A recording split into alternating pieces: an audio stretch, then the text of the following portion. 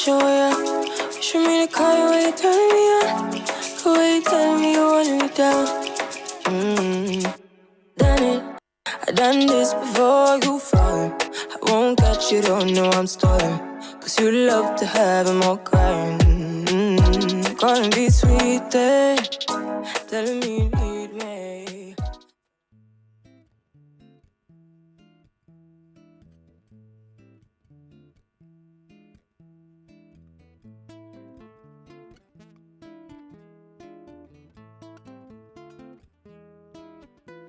Cada vez que me das un beso, busco la rima de tu ombligo con mi pecho.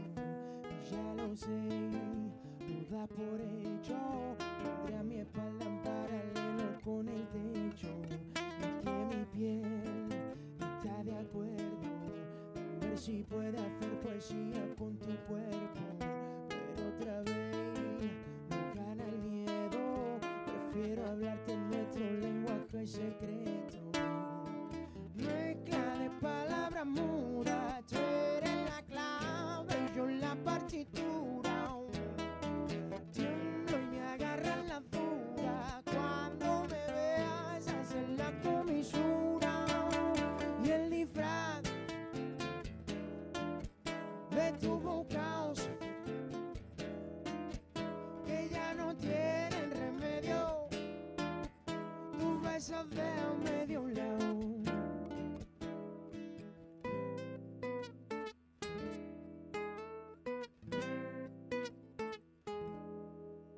Mirada que sin propietario ya forman parte de nuestro vocabulario. Mi contraseña de mi usuario, las piezas clave de este lenguaje binario. Mezcla de palabras mudas, yo soy la llave y tú la cerradura. Tiemblo y me agarran las dudas cuando me veas hacer la comisura. Y el disfraz de tu caos Hello, Newport, can you hear me? que ya no tienen remedio. Tu beso de a medio lado. Y el disfraz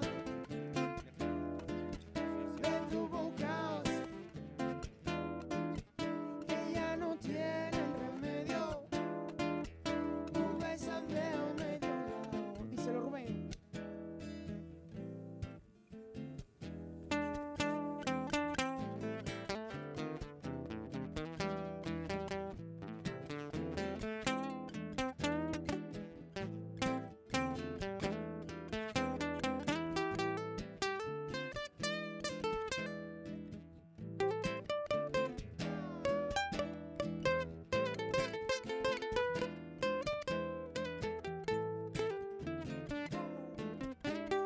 Y en el centro de la barriga tengo un incendio lleno de intriga. Ven a las casillas de salida, voy en tu equipo en esta partida. Mira los dados, ficha furtiva, sigue la pista, cuéntate vida. Siéntete libre y abre la herida, que se combinen nuestras vejigas. A ver cómo interpretan mis labios tu lenguaje. Tus besos de trinchera llevan escrito un mensaje. No quiero más chantaje cerca del equipaje. Navego en este viaje con tu instinto dentro del disfraz de tu caos. Y ya no tienen remedio. Tu beso que medio lado. Y una más, aguántalo. Y el disfraz de tu caos. De tu caos. Tuyos no tienen remedio. Tu beso de medio lado.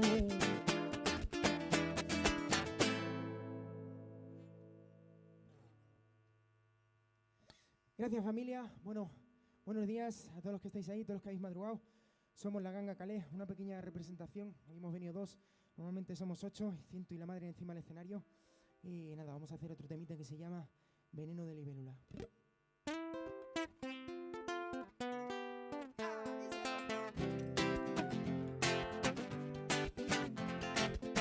Vamos, familia, díselo. accidente y pasaste de repente a ser un problema urgente pendiente de solución. Inyección de adrenalina, que el poder de distracción y yo que era un desastre. Dejé de ser cobarde, paría derribarte calambre en el corazón. Yo no sé qué es lo que tienes, pero me has hecho razón. Dale cuerda al veneno del libélula que me tiene calado hasta la médula. Dale cuerda al veneno del libélula que me tiene calado hasta la médula. Dale cuerda al veneno del libélula que me tiene calado hasta la médula. Dale cuerda, mamá, que la vamos a formar. Señores, sumándole aquí la ganga calé.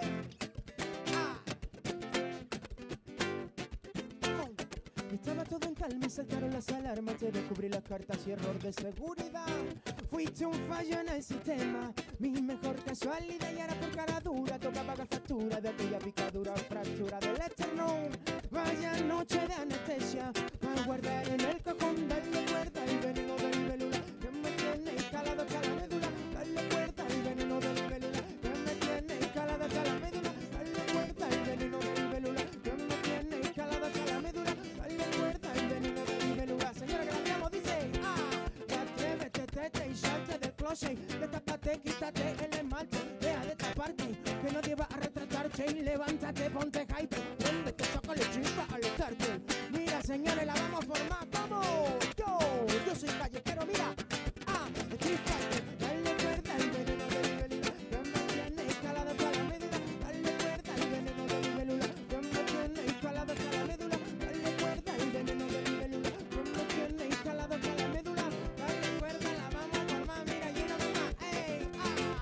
Del cajón a la nevera, aguanto 4 primaveras para caer tu cordillera de canela. Mi sonrisa de acuarela, voy a ver cualquier manera con mi sábana vaquerina de vela.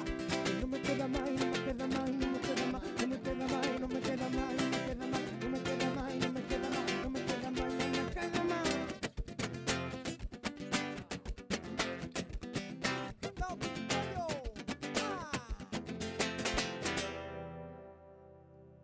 Muchísimas gracias, familia. Bueno, nos despedimos con el siguiente tema, pero no sin antes quiero agradecer y dedicar este tema a todos los hombres de negro que han estado hoy aquí. Vamos a dedicarle, yo creo, este trocito de canción a la gente que ha hecho posible el festival, a todos los compis que estáis ahí detrás de una mesa, detrás de una cámara, y a todos los que estáis por ahí en el puesto de realización, y a toda la gente que ha hecho posible esto. Así que, vámonos, ¿cómo es? Hoy acaba esto. La vida nos la regalaron una vez, así que hay que aprovecharla, señores. Hoy termina, mañana ya veremos. Quiero volar donde me lleve el viento, correr por el agua y nadar por cemento. Quiero girar donde la señal me indique que debo seguir todo el resto. Si alguna vez me pusiera enfermo por dar vacaciones a mis anticuerpos, quiero que sea mi medicamento. Te voy a tomar sin leer el prospecto, perfeccionar todo mi perfecto, pensar lo que digo y decir lo que pienso. No prisa, disfruta el momento y que improvisar con que como alimento. Engáñame con algún argumento para que esta noche me quede despierto. No quiero ir, me quiero quedar, que la prioridad sea vivir el momento. Mañana ya veremos, mañana ya veremos, mañana ya veremos, mañana ya veremos. Y estamos sumando, señores, la ganga calé, aguántalo. Quiero sentir la brisa en el cuerpo, llevar el partido al tiempo de descuento. Quiero crear mi código interno, que la obligación no me haga más efecto. Y la verdad que tengo talento para convencerme de hacer lo incorrecto. Nunca diré que soy buen ejemplo, porque soy alérgico a los reglamentos. Quiero vivir al margen del tiempo, saltarme aduanas con vuelos directos. Piratear mi código interno y que la obligación no me haga más efecto. Señores, estamos caminando aquí en el Sondersland y nos estamos despidiendo el último día y nos fuimos porque mañana ya veremos. Niño, díselo. Mañana ya veremos. Agüita. Mañana ya veremos.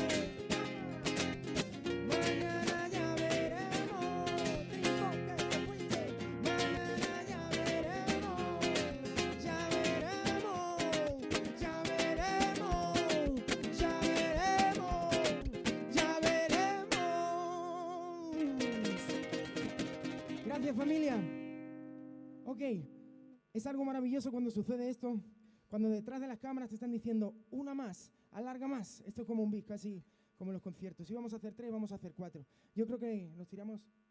Venga, ¿sí o no? Estamos decidiendo aquí. Vámonos para arriba, ¿no? Algo lentito, ¿no? Porque igual la gente se nos duerme ahí afuera. Tiramos un fin de fiesta, sí. Venga, un fin de fiesta por morro, ¿vale? ¿Cómo? Mira. Que se me ponga la gente en el auditorio y a dar palmas, ¿eh? Que te fuiste. ¿Cómo? Mira. Tiki pum pa. Y esta noche no me acuesto que vengo de ahí borrachera, que con el tran, que con el tran. Y esta noche no me acuesto que vengo de borrachera, que con el tran, que con el tran. Pero que mira, no estamos locos, que sabemos lo que queremos. Vive la vida, igual que si fuera un sueño, pero que nunca termina, que se pierde con el tiempo. Y buscaré, toma que dice que aguanta. Que tú me quieres dejar y yo no quiero sufrir. Contigo me voy gitana y aunque me cueste morir. Que tú me quieres dejar y yo no quiero sufrir. Contigo me voy gitana y aunque me cueste morir. Y aunque me cueste morir. Y aunque me cueste morir. Mañana ya veremos la ganga calés del Sonder Festival. Muchísimas gracias, amigos. Chao.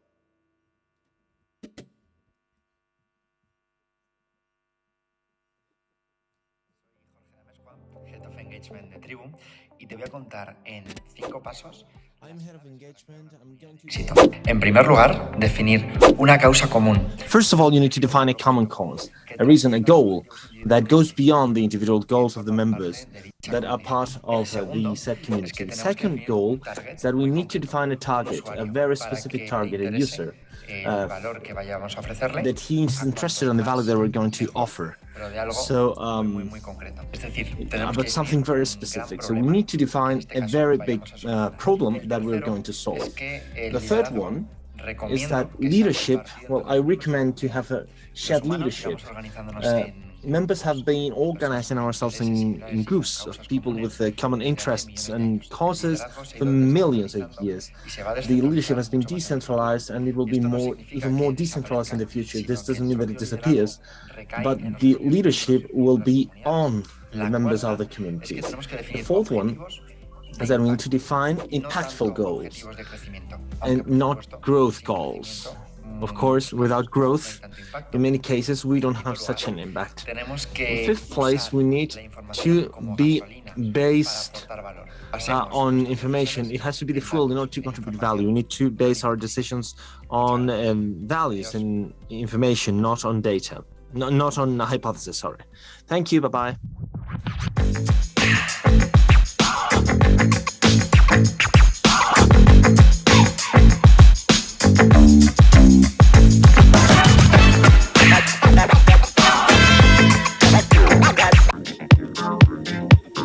Los 10 consejos que no sabías para 10 pieces of advice that you need in order to foster your professional profile.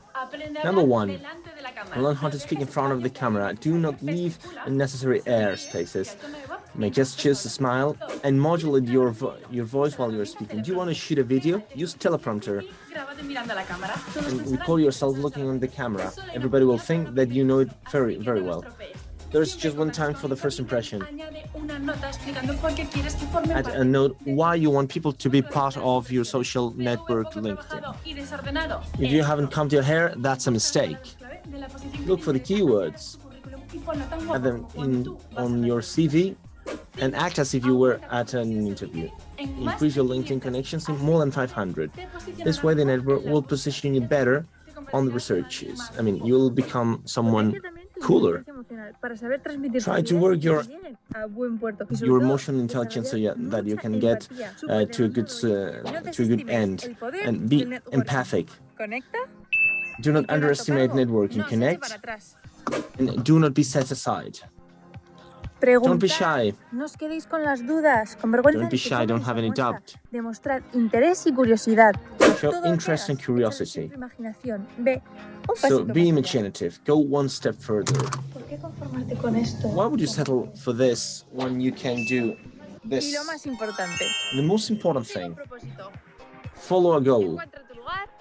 Find your place. No te conformes. Sabemos And que do llevas not settle. mucho tiempo buscando ese primer I know trabajo. that you've been Pero looking si for no that estás a first gusto, job, no estás but if aprendiendo, you no are estás not creciendo, good, if you're sigue not adelante. learning, Busca tu lugar, que está ahí keep fuera. on moving. Look for your place. It's out there.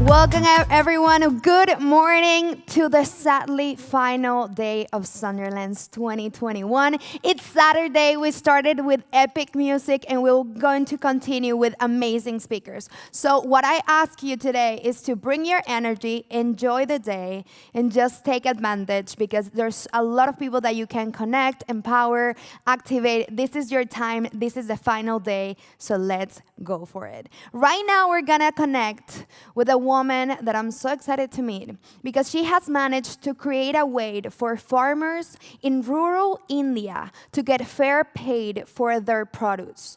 Amazing. So let's connect with her and we're gonna see what she has to tell us. While she connects, I'm just so excited to have you all. As I said, today is the last day. It's Saturday. We all wanna have fun. So let's do this. Let's wait. And her name is Nupur Agarwal. So I'm so excited to meet her. Nupur, I'm here. I'm just gonna talk to you until you respond. We're so excited to have you.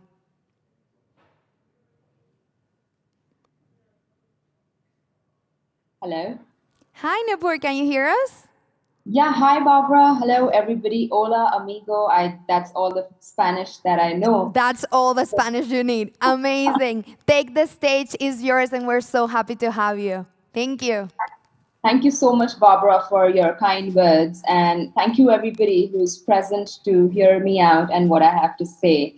So everybody, it's such a proud moment, and I'm so excited to be here in another country. And if I just start with a small beginning of mine, I belong to like a really, really small town in a Himalayan state in India. Like it's a really small town, and it's majorly rural. It's got some industries, and it's still developing.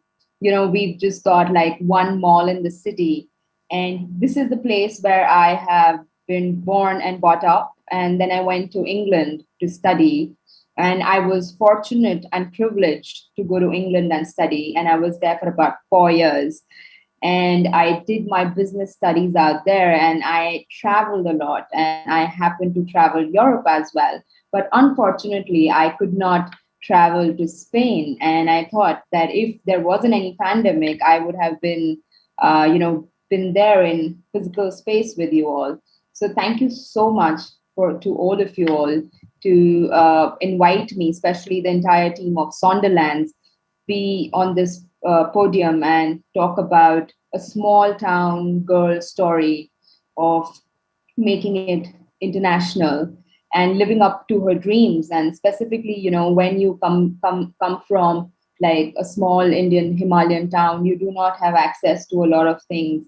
But I'm so glad that my family, my friends, and supportive teams like Sonderlands and so many other like Forbes and all, they've been so kind to be able to allow me and give me the opportunity to take my story out there to the world and inspire and motivate all of you all. I hope I'm able to do justice to the position and the respect that I've been given by a lot of people. So starting, as I mentioned, I belong to a very small town in the Himalayan state.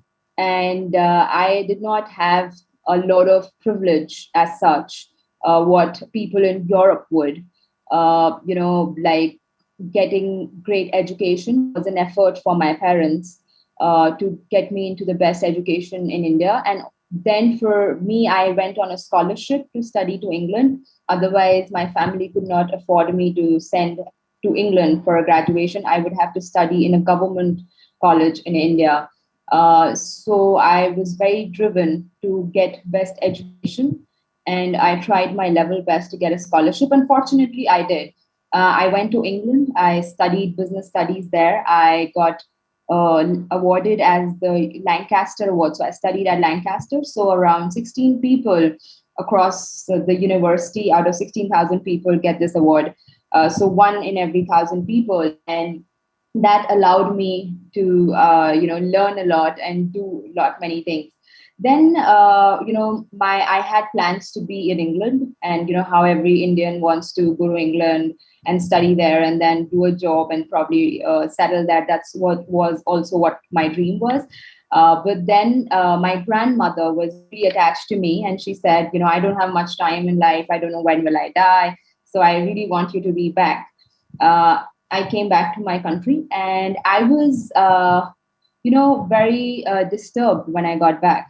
I was in depression because, I was living here, I was living my dream in England, and then I had to be back, and I was like, oh my God, like it's a mess. It's a mess in the town that I live in.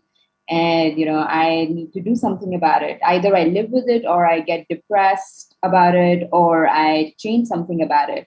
And the kind of person that I am, I thought that, no, you know what, I need to bring in some change. And to tell you something, that when I got back in 2014, I was very, very sick. I got a regional disease, which is called dengue in our country. I don't know what you call it in your country, but I got this life-threatening disease. I was bedridden for about 3 months, and that's when I realized something very important. So also, I'm a very spiritual being. I believe in the supreme power, and that everything is very divinely orchestrated if you're on the right path, and your direction is right in terms of your purpose in life is right there. So I realized what my purpose in life was. So as you see on the screen, I'm here to empower people. So what I realized, being on the bed for like 3 months, all I had and all I could do was think, and probably write a journal and just meditate. And that's what all I could do.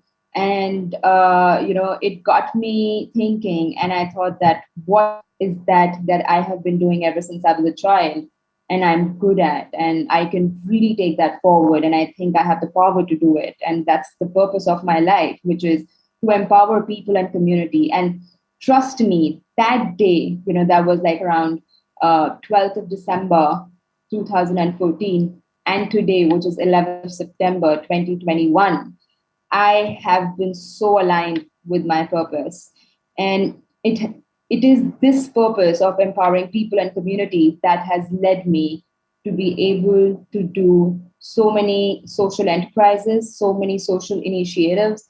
And I think me and my team, we have, I don't know, empowered millions of people and impacted their lives in the most positive way that we could have. So guys, if you have any idea, I also invest into startups, in social initiatives. If you have any ideas, please drop in and drop a mail to me, or contact me through any social media, and I am very good at responding. So, so let's build something amazing together. My passion, like as I told you, my purpose in life is to empower people and community. And my passion is driven from adding value, value addition in the society. How do we do that? We all talk about startups here, we talk about making world a better place, but we don't know how do we do it. So the success mantra for me is that you need to understand that anything that you add value to, and you have got that skill to add value to, like, or you can add that value in the society, in the world, in the product, or in the service. I just saw these amazing artists singing on the stage at your event. And I think how they are adding value is they're pumping in so much energy. They're keeping the culture alive, they're keeping the music live. And I think that's how they're adding value in the society. And they are doing a great job at that. So that's one example. I'll take you through my examples in life, and we'll talk about the skills later on. And so these are a few projects, that I started with. So initially, as I mentioned to you, when I came back from India, I got sick, and then I realized what's the purpose of my life. And I started with a small community initiative called the Dehradun Drum Circle. I believe there would be a lot of circles happening in and around your city and in your country. So the reason why I started this was because I felt really discriminated in my own country. And it is amazing that how you feel that, because we live in societies where we are discriminated at every level. We're discriminated as gender, caste, creed, region, religion, you name it, like economic strata. So I felt really upset about this fact that, even before people want to know me for who I am, they're so judgmental about me. And then I went deep into it to understand that why do people think like that. So I realized that, there is less of expression in our society. And because there's less of expression in our society, there is less of acceptance. We don't accept people how they are because we do not know how to express our own selves. So we started this small community. I had these hippie friends who had long dreadlock hairs and tattoos. And this is back India in 2014. And, nobody would give them a job in the restaurant to sing. And people would say, oh, you know what, we will not allow you. People would get afraid of you, and you're spoiling the culture, Indian culture, and we will not give you a job here, despite the fact that you might be great musicians. This really got me hooked on to why is it so nobody wants to listen to their music. That's what they do. Forget how they look and how they feel. Like, it doesn't matter, right? And we started this movement, and today it's more than 20,000 people in and around my state who follow this movement. And we do these, community drum circles to eradicate discrimination in our society, and for people to come and express themselves regardless of their age, caste, creed, or gender. So today it's a very, very successful movement, and the way it has value added in our society is phenomenal. There are so many communities coming up. There are so many people who are not discriminated and are getting jobs, not because they belong to a certain strata of the society or a certain gender or a certain class, but because for who they are.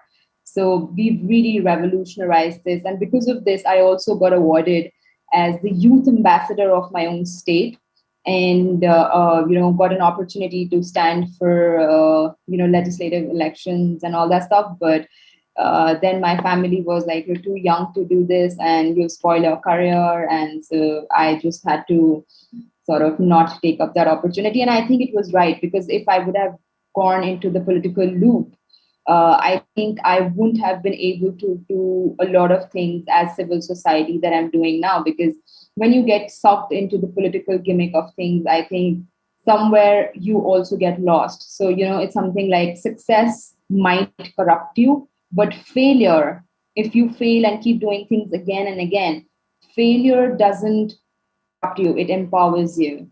So I think that's the step that I take. And I took, and later on, we did one of the drum circles in few villages around my town.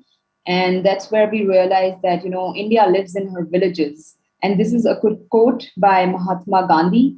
And that just came so true in front of my eyes, that majority of the Indian population lives in the villages. There are hardly any towns. There are only 30% cities or towns in our country. And, all the natural resource is in the countryside, like it's in the villages. And what development, what empowerment are we doing in the village? That thought didn't let me sleep for about, a week or two. Like, I couldn't sleep for a week or two. And I realized that, we really need to start working from the grassroots. And there's still a lot of facility in the town for people to learn and do things, and we've already started a movement, and it's become like a self movement, and it will keep going on and growing like a revolution. But what happens to the rural people, the rural economy, the rural part of our country?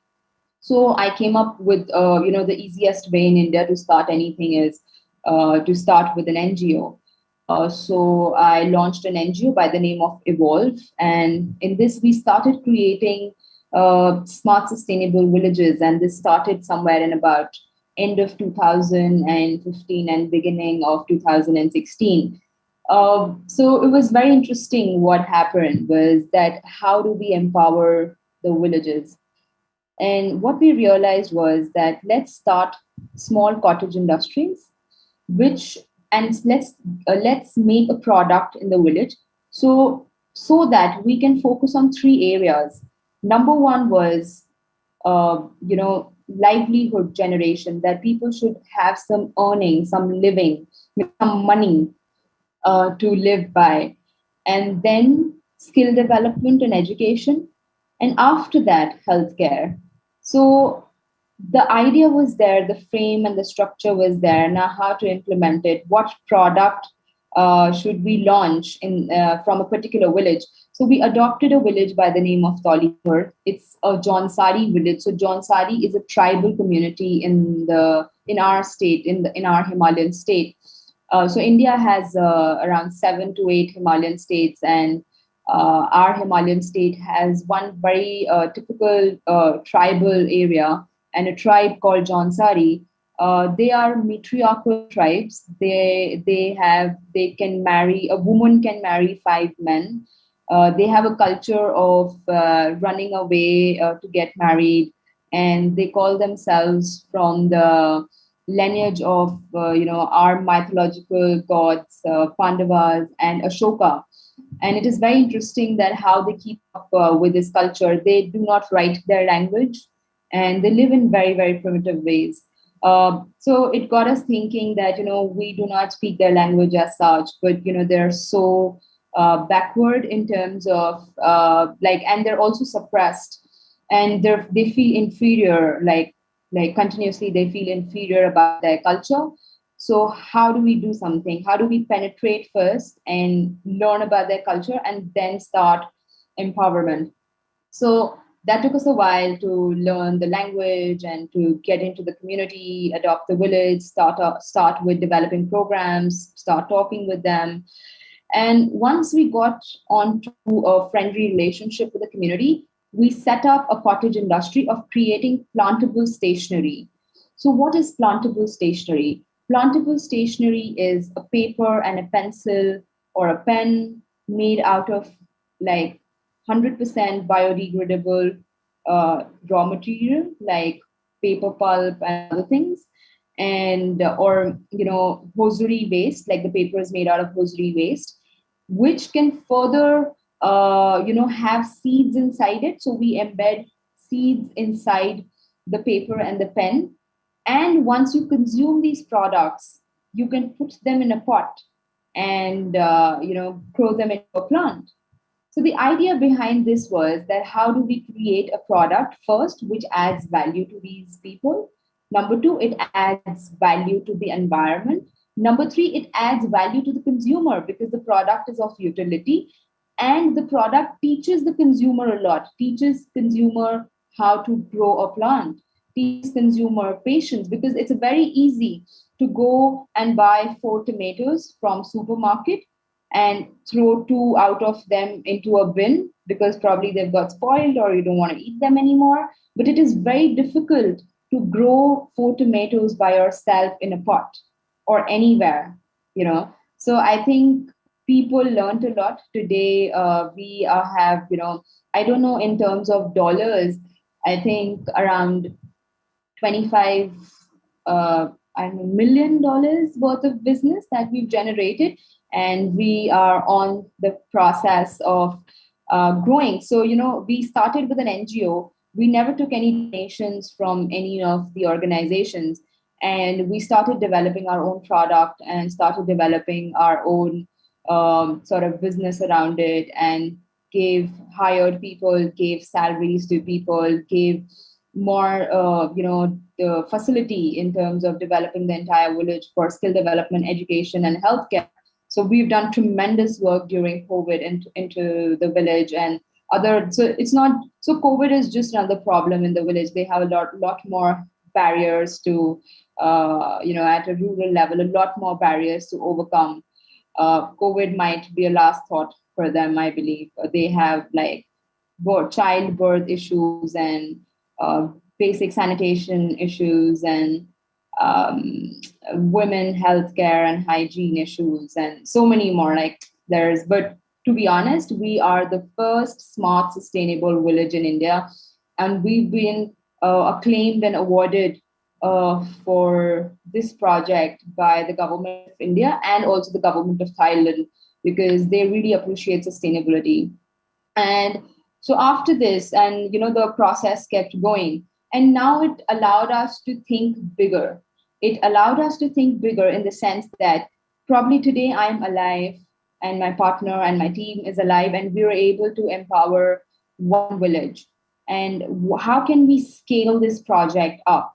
In my lifetime till I die, I might be able to only empower probably 20 more villages, but there are more than 20,000 villages just in and around my own state. And forget about India, there are like more than 2 million villages in our country, and then the world, and it goes on, right? So how do we scale up the entire project? So while working for about 2.5 years in this village called Tollypur with a primitive tribe of Jaunsaris, what we realized was that 70% of the village population is deployed in farming in our country, and India is an agrarian society. And so how can we empower the farmers, because that's like 70% of the chunk, right? So we realized that like how diverse our country is. There are like so many products, so many fruits, vegetables, spices, herbs, wheat, grain, rice. Like we're one of the most diverse countries when it comes to various food products, and we extensively grow them and export them. But yet the tragedy is, yet our farmers commit suicide, yet they are in deep debts all the time. Like India has a rate of around 20,000 farmers committing suicide like every year, and 20,000 it's off the record because so many of them are not even reported, because that's not something the government wants to portray and show. They want to show the developing side of things.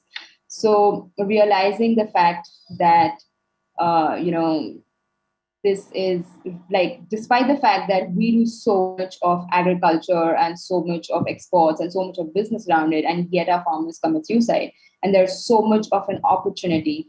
So what we did was we started channelizing and harnessing and channelizing the entire agriculture processes and agriculture things. We went to every state and every agricultural aggregators in those states, and we pinpointed, okay, from this particular Indian state we can take these all products, from this particular Indian state we can take these all products. So now today we have somewhere about 1,200 SKUs under our brand, like 1,200 products, different type of agro-based, that's what we call it, agro-based products under our brand called Kiwi Kisan Window. We are a farm to fork model. We are a private limited, like a social enterprise. We have about, somewhere around 17,572. Like I could be wrong. Like, the numbers go up and down. Like some people also withdraw sometimes because they might not have the agriculture produce for that time. So about, let's say 17,700 farmers onboarded with us from across the country, from whom we buy the product on fair trade. So now when we buy the product on fair trade from them, we also teach them the technical know-how of better farming practices, or if they want to get into organic farming and much more better government schemes and better tools. We also give them credit facility, like a credit line to grow their product so that they're not in debt. We try and help them on, healthcare front and skill development front, which we did in our village. So now this is to a farmer, and we try and do that and try and give him support in his village, at his farm, through technology, through our ecosystem, where we have a lot of more partners in every state to give them such facilities of better farming practices, better government schemes, and also help to get those government schemes and subsidies and skill development and farming practices, and also credit line. We have partnered with a few banks and government organizations to give farmers subsidies and or credit lines, for them to be able to work, like funding a small amount of it's called microfinancing. I don't want to use many technical terms which related to farming and agriculture, because it might be a little difficult, because of the language barrier a little, and also because of, I believe, lack of understanding of the subject. So trying to explain it in a very, very simple and normal manner. And so today we're valued at about, I think, 68 million US dollars. And we have, as I mentioned to you, 17,700 farmers onboarded. We have served to more than 10 million users, like 10 million consumers. We're a D2C brand. We have our own e-com app. We have our own retail stores. We are, exporting the product in the UAE market. I hope very soon we're able to enter the Spanish market as well. And we're there in a lot of supermarkets. Our products are there in a lot of supermarkets and all that stuff. After this, this journey keeps happening. We do a lot of development activities under our foundation. We do empower a lot of farmers, and even for our consumers, like Kiwi Kisan window of opportunity, even for the consumers, because they get a better quality, healthier product, at affordable prices. Otherwise, healthier product or a better product only for the rich, or the creme de la creme, as you say it in French, for that strata of the society. It's not for the masses. So here we are trying to give proper, healthy, nutrition food to the masses at affordable prices and accessible places. So this keeps happening. And then, like, I had an event yesterday called Fuck Up Nights. I started this not in my city but in another city. So we do Fuck Up Nights. It's a Mexican concept, and we have taken the rights from them to do it in India. And it's about celebrating failures. And because I think, as I mentioned in the beginning of my presentation, that success sometimes corrupts people. It makes them egoistic. It makes them full of themselves. But failures allows you to do better, to learn more, to excel, to keep growing and keep evolving. And it empowers you by the end of the day. If you fall down and walk up again, and fall down and then walk again, and keep walking, like keep doing. That's what I heard in a social media commercial before my speech, that don't settle, keep evolving. So that's something that I started then. And we also had an event in my own hometown yesterday, and we had 3 beautiful speakers, married women from India, who are completely changing the narrative of married women in India and talking about their failures and their personal failures and their career failures, which were devastating for them. But today they stand very strong, or doing their businesses and being entrepreneurs in the best possible manner, despite the fact that the pandemic really took down a lot of businesses. So that's what we do in Fuck Up Nights.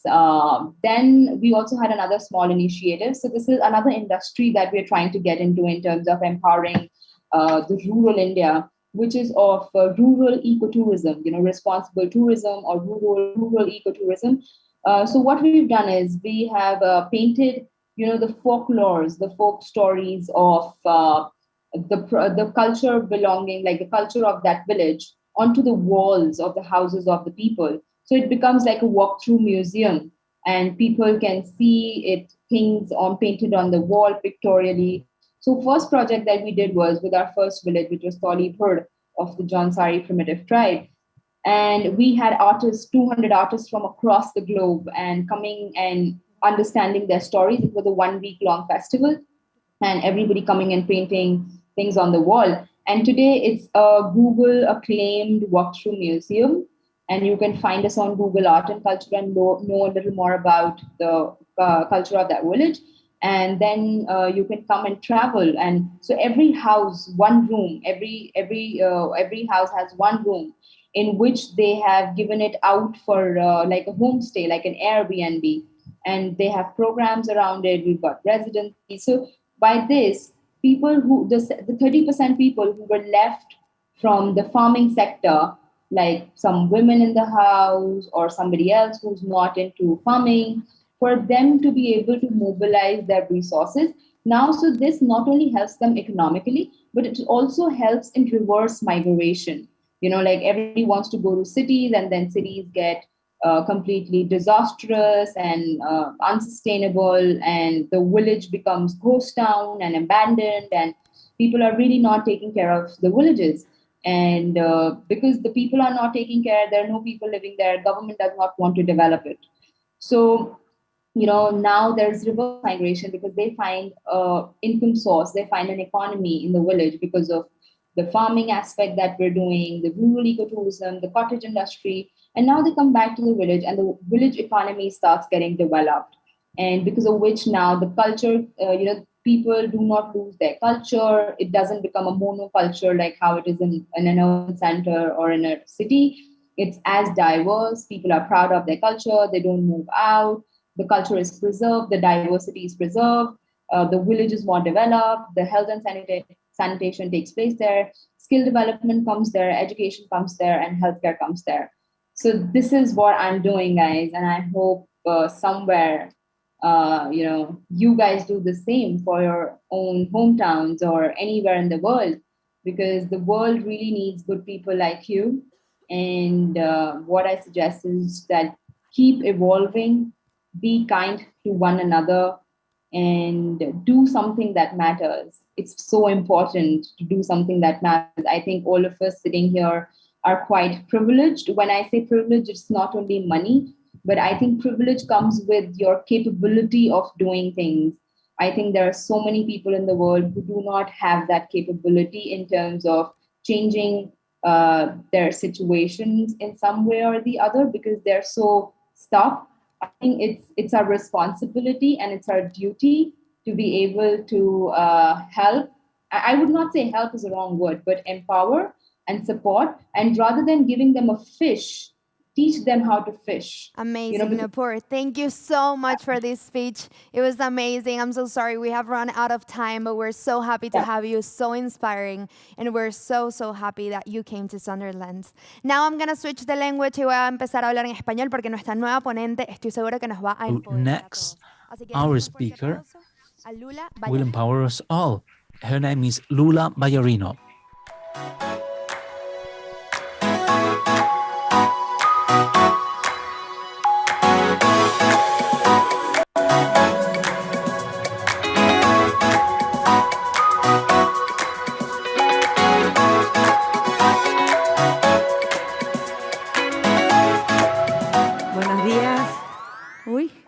Hello everyone.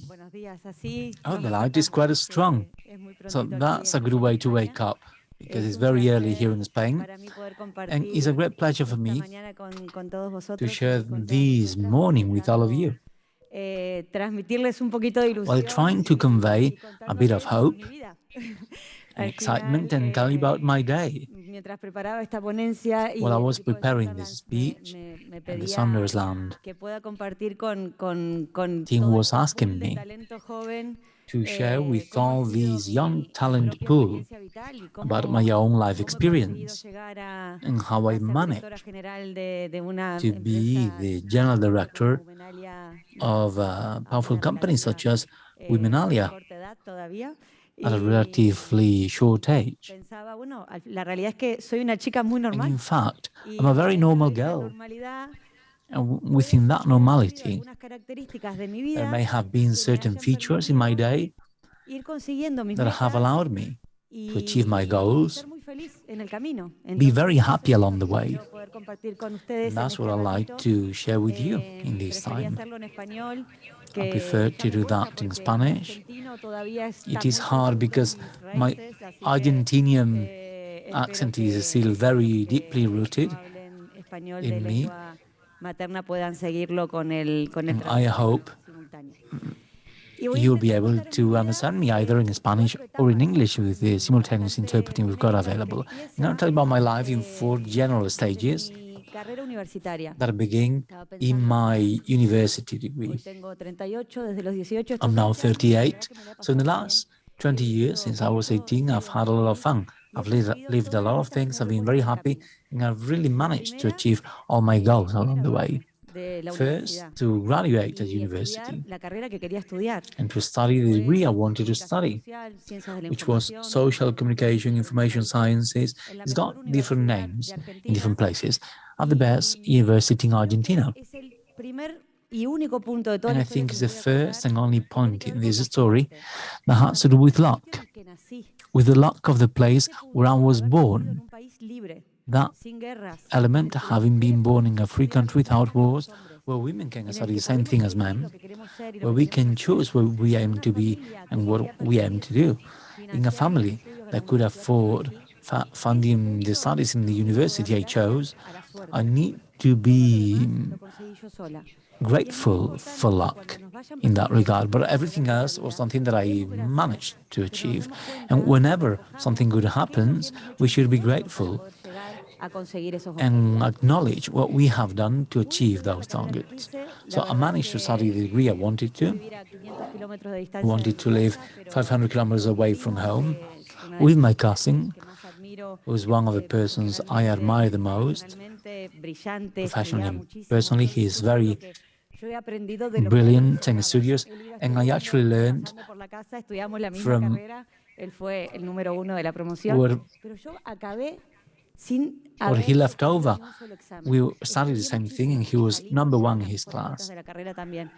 I also had a very good mark in my class, and I was very responsible. I was living alone at 17, 18, 19 years of age in Buenos Aires, a large city. I was coming from a small city, another part of the country, and that was very important. I managed to achieve my objective in that first stage. It was to finish my studies based on 4 features that then added to the rest of my personal features that I acquired in the rest of the stages. So effort.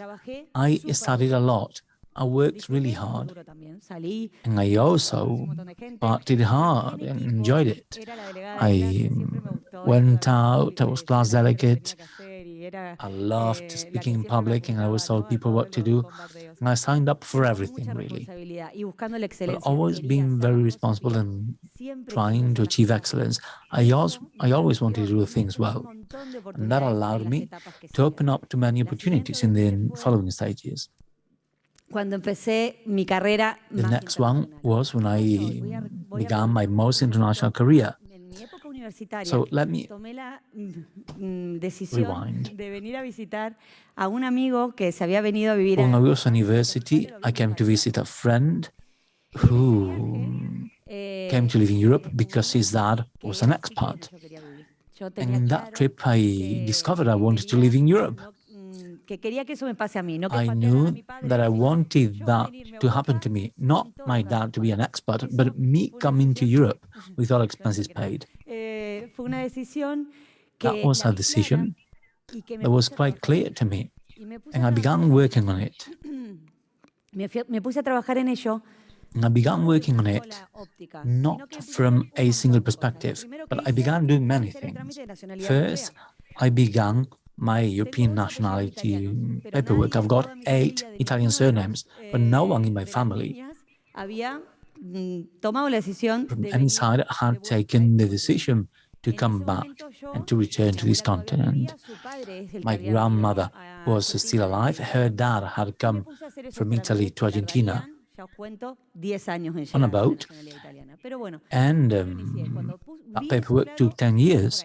to be completed. So when I saw that clearly, I began there. And then I began researching which companies were paying for international mobility and expat programs. And I set myself the target of working for one of those.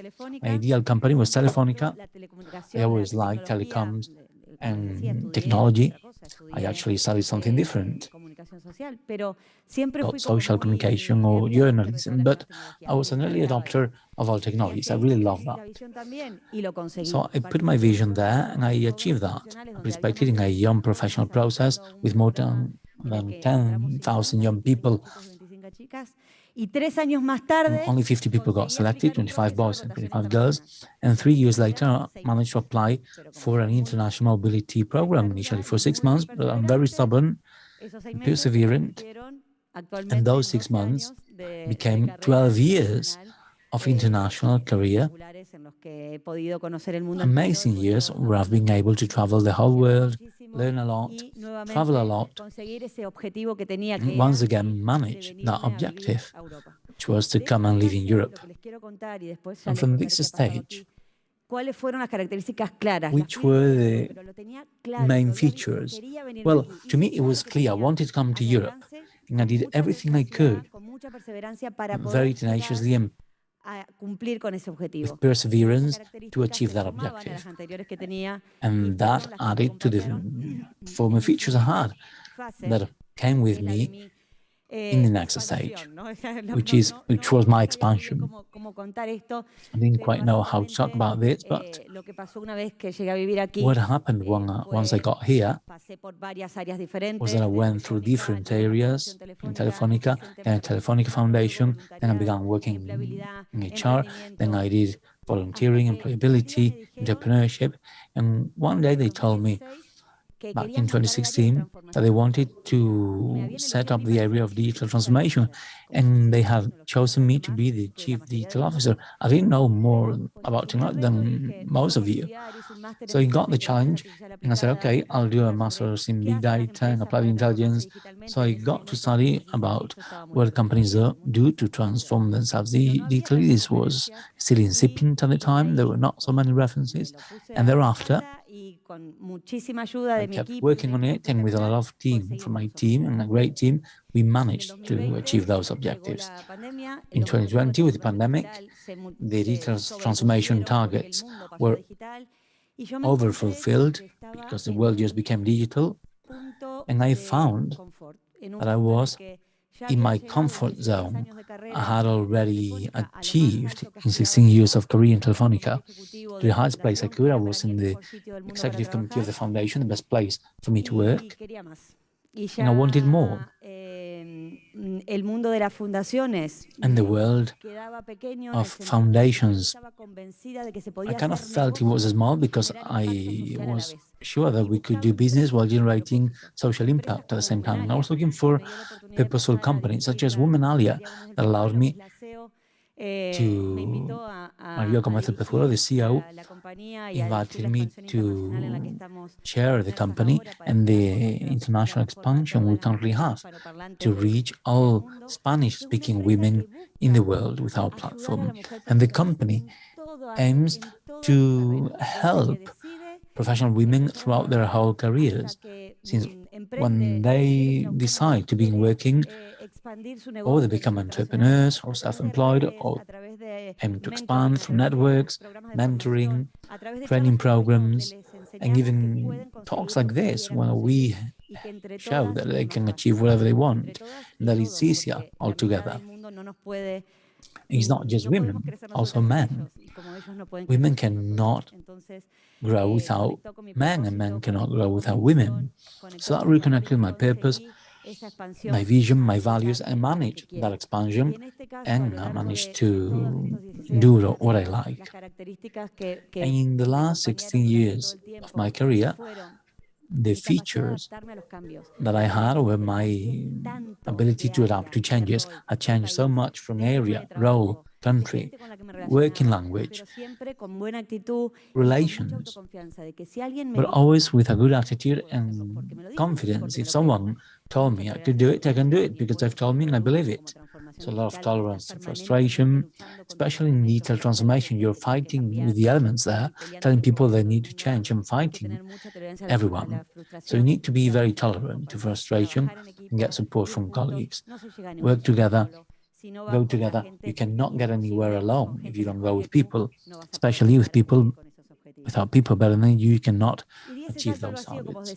And that jump into the void led me to be entrepreneur now. That happened 3 months ago, is the last stage, the latest rather, and I still have adrenaline and butterflies in my stomach because I went from a stable situation, having a fixed salary that was very comfortable, having a very large and solvent company behind me, to the startup and entrepreneurship world. I have 2 children, a mortgage, I live alone in Europe because my family is living in Argentina. So there is a lot of anxiety and adrenaline. But I decided to take the leap. I couldn't just be at 38 years of age where I was. Hopefully I have 50 more years in my career. So I took that leap. I took the plunge and I'm very happy doing what I like, devoting my time, energy and work to change the world, what I always wanted to do, and helping women to have the same possibility I had to achieve their objectives. In this stage, what characterized me and allowed me to take that leap is basically these 3 features: being very brave, very non-conformist, because I always want more, I want to grow, and I want things to go better for me and for the people around me, and also having a lot of ambition. Good ambition is not bad to have ambition. It's good to want more, to grow, to progress, for the world to grow with you. If people tell you that you're ambitious,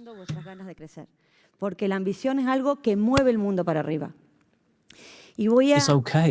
Ambition moves the world upwards. And I'm going to try to simplify this with my 4 tips to be happy along the way. At least the ones that worked for me. First, dare to do it. Fear is paralyzing. Opportunities are on the other side of fear. We need to be brave, take the leap, take a step ahead, and dare to achieve our targets. Secondly, get surrounded by beautiful people, good people. Get away from people that tell you that you cannot achieve what you aim to do. People who tell you that you're a dreamer, or that you want to be an entrepreneur or change the world, that you don't have your feet on the ground. You may dream and have your feet on the ground at the same time. You may grow and manage to do what you want. And people who tell you you can't, those are people you shouldn't have in your life. So be surrounded by beautiful people and leave out people who cannot help you to achieve your dreams. Third, explore, learn, be curious. Curiosity is the most beautiful thing. If you don't understand, ask. And if you're a lady, a woman, and you have questions, ask, because sometimes we keep that inside because we don't want to appear silly. When guys have a question, they ask about it. Oh, what a great question, how clever, this and that. And sometimes as a woman, you say, well, I have the same question, why didn't I ask it? We kind of have a complex there, we need to break it. And I hope your generation, you're 20 years younger than me, I hope you'll have a different mindset in that regard. Be curious, ask, explore the world, and 4, do good. No matter your religion, do good for the world, for energy, for karma.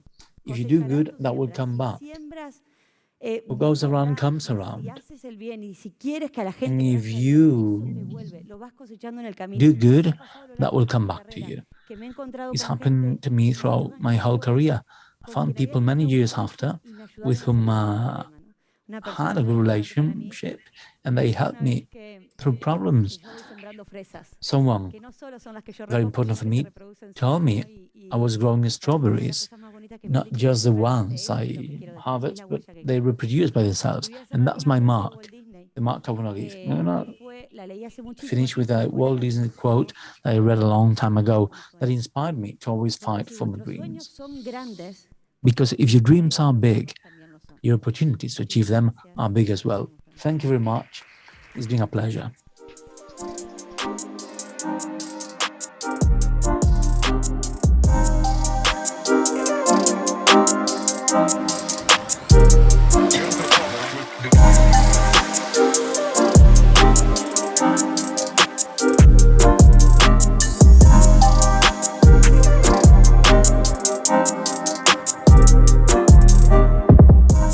Bueno, espectacular, Lula. Qué buen. It's been amazing, Lula. What a great learning to just leave your comfort zone and dare to do things, not just getting offered a job out of what you're used to in another country, but also to be an entrepreneur, to leave your rules. And yesterday we were talking about losing fear. And remember, we're not just losing fear. And we shouldn't do things because of fear. We should do things despite fear, because that's where we reap the best rewards. So I really loved what Lula said, and now I'm really excited, and I'm going to invite to the stage in a few minutes Pablo González, the founder of Tribu. And we're going to have a great panel with a bit of politics, but not exactly politics. I'm a fan of politics, I confess, but I choose how to see policy in the way I like it. So I look for news on platforms that I like, how they express information. That can be controversial because depending on the platform, you will see the information in a different light. But here, we're going to talk about how politics need to evolve so that all of us, young people, are more interested and enjoy it more. So Pablo and the whole panel are going to speak about this, and I'm sure you'll be delighted. So a big round of applause to the founder of Tribu, Pablo González.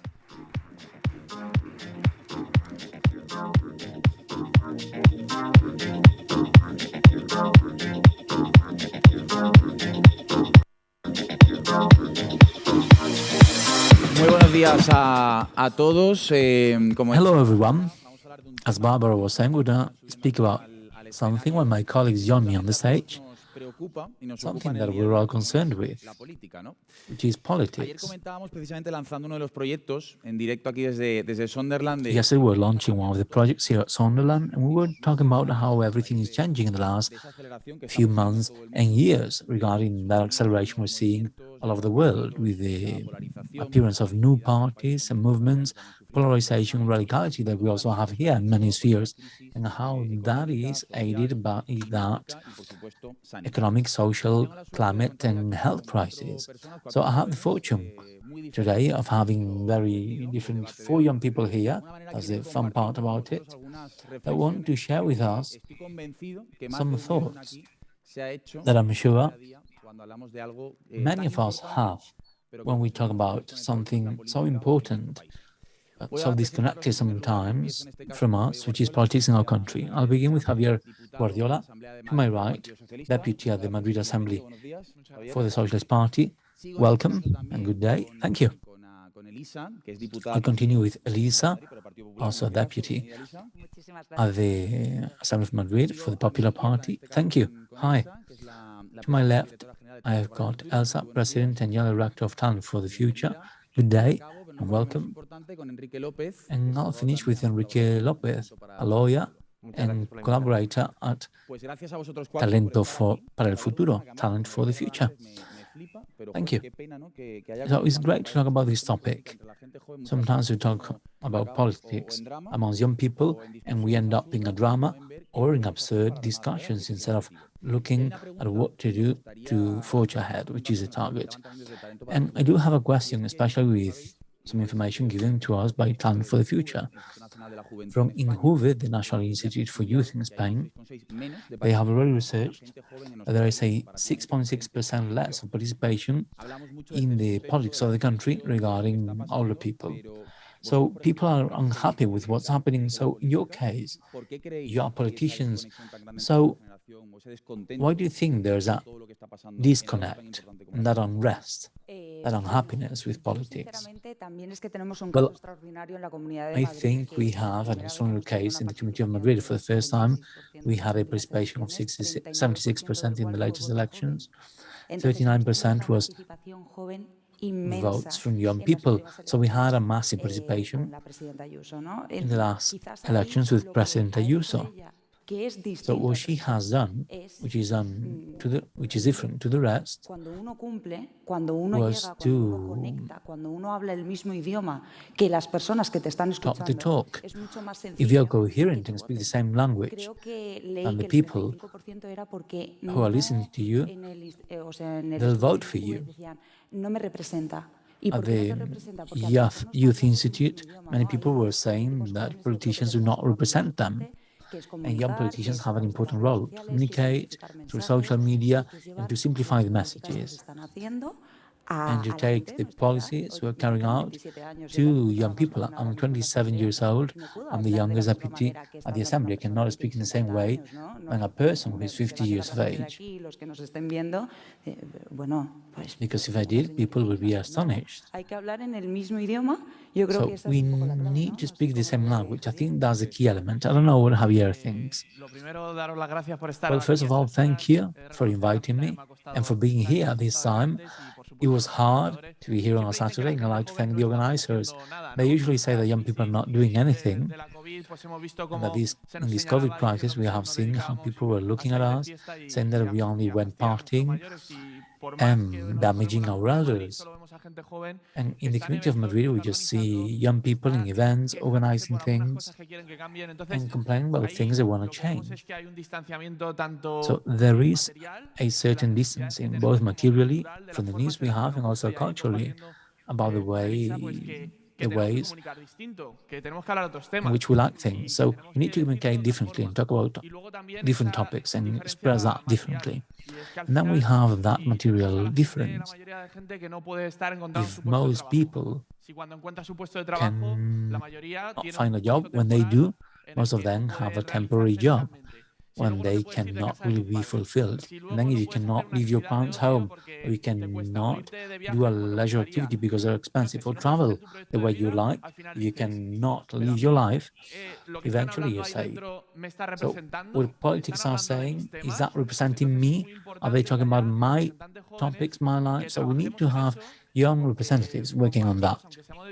Because even though we are from different parties, we do share a generational target. And we need to be here to do things differently. Because otherwise, it's still the same story. So these panels are very interesting to work on that. I'm happy to see you in agreement, and that's important sometimes from the outside. When we turn on TV, you see this agreement. We agree more than it seems.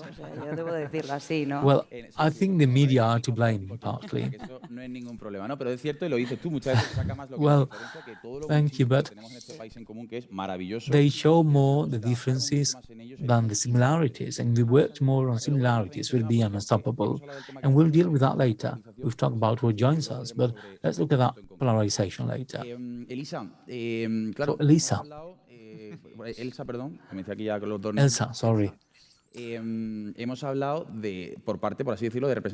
we've talked about representatives who are at the Madrid Assembly, people who are professional politicians. So from your personal and professional perspective in Calendar for the Future, why do you think we have that disconnect between young people and politics? I think it's a disconnect due to different factors, but one of them is that the challenges we see are so important and the actions are so few. For example, climate emergency and the unemployment problem in Spain, as Javi was saying earlier. The problem is that people and young people get tired of voting. Maybe they were not born with the democratic spirit of our parents. We take it for granted, and you vote for politicians, whoever they are, or to their challenges, and the climate emergency are so big that you just say, why should I keep voting these people if they're going to keep doing the same? Because we know that requires a systemic change, and it's quite difficult. So on the one hand, we have that systemic change need, and we think it cannot be solved with voting. That's why people protest, get out on the streets, show their unhappiness. And then we have the part of lack of tools. People say, well, I like politics, but maybe I do not want to be a political party member, or I do not find a party that represents me, or if they do, I don't want to follow that route. And maybe tools are missing because young people do not know about them. Many people coming to Talento para el Futuro organization say, well, I love this initiative, I want to be in politics, but I don't know how. And they're missing that connection and building bridges with institutions, political parties from a much more neutral perspective, saying, okay, we're young people, we're diverse, but we have challenges that we share. So that disconnect is also due to the lack of tools and to knowing how to reach them. Well, you've spoken about tools, about the ability to participate. That might be different. And every 4 years we vote. That does seem very last century-like. And we've talked about direct communication. So, Enrique, what would you add to this disconnect or this unrest? So as Elsa has said, it's a multifactorial analysis, and we could spend the whole morning speaking about this disconnection between young people and politics. But I think that resuming what my colleagues have just said, is that they're not speaking about the problems that young people have. I mean, I do not speak, politicians speak about youth unemployment rate, where we are champions in Europe, or the access to the house access, and they're speaking about things that divide ourselves, fascism, communism, the Spanish Civil War, but I'm not hearing them speak about how I make my living, etc. So these are very difficult problems, I would say, but they require really extreme solutions. They need us to work, and I'm not seeing politicians moving to solve all this, and in the end this creates this disconnection towards politics, and because you see politics as something useless to solve your problems. It's like, why am I going to vote? Because they're not going to solve my problem. I think that this is something that should be taken into account in this analysis to see why young people are voting less. I think that something that's you've mentioned something that is very important, and this is time and energy that we waste in speaking about what has happened. So it's good to learn from the past, not to make the same mistakes, because we're human beings. But it's true that in our country we are holding discussions that are totally useless, that do not contribute to the present, to the future that we want to build as a country. So how do you think that people can participate in a model that it is increasingly digital, increasingly connected? We have no barriers to reach you, to reach people that are making these decisions. So how do you think that things will change the way in which people can participate in politics and in the way of our living? I think that there are barriers. Technology brings us closer, but at information levels, for example, the capacity that you have in your family, I mean that these barriers that are social and economic, so to speak, have to do with time. For example, if you are starting in the morning, if you are trying to study during the evening, try to learn a language during the night, you don't have time to participate in politics. So time is key. And regarding the possibilities that we have to change this, well, the change is already happening. We are seeing international movements that are connecting through social media and that are sending a message that, I mean, they are even changing the discussion to the governments all over the place. I think that the example that we can see now is a Friday for Future, for example, that suddenly someone sat down in front of a parliament and they repeated all over the world. So these moves that eventually are connecting us, make us change, and they make us progress as society. And beyond the national barriers, we have common challenges as a planet. And that's important too. I mean, we need to see beyond what we have here to solve our local stuff, but without forgetting the global sphere. Yeah, we live in a globalized world. Totally agree with Javier, but there's something key, and it is that we need to be on the street. Any politician has to be on the street, seeing what's going on. If there are problems to get a house, you have to work on it.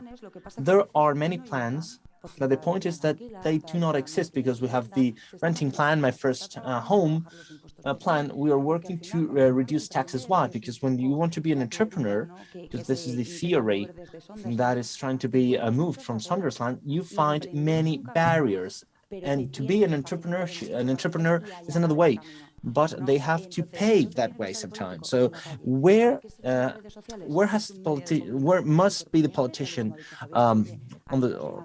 They have to be on the street. We're getting many ideas, many movements, etc. But to participate in politics doesn't only require you to be in a political party. Maybe you are sending a tweet to the young politician that represents you the most to receive. Maybe they can welcome you at their office, or maybe they go and see you.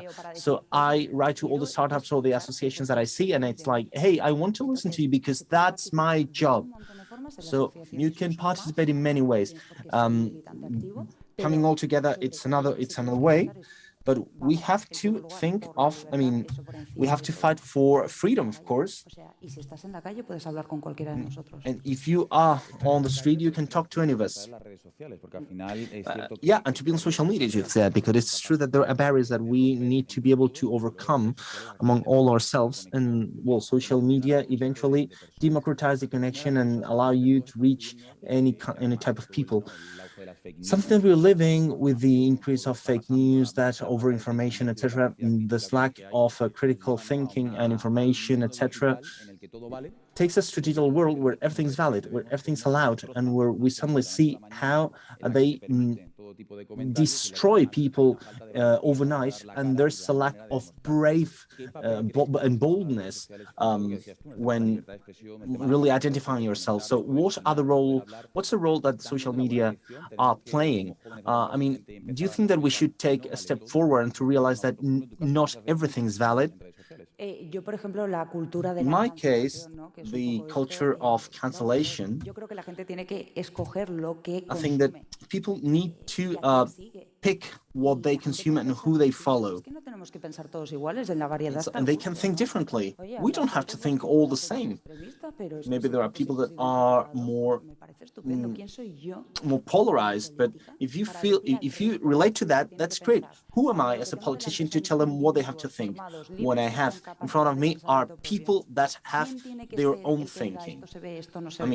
Who needs to see, we're going to see this and we are not going to see that? Who has a moral authority? It's like when you say A, do I have to say A? Why do we have to punch him? That's unfair. And what we need to do is to be respectful. We shouldn't insult, but we should respect any different opinion, because we don't have to be all the same. We don't have to be like clones, like little clones that say all the same. And that's the sad thing.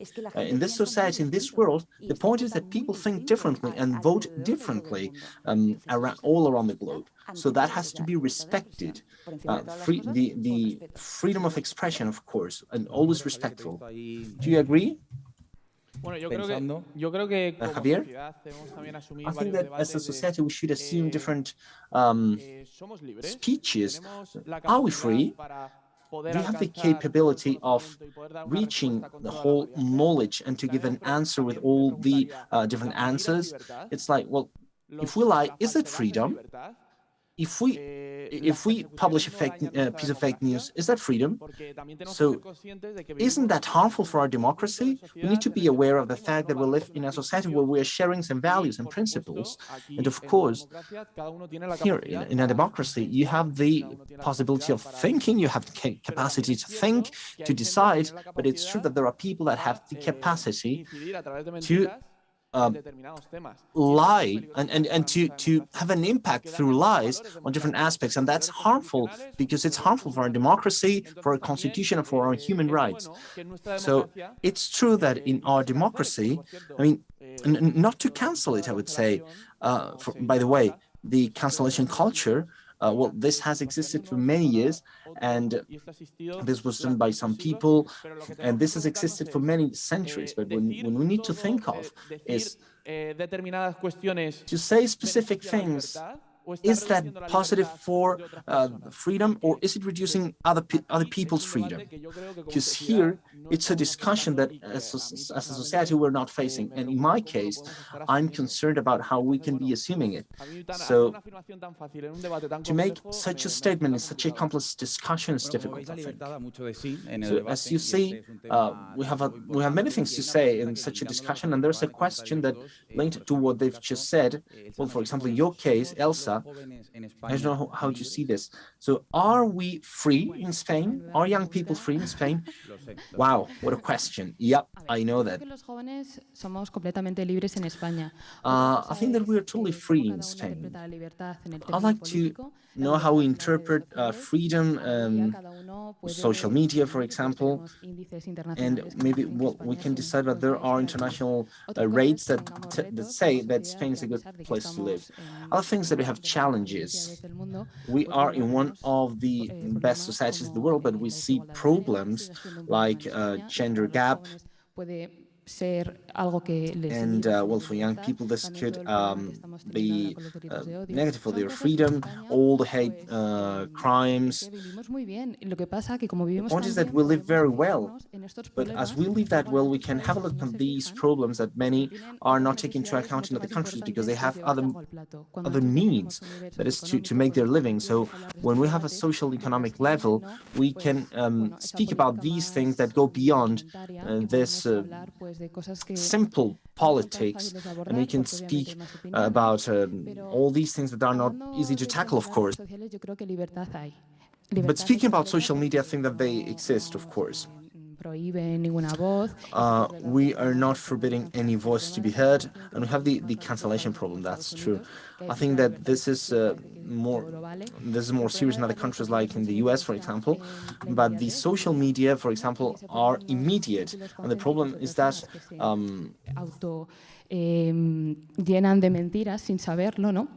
that immediacy, and there are circles of people that are full of lies without knowing them, no matter what ideology they're following. So they are, I mean, it's like if you're not there, it's like if you weren't there. So that's the point.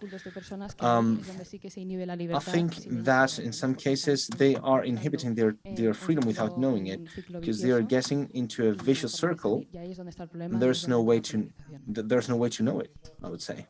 Well, regarding polarization, I think that's one of the big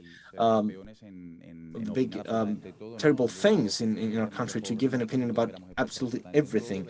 So when the Olympics were here, we were all experts. When we were seeing with the wars, etc., we were experts there too, and we give an opinion about everything.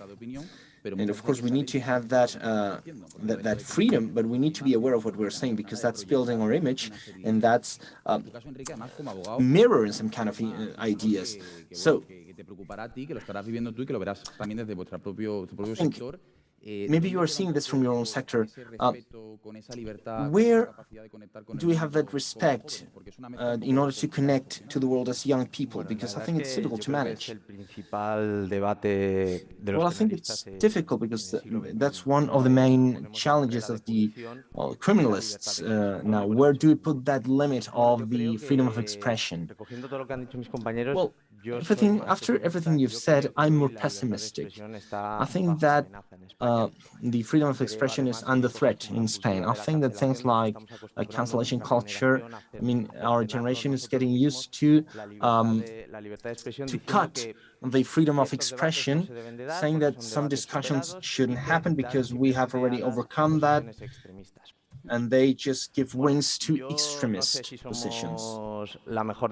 I don't know if we are the best democracy in the world, but I consider that we are a democracy that has some years of experience, and I think that we can discuss, and we should discuss about everything. Javier was speaking about the respect to constitutional values. I mean, our constitutional system, for example, the Constitutional Court has said that we are not in a militant democracy.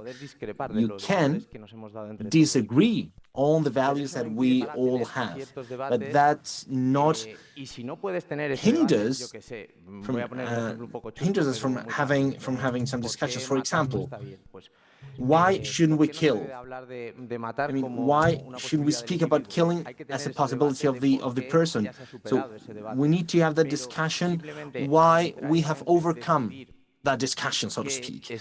So, but to speak what's in the public discussion and what's not in the public discussion in a random way, what's a hate crime and what's not, what can we speak about in this democracy? Well, I think that's a little bit willful, I would say, and some arbitrary, and it leads us to some totalitarianism, I would say.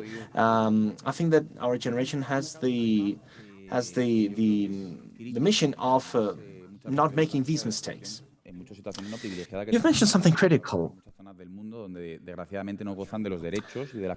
Means, well, of course, in Spain have more rights and more capabilities compared to other areas in the world. There's a lot to do, but luckily we have been born in a country with many opportunities. So there's something that is key to me, and that's the foundation of everything. And this is values. Sometimes we try, and that we are having this constant discussion. Are we living better than our parents? Will we be able to live better than our grandparents? The social promise, it's like if you study, if you learn languages, everything will work. And we are 24, 25 years old.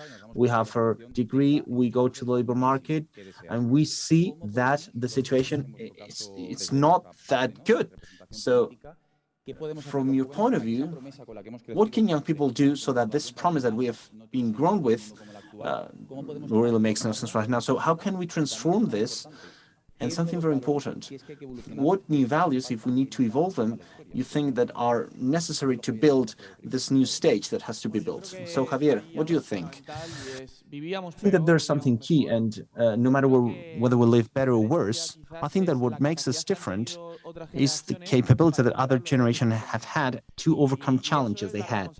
And I think that that's the generational responsibility we have. So this is why I would like to congratulate all the colleagues that are here or that are representing a party or an entity, because it's key that we all participate in something in the party that we are represented by, in the neighborhood association. But we need to convey a generational message of the challenges that we have to overcome, because these are the challenges by our neighbors, by our brothers and sisters. I would say that that's key. What makes us different from other generations is that they have get involved. It's like we want to build the country, the city, the world for tomorrow. We want to build it today, because if we do not decide what we want to do today, when it comes tomorrow, they will have decided by us. And I think that it's very important that everybody from his own point of view to see the world, but with that generational goal that we should have. There are challenges that are common, and I think that it is there where we need to try it as other generations. And I think that here lays a challenge, I would say. Such a different world to the world that our parents and grandparents have. Maybe it's a little bit upside down. Like, well, we used to. No, we didn't used to. I mean, the world is not the same. You can't always want the same when things are changing around us. I would like to convey a more optimistic message, because it seems that we are speaking about how bad things will be. If you are here today, it's because you want to foster your talent, and you have come here with an idea, maybe with whatever we have, really wanted to be an entrepreneur, to get out of the canon, and to say, well, maybe I don't want to run for a public position, maybe I want to be an entrepreneur, maybe I want to have something different. So the world belongs to who works every day and who really is excited when he or she wakes up. And this is what we have to convey to everybody that's here and to people that are online. I won't tell you that this is easy. Life has never been easy. Was our parents' life easier? Was our grandparents' life easier? Not at all. My grandparents lived a civil war. Is that easy? No, not at all. Do you have challenges? Of course. You have the strength to overcome them? Of course. Who says no? If they say no, you slap them. And it's like, hey, Of course I can. You have said tribu and you're here, right? So we all can do exactly the same. That's the message that I want to convey. Who is preventing you from doing that? Of course we can do that. Of course we can access a job. Of course. I mean, isn't it difficult to access a house? Of course. Do you know that that it was easy for them to pay 15 or 20 million pesetas for a house? Of course, it's an effort. It's like I'm going to look for the opportunity because we have an opportunity in everything. So because when we are not thinking about during the pandemic, Glovo slated because they were looking for the opportunity, and it's to look beyond. Do not hit yourself against the wall. It's like, no problem. Maybe until you're 30, you don't have your house. That's fine. There are many public plans to access a house.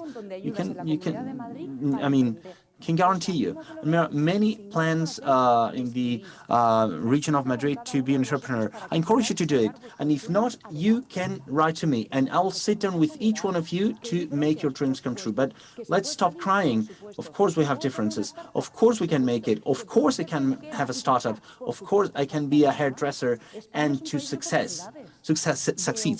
So Spain is a country of opportunities. I would invite many people that are crying to go out of Spain and to see what we have outside.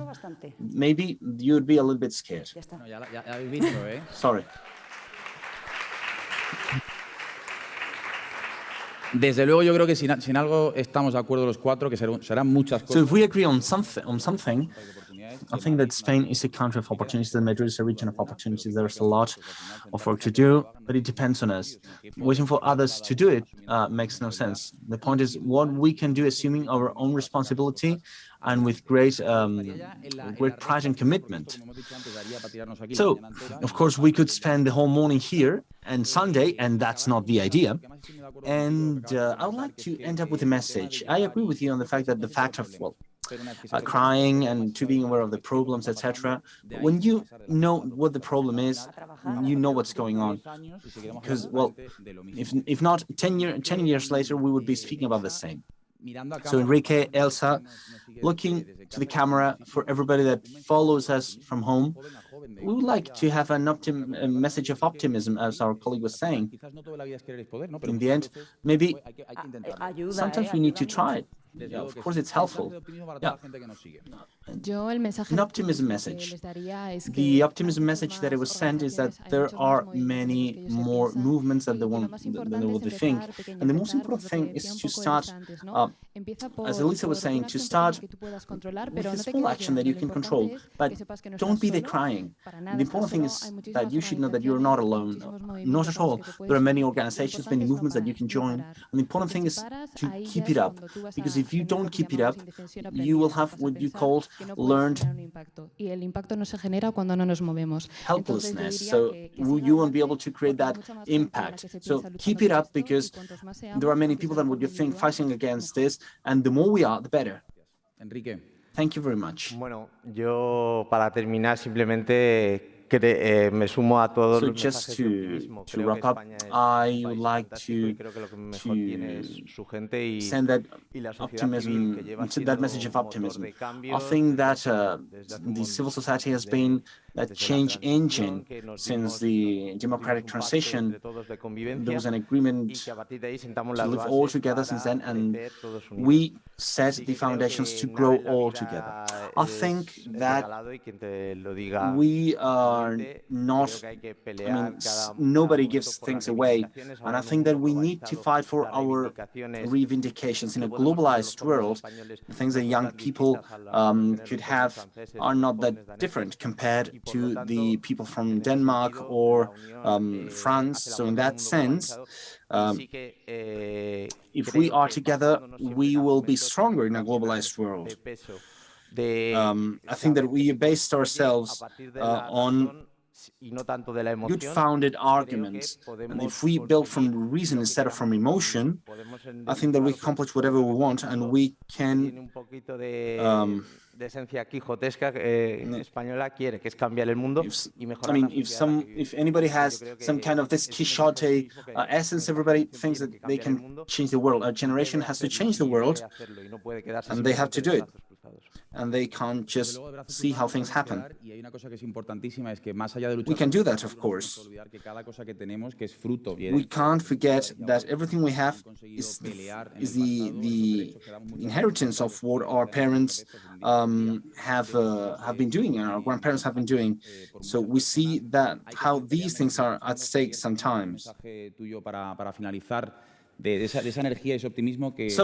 Javier, the optimism that we need. What's your message?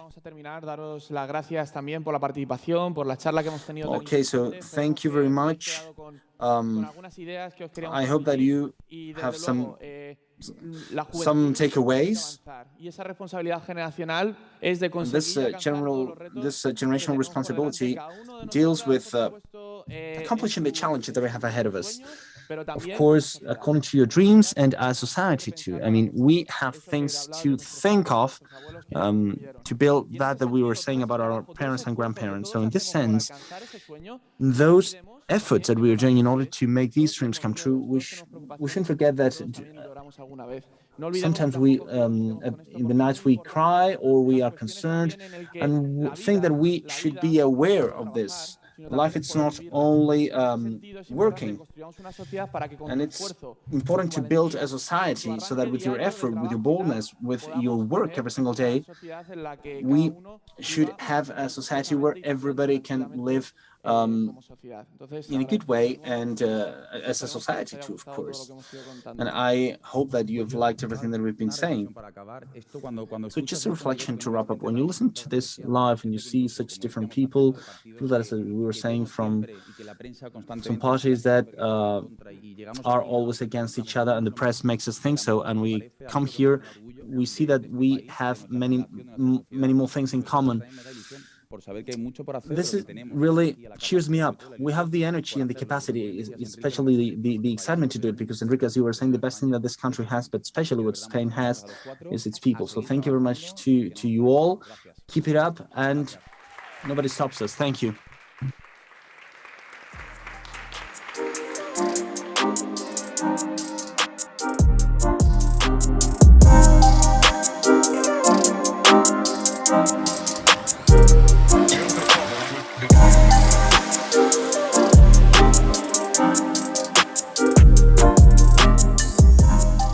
Increíble, súper interesante este panel. Amazing, really interesting. This panel has been very important to see this representation, this young representation with these political positions, because in the end, they are our voices and our ears for all the guidelines and the rules that will rule our life. So it's great to have these opinions here, but always with this freedom. They're different, of course. Now, we're going to speak to our next panelist. If you have the red bracelet, you can go to Sonder Road. If you have a yellow bracelet, you can go to the Sonder Route. If you have the yellow bracelet, you can stay. And now, as I said, I'm going to switch to English because now our next speaker is going to tell us about her inspiring story. She's such a fighter, such an amazing woman, and I just want to introduce her to you. She's going to connect virtually. Her name is Christine Chama.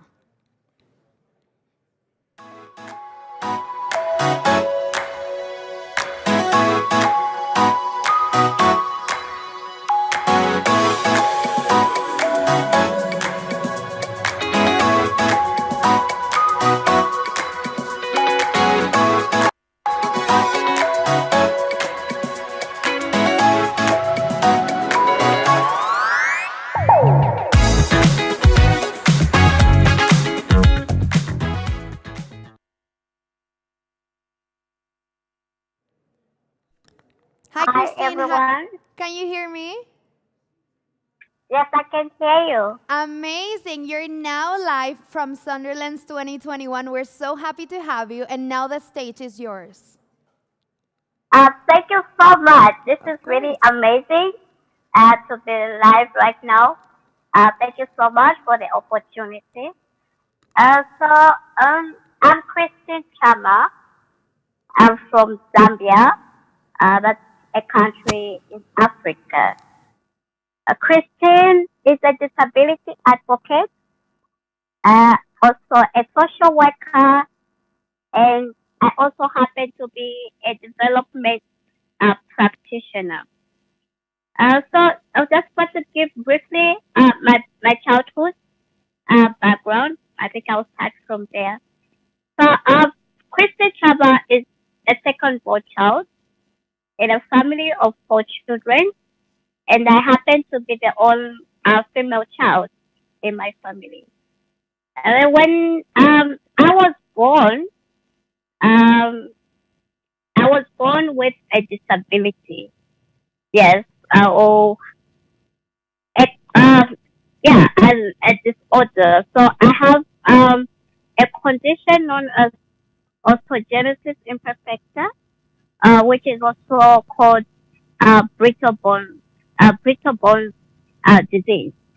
So since my birth, I've had that condition, and I'm still living with it. So in short, um, I am a person living with a disability since birth.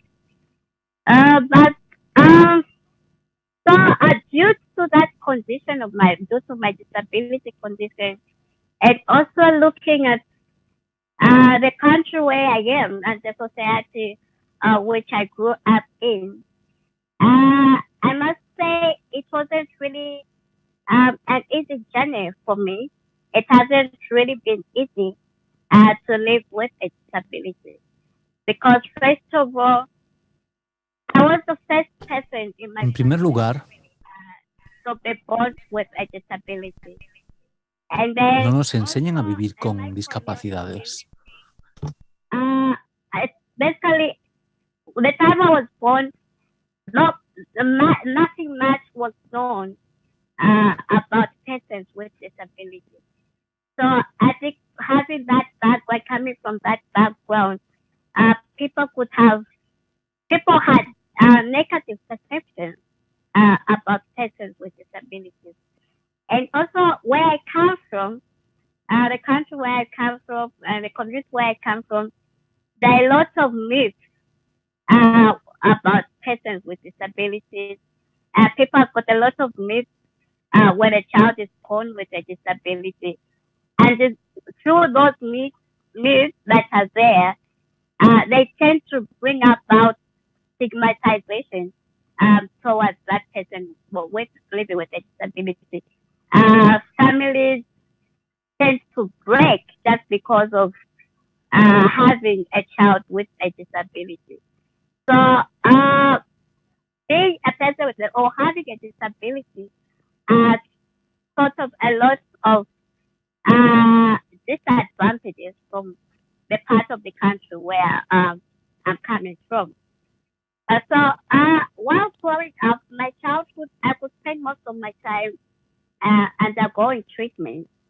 So I'll spend most of my time in hospitals, undergoing medical surgery, undergoing physiotherapy, and I could spend a lot of months in hospital.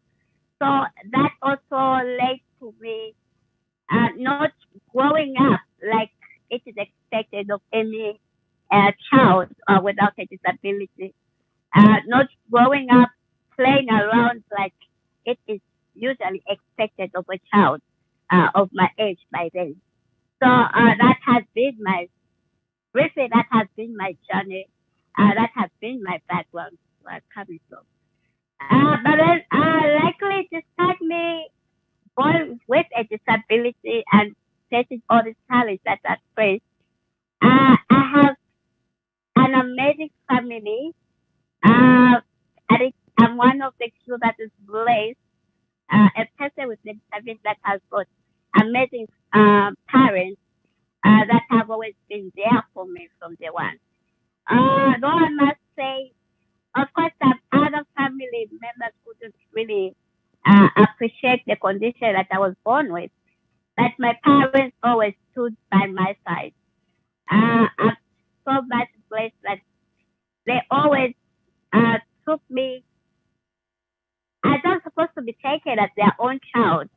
And they made sure they had to show me all the love and all the care. Whenever I was in hospital undergoing treatment, my parents were always there for me.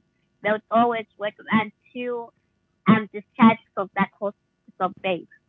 And through my parents and wanting me so much to live an independent life, because they also understood the importance of me having an independent life despite me having a disability. My parents had to enroll me in a special school. Yes, which is for children with physical disabilities. And this happened because where I was born, which is the state where I'm still in living now, it's called Kabwe, which is in the central province of Zambia. We don't have special schools that can accommodate a child with a disability. So my parents had to look for special schools out of my hometown. Luckily, they had to find some special schools out of my hometown, which were boarding schools. So I had to move into boarding school. So all of my education journey, I've been away from home because I had to be in a boarding school. So that has been how I've lived my whole life. I remember I first went to a boarding school, which is called as Special Home, in Lusaka, which is the capital city of Zambia. And there I was from nursery to grade 1. Then later on, I had to be transferred to another boarding school, a special school, or the Coca Belt province of Zambia, in a district or town called Wansha. And the school is the Gamma School for the physically challenged children. And that's where I spent most of my school years, because I was there from most of my primary level until I completed my secondary level at grade 12. Then a time now came that I had to leave those special schools, that environment that I was so much used to, because it was I was in an environment where I was with other children, other fellow children with disabilities. So I felt that was a more comfortable environment for me. So at first, I must admit it was a bit challenging for me to accept the fact that now I had to leave that environment that I was so comfortable with and now go back to a whole different environment. I didn't know how people will react to me, how people will accept me in this new different environment I had to go to. And it so happened because in our country, we don't have special schools that offer tertiary education. So once a person with a disability, once they're done with their primary and secondary school, and if they do wish to further their education, they have to enroll in the mainstream universities or colleges. So I reached that extent, I reached that point now that I had to make a decision whether I should further my education or I should just sit home with my grade 12 certificate, because now there wasn't any other special school where I could go to that could offer tertiary education. But through the encouragement of my family, trying to explain to me and making me understand the situation that I was in now, I'm glad I made the right decision which I don't regret at all, even up to now. I had to make a decision to give it a try out, to see how life would be for me to go at a tertiary, to go and attain my tertiary education. So I had to enroll at one of the colleges here that they're called in Lusaka, where I went to pursue social work. Yes. So the first month, or even just I think the first year, and it was quite a challenge for me to fit in, because I also had to find jobs that, firstly, the infrastructure wasn't that accessible for me. It wasn't easy for me to access the lecture theaters. It wasn't easy for me to access the rooms, the hostels where I had to stay, because I also had to be in a boarding. So it was quite a challenge for me. And at some point, I felt like giving up. I felt like going back home. Because I'm like, okay, what am I going to do? What am I doing here if I can't even access my lecture theater? Then what's the whole purpose of me being in school? But through a lot of encouragement, I had to undergo through a lot of mentorship, some sort of counseling, especially from my parents and some other people that were close to me. I had to hold on and push on. So I was at this institution for 2 years, and so I finally managed to get myself, to obtain myself as a diploma in social work. Then, of course, I did graduate with very good results. And then now another point in my life came, now another chapter. I had to start another new chapter in my life. After graduating, of course, I think it's just normal for any young person now to think about how they will get a job with the qualification that they've gotten or they have obtained. So it was the case even in my, it was the same issue even in my case. But then I had to look at which job opportunities would accept me as a person with a disability, which job opportunities would accommodate my needs as a person with disability. And I must admit, it wasn't also an easy thing, or it wasn't an easy decision to come by, because when also look at the job opportunities, mostly that are available in my country, they are not so much inclusive of persons with disabilities. So as a person with disabilities, you have to take it upon yourself to prove to everyone to say you are able to work, you are able to do it. So you have to always prove to people to say people have to look more on your ability and not your disability.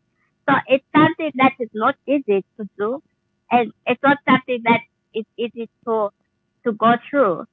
But then I just had to do it. Not for everyone, but I had to do it for myself. I had to live a normal life like any other person would live. And the only way I could do that is for me to be in those environments that have negative perception about persons with disabilities, so that I can even help change those negative perceptions that people have. So likely I had to go through the process of I had to apply for a job, and I must say likely I only had to apply for one job opportunity, which was with the government. So I had to apply for job opportunity in the social care department. the fact that I was holding a diploma in social work. And luckily, I was offered the job, and that's how I got myself a job as a social worker or as a social care officer at the district office. And I think for me that was one of my dream come true. So the environment wasn't really suitable for me as a person living with a disability, the working environment, that I had to prove to everyone to say, I'm able to do it. As much as I have a disability, I also have a lot of abilities and I'm able to work like any other person is able to work. And later, after, of course, while I was still working, I also thought it's wise to say I would want to further my education because I was just a diploma holder. So I was like, well, I've always wanted to be a degree holder. So why not take up this challenge again? I give it a try. So I had to go back to school, where I had to go now for 4 years. So I had now to go to the highest learning institution in the country, which is the University of Zambia. And I must say, it was at this institution now that I became to learn more about myself, because this was a totally different environment that I was in. I think whatever I was expecting that I would find was totally different from what I found. I had to face a lot of challenges where at some point, I mean, in my second year in the university, I even had to withdraw from school on medical grounds. And I think the medical problem wasn't because of the infrastructure that I had to use. I'm a person that uses crutches as my working aid, and looking at my condition, also just as a perfecter, I'm not supposed to use staircases more often. But then I was now in this environment whereby I have to use staircases each and every day, just for me to access my lecture rooms, for me to have access to the offices for my lecturers when I have to consult with some of my schoolwork, just for me to access the tutorial room. So that even became a bigger challenge for me. And so second day, my health couldn't just allow me to do it. And so I had to withdraw a bit from school for a year till I got better. But still I had that zeal and passion with me that I still had to complete my education. So I had to go back to continue my second year until finally last year I had to complete my 4 years. So my 4 years now had to turn into 5 years. Yeah, of course. Which was, of course, at some point was so heartbreaking, but I just had to do it. And so this year, early this year, I even finally graduated. I got myself a Bachelor of Arts degree and development studies with sociology. So after my graduation, of course, I had to go back to my job because I only got a study leave for me to further my education. So luckily, I was accorded that opportunity, and I was allowed to go back for work. So I'm still a social care officer at the district level. So I'm now back at my hometown, Kabwe.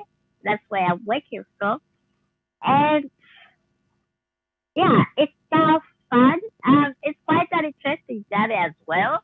A lot of fun, also still facing some challenges, but it's something now that I've gotten used to, and I'm now facing challenges that I would say I'm not able to handle. Yes, so that has been my life. That has been what I've been going through or what I've gone through.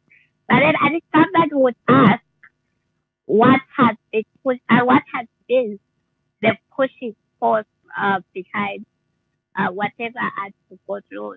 The wife going through facing those challenges but still had to handle. I think for me, firstly, like I said earlier, I also wanted to bring about a different message. Because where I was coming from, like I said earlier, persons with disabilities are not usually given opportunities to realize their abilities. Instead, there's so much of people thinking that a person with a disability, they are not able to do things on their own.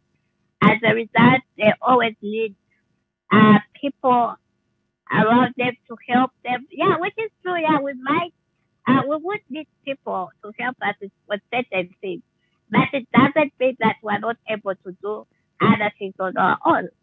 So I think the driving force for me has always been to help change that negative perception that society has of persons with disabilities, and also be a voice. I think that's also what has motivated me to going into advocacy. Being the voice, to say, and being a face that people can put together with a voice to say, a person with a disability is able to do this, that. So that has been my driving force all along. So whatever have been doing, whatever I'm doing, and whatever I tend to do, always comes from that background of my driving force. Always comes from that background of me wanting to change the negative perception that people have.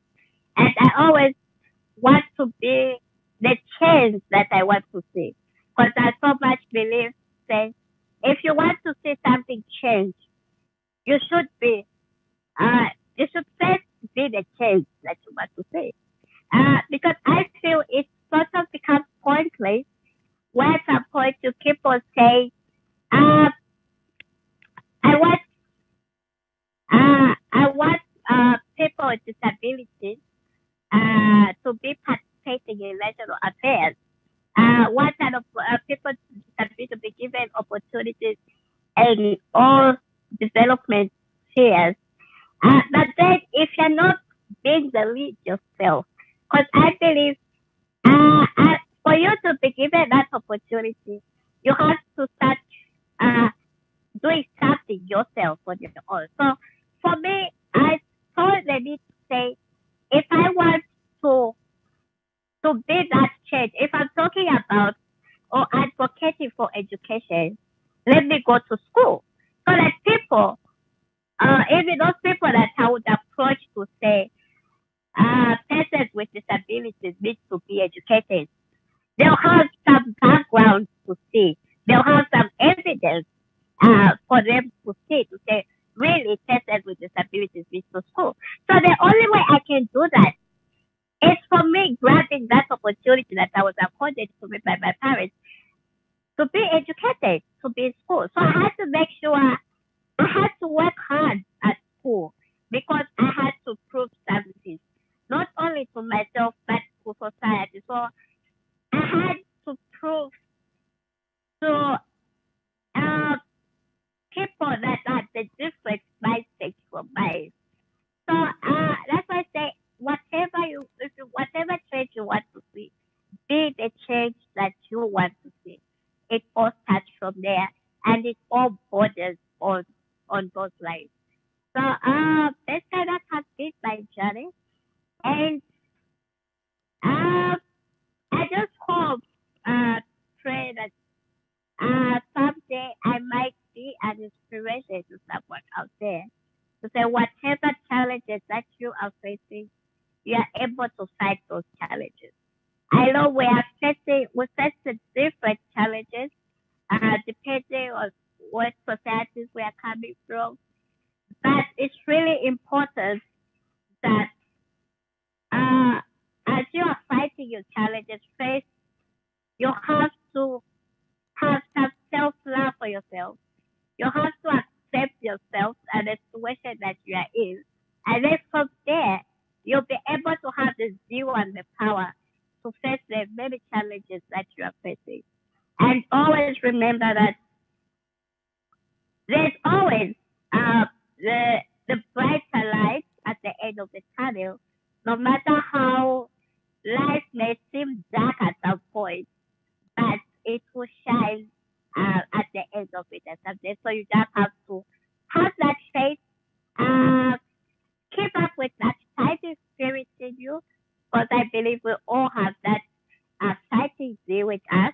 But what we just need is for us to realize that fighting spirit that is with us, and of course, make it come out, make it useful, and make it count.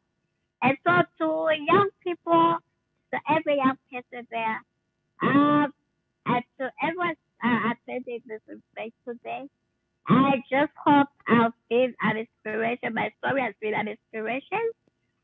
And if there are any persons with disabilities that are watching me right now, are hearing to my story right now, and it's the message I'd like to pass through is that it's important that as persons with disabilities, we realize our abilities, because that's the only way that society will be able to accept us and appreciate us as persons. Thank you so much for having me.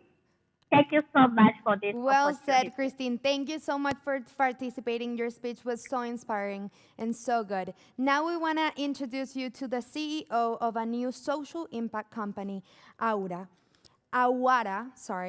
and his name is Antonio Espinosa de los Monteros. His business plans to help the world get safe drinking water. This is important, so pay attention. Let's give him a warm applause.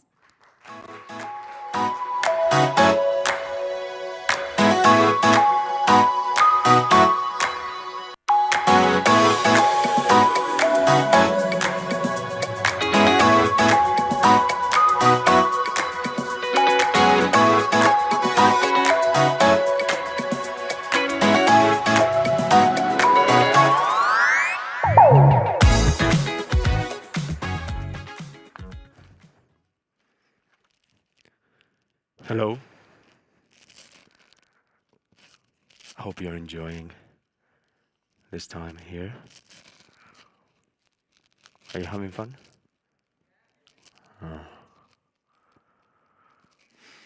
I mean,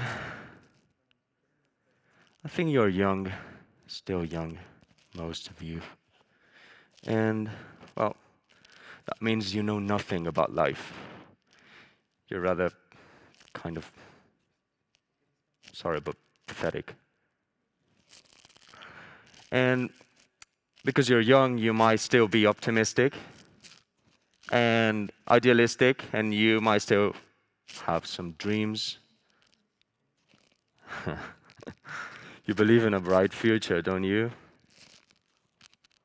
You come to a place like this to get inspired and try to live an even brighter future. But let me tell you something. Life is a terrible place. This world is really fucked up. I'm telling you. In this planet, today, there are 700 million people living without clean water. 800 million people living with less than €1 per day. 1 billion people living without electricity at home. 2 billion people that don't even have a bathroom at home. 3 billion people that don't even have €2 per day to live.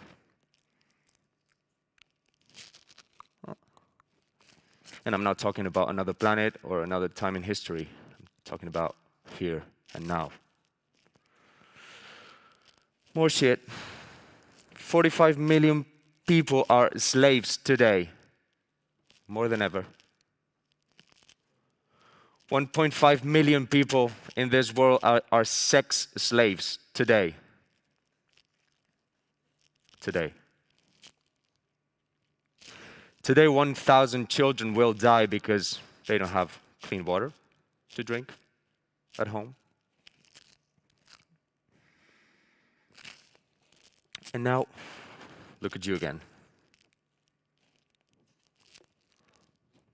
Here, so small, so little, so naive, so ridiculous. Today you're young, and you believe in good things. You still do. You have dreams, but believe me, tomorrow you're gonna go out there and you're gonna go out there into this crazy world that is full of injustice, full of fear, full of pain. And you'll find out that you can do nothing. You can change nothing. You can build nothing big or meaningful without perverting yourselves, without selling yourselves out to this absolutely corrupt system. This world is so fucking cruel that there's nothing you can do. There's nothing that can save you from this terrible fate. Except for one thing. There's only one anti-system power that can save us.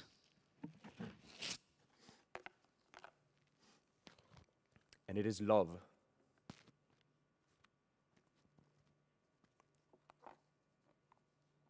Remember that data I gave you? It places you and I, us, as the 1% luckiest people in the world today, right now. And I'm not exaggerating. It places you and I as 0.1% of those luckiest in history of humankind. You and I, and I'm not exaggerating, I'm not kidding. So, whenever somebody tries to make you feel guilty about this, don't listen. This is a gift you've received. You're here. And it's amazing. You are here and you have a great opportunity in life because we're so fortunate about the life we have. So please be thankful with life. Thank God, thank karma, thank the universe.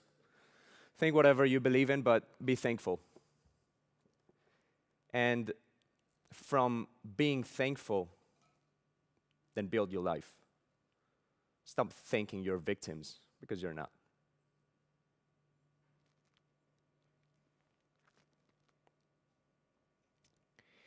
People in your life with masks like this, well, masks that normally hide fear, hide resentment, hopelessness. These people with these masks, they will try to bring you down. Because you have great ideas, you're young, and you believe good things are possible. They're going to try to bring you down. They're going to tell you your ideas are impossible. They're going to try to break your optimism. They're going to try to discourage you. But don't judge them. Don't ever judge them, because they're just victims. They're victims of a system that has broken their own dreams when they were young like you. Don't ever let them convince you that your dreams don't make sense. Don't ever let them and their experience or your experience in life spoil your idealism and turn you into cynic people. Because if you let that happen, if you're able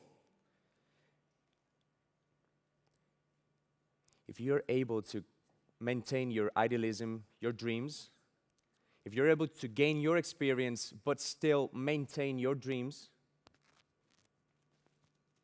then there's nothing you cannot do.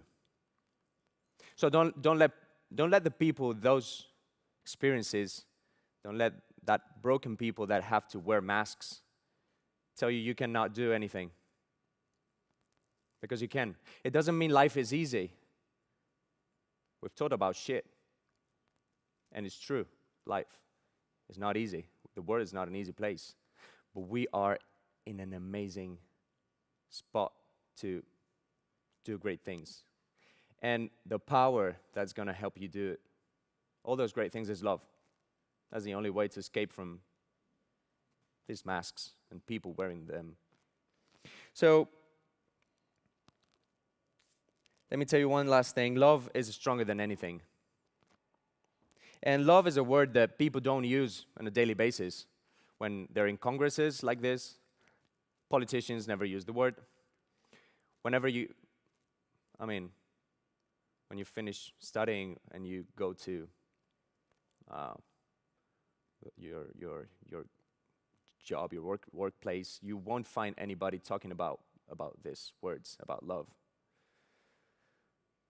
Talk about it. Don't fear it. Use it. Live it. And if you don't believe that love is stronger than anything, if you don't believe me, then just take a look at what we do in Aguada. We're not special people, I swear. We're just simple, small people trying to do great things with great love. And when you have that, everything's possible. I swear. Remember, love always wins. Always. Thank you.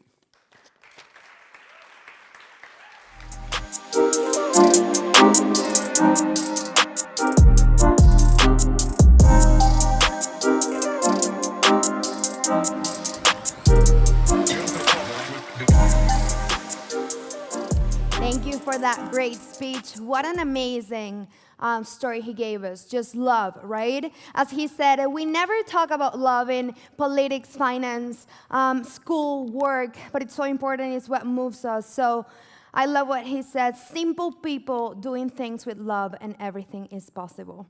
Just stay with that.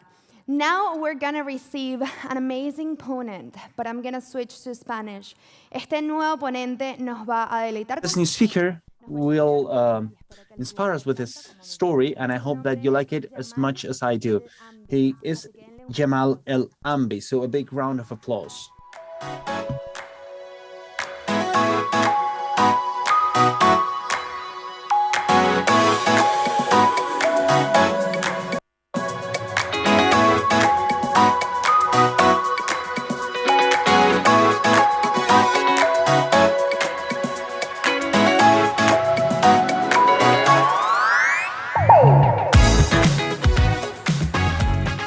Buenos días. La verdad es que Good morning. The truth is that it is the first time that I'm on stage to speak, and I'm quivering. It's fun because sometimes you think about how introducing yourself. That's the magic question. Who am I? During the minutes to come, I'll try to answer this question, although the reality is that we spend our whole lives trying to look for our real essence. We're trying to know who we are based on who we are not, based on what we don't want to be and what we are never going to be. We change so much that maybe when you leave this auditorium, you are a little bit different. Maybe you learn something out of yourself, so the people that surround us, that surrounds you. Same happens with me. If I asked you, where do you see yourselves 15 years ago? Well, 15 years ago was It's very much. Maybe if I ask you, where are you going to be in 15 years? Did you know that you were going to be here? Maybe it's not. For example, in my case, for a 10-year-old boy that is born in Morocco, in the north of Morocco, the only concern is that it doesn't rain when you go out with the sheeps. His only pastime is to play football with naked feet, to play hide and seek, and he is very happy. He doesn't have any concern. This child is me. I was born in a village between, among the mountains. I'm happy that Antonio Espinosa has put the spot on those millions. I'm part of these millions.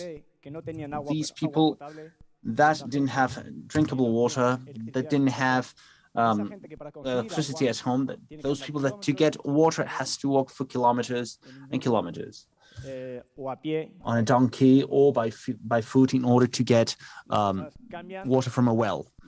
Things change.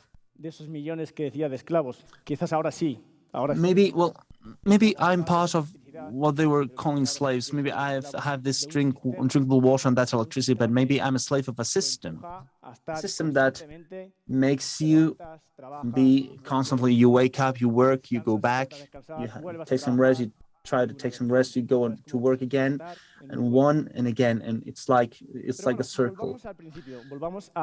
Let's go back to the beginning. Let's go back to these years, to those 10 years that I spent in Morocco, and how I suddenly took a leap. Well, that's not my thing, of course. My father took us here from Morocco to a village in the north of Toledo, and things started to change a little bit. Do you imagine how shocked a child is when they take all your childhood from you? I mean, well, that's not the point. They bring you to a different world. So things changed dramatically. And walking through life, I have to say that, well, you know better than anybody how the education system works, how you have to do mountains of homework, etc. So can you imagine how difficult it should be to have homework and that your parents don't have, can't help you with your parents, that your parents don't speak a language? The effort you have to make is double. It's triple than your classmates in order to make the grade. But your parents always push you to get what they didn't. They didn't have the chance to study, so they cheer you up. They tell you that you should study. They didn't have the chance to study. And the daily effort, that double effort that you have to make, well, thanks to you, I was able to finish my degree. And after that, I was able to. I have an business administration degree. I have an MBA in accounting and taxation, and thanks to that, I was able to work around 6 months in the Bank of Spain. And not everything was that beautiful. Some things went well, some things went wrong. You learned out of the things that don't work, things that are going well, but you don't learn about. You learn about the things that go wrong. I had the opportunity of working at the ECB. One of the requirements was that you needed to have a piece of paper that said that you were a European citizen. Otherwise, you couldn't work at a European institution. And it was then when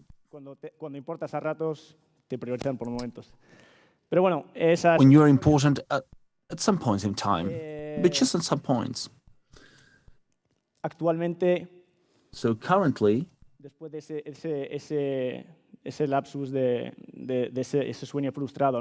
up to this frustrated dream of wanting to go abroad, to work abroad, I wasn't able to do it because of bureaucracy, whatever. You can play yourself the victim. So it's not my fault. Always to say that the others were wrong. Or maybe you can learn out of it and to focus on different things. Cambié un poco, me metí al mundo de la consultoría. I changed it a little bit. I went into the consultancy world. I've been working in the consultancy world for 3 years.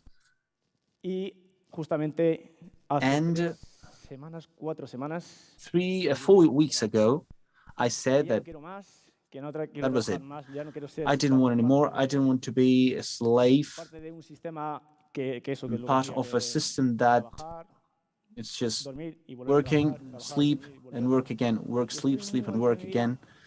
And I'm in a moment of my life that I'm sure that maybe you're at the same point, and I don't know what to do. And this is a situation that is aggravating, so to speak. But you walk by, I mean, you learn by walking, so to speak. So I have a lot of things to learn, a lot of things to do. And if I had to give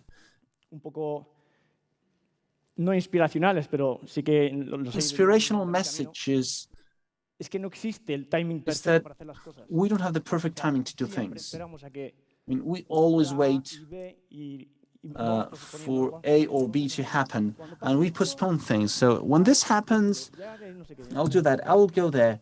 It's like waiting for everything to be perfectly aligned to do things, and this doesn't happen. We don't have perfect timing.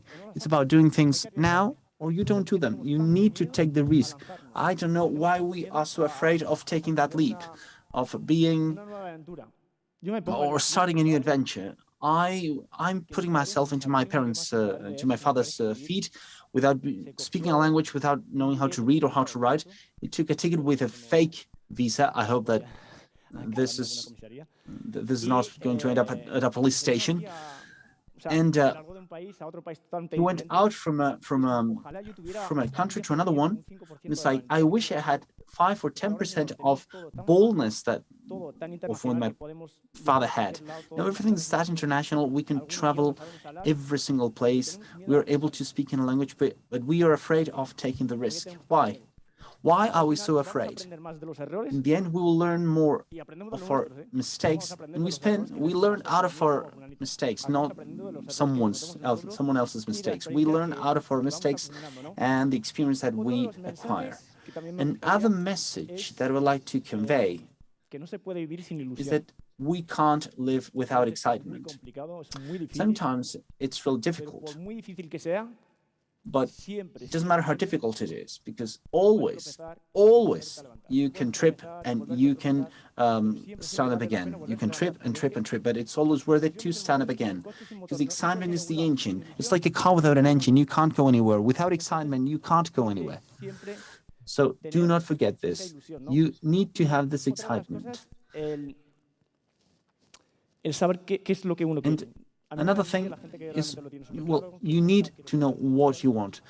I really envy people that know what to do. I want to do this, to do that, but the vast majority of us sometimes don't know what to do. It's like you can have the best plane in the world, the best ship, the best captain, the best pilot, but if this pilot doesn't know where to go, if he doesn't know where he wants, where he's going to go, what will he do? To sneak around, because he doesn't know what to do.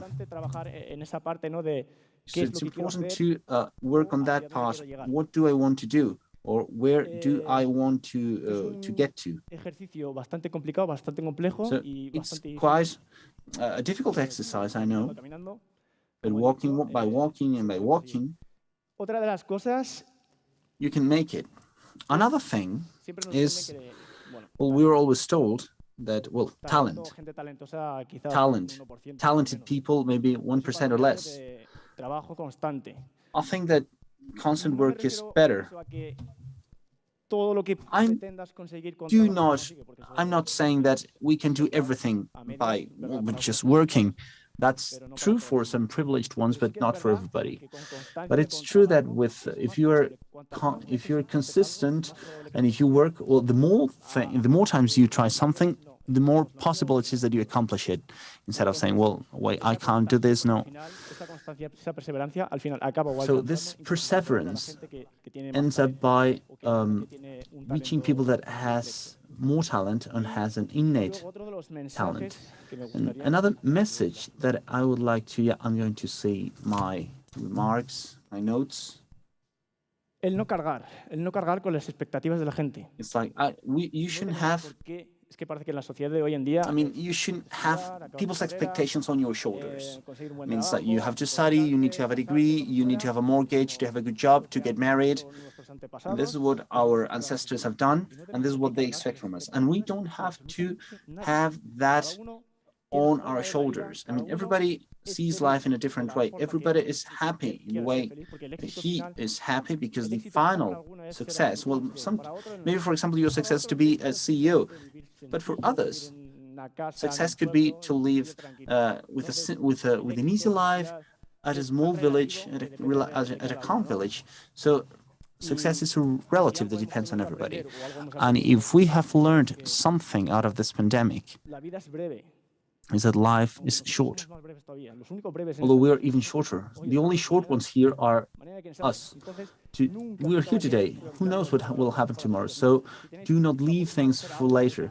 If you have the chance of doing things, of doing something now, sometimes it's difficult because, as I was saying, well, I have quite many responsibilities, but it's like it's now or never. I mean, if you want to do something, you need to try to do it as soon as possible, because you are postponing things and we don't have a perfect timing. And I would like to share with you, to wrap up, that during this pandemic, I had time to write a book together with my colleague Fatima Sarkabi. It's a book of poetry. I would like to share a text with you that represents me right now, and maybe you can relate to it. By the way, the book is called Almas Inefables, and it says like this. Maybe you're at that point in time where you have no idea of what to do. Maybe your plans are a little bit messy, and maybe the next step is an uncertainty. Maybe during these days, you are not willing to do things, and motivation is something that is fading away. Maybe you don't want to be alone, maybe or to be surrounded by everybody, or to be at the same place as ever. Maybe you have a blurry image of what you have to do and what you expect from yourself. Maybe these words are just this, words among many others. Maybe you don't need someone to tell you, because you already know it. But let me remind you something. Nobody will be with you more than yourself. Nobody will be with you day and night to tell you what and how. We are in a society that expects from us productivity, constant progress, to know what to do in every single time, and to have an unbreakable routine. But to allow chaos to rule our lives is a right and a must for our well-being. So of course, it will come a time when you have a path to go through. We will see that clear moment. And of course, it will come. And if it wasn't for everything you're living, you would consider it exactly the same. If these words are helpful, well, you're not the only one. That's fine. Nothing will happen. You will have it clear again. In the meantime, live it. Allow it to you. Thank you.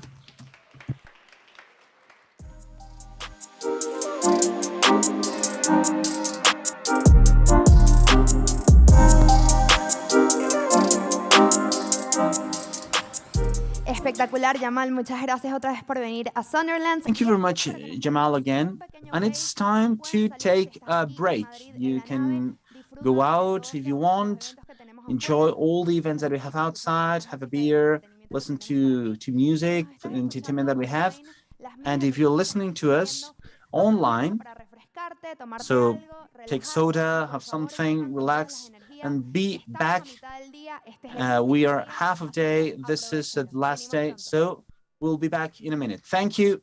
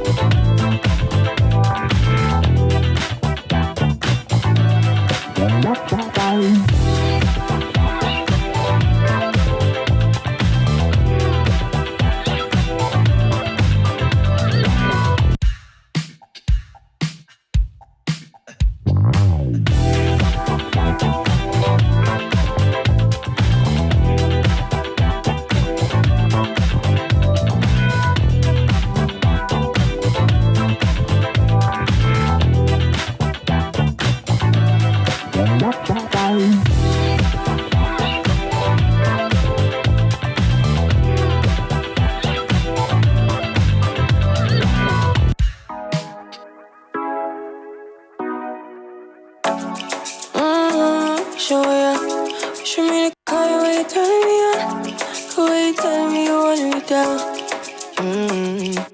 Done it, I done this before you fall. I won't catch you, don't know I'm stalling. Cause you love to have them all crying. Calling me sweet, telling me you need me. But I'm from a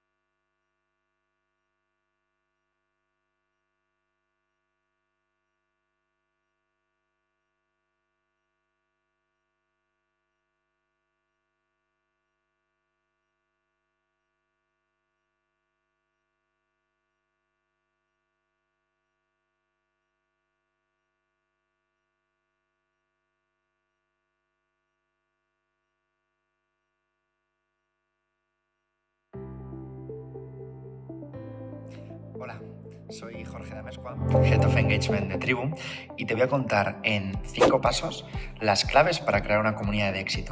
En primer lugar, definir una causa común, un objetivo o un propósito común que trascienda los objetivos individuales de los miembros que forman parte de dicha comunidad. El segundo es que tenemos que definir un target muy concreto, un usuario, para que le interese el valor que vayamos a ofrecerle a cuantos más mejor, pero de algo muy concreto. Es decir, tenemos que definir un gran problema que en este caso vayamos a solucionar. El tercero es que el liderazgo recomiendo que sea compartido entre los miembros de la comunidad.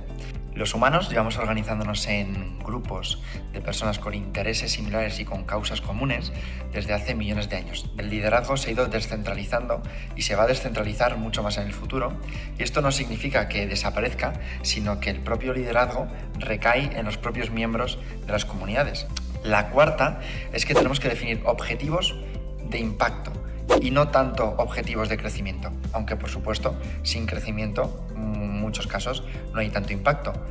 En quinto lugar, tenemos que usar la información como gasolina para aportar valor. Basemos nuestras decisiones en datos, en información, no en hipótesis. Muchas gracias. Adiós.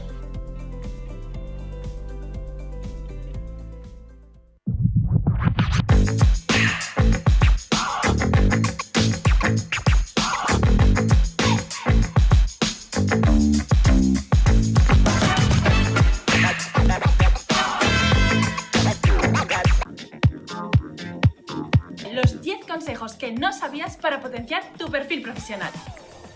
1. Aprende a hablar delante de la cámara. No dejes espacios de aire innecesarios. Gesticula, sonríe, cambia el tono de voz mientras estás hablando. 2. Tienes que grabar un vídeo. Usa la herramienta teleprompter. Pega el texto que tienes que decir y grábate mirando a la cámara. Todos pensarán que te lo sabes a la perfección. Solo hay una oportunidad para una primera impresión, así que no lo estropees. Siempre que contactes con alguien por LinkedIn, añade una nota explicando por qué quieres que formen parte de tu red de contactos. Seguimos con las primeras impresiones. CV poco trabajado y desordenado. Error. Busca las palabras clave de la posición que te interesa, añádelas a tu currículum y ponlo tan guapo como cuando tú vas a una entrevista. 5. Aumenta tus conexiones en LinkedIn en más de 500. Así la red te posicionará mejor en las búsquedas. Es decir, te convertirás en alguien más popular.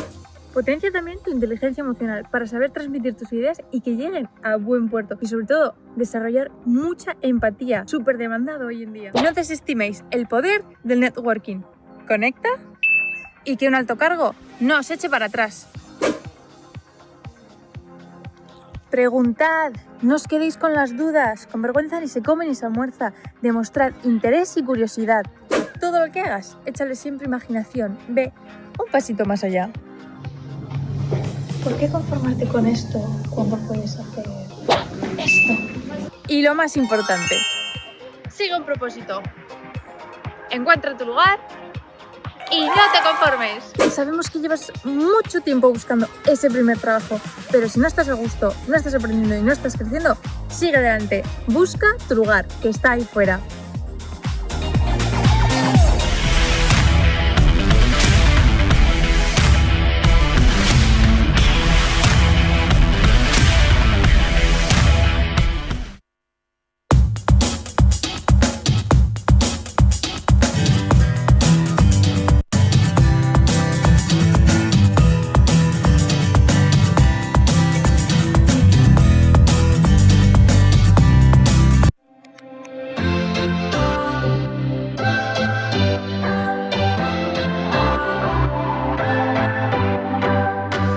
What's your story? What's your sign? It's like we're twin flames in a different life. Deep connection lights a spark. It's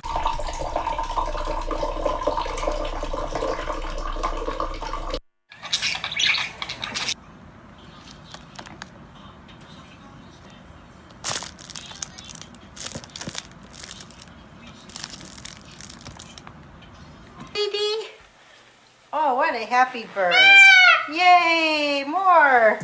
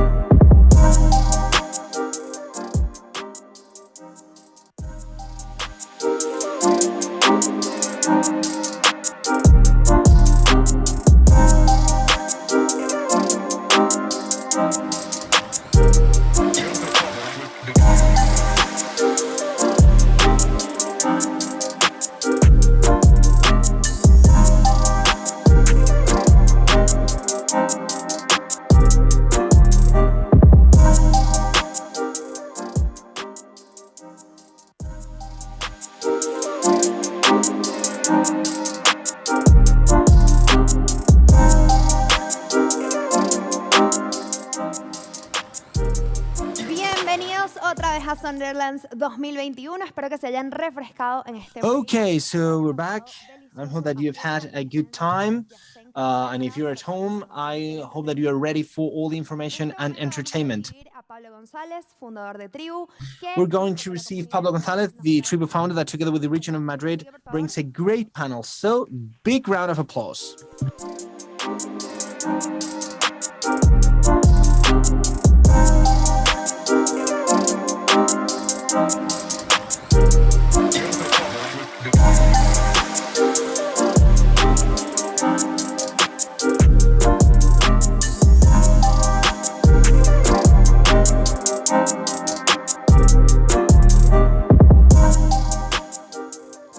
Bueno, pues muy buenos días de nuevo, aquí en directo desde la nave, en Madrid.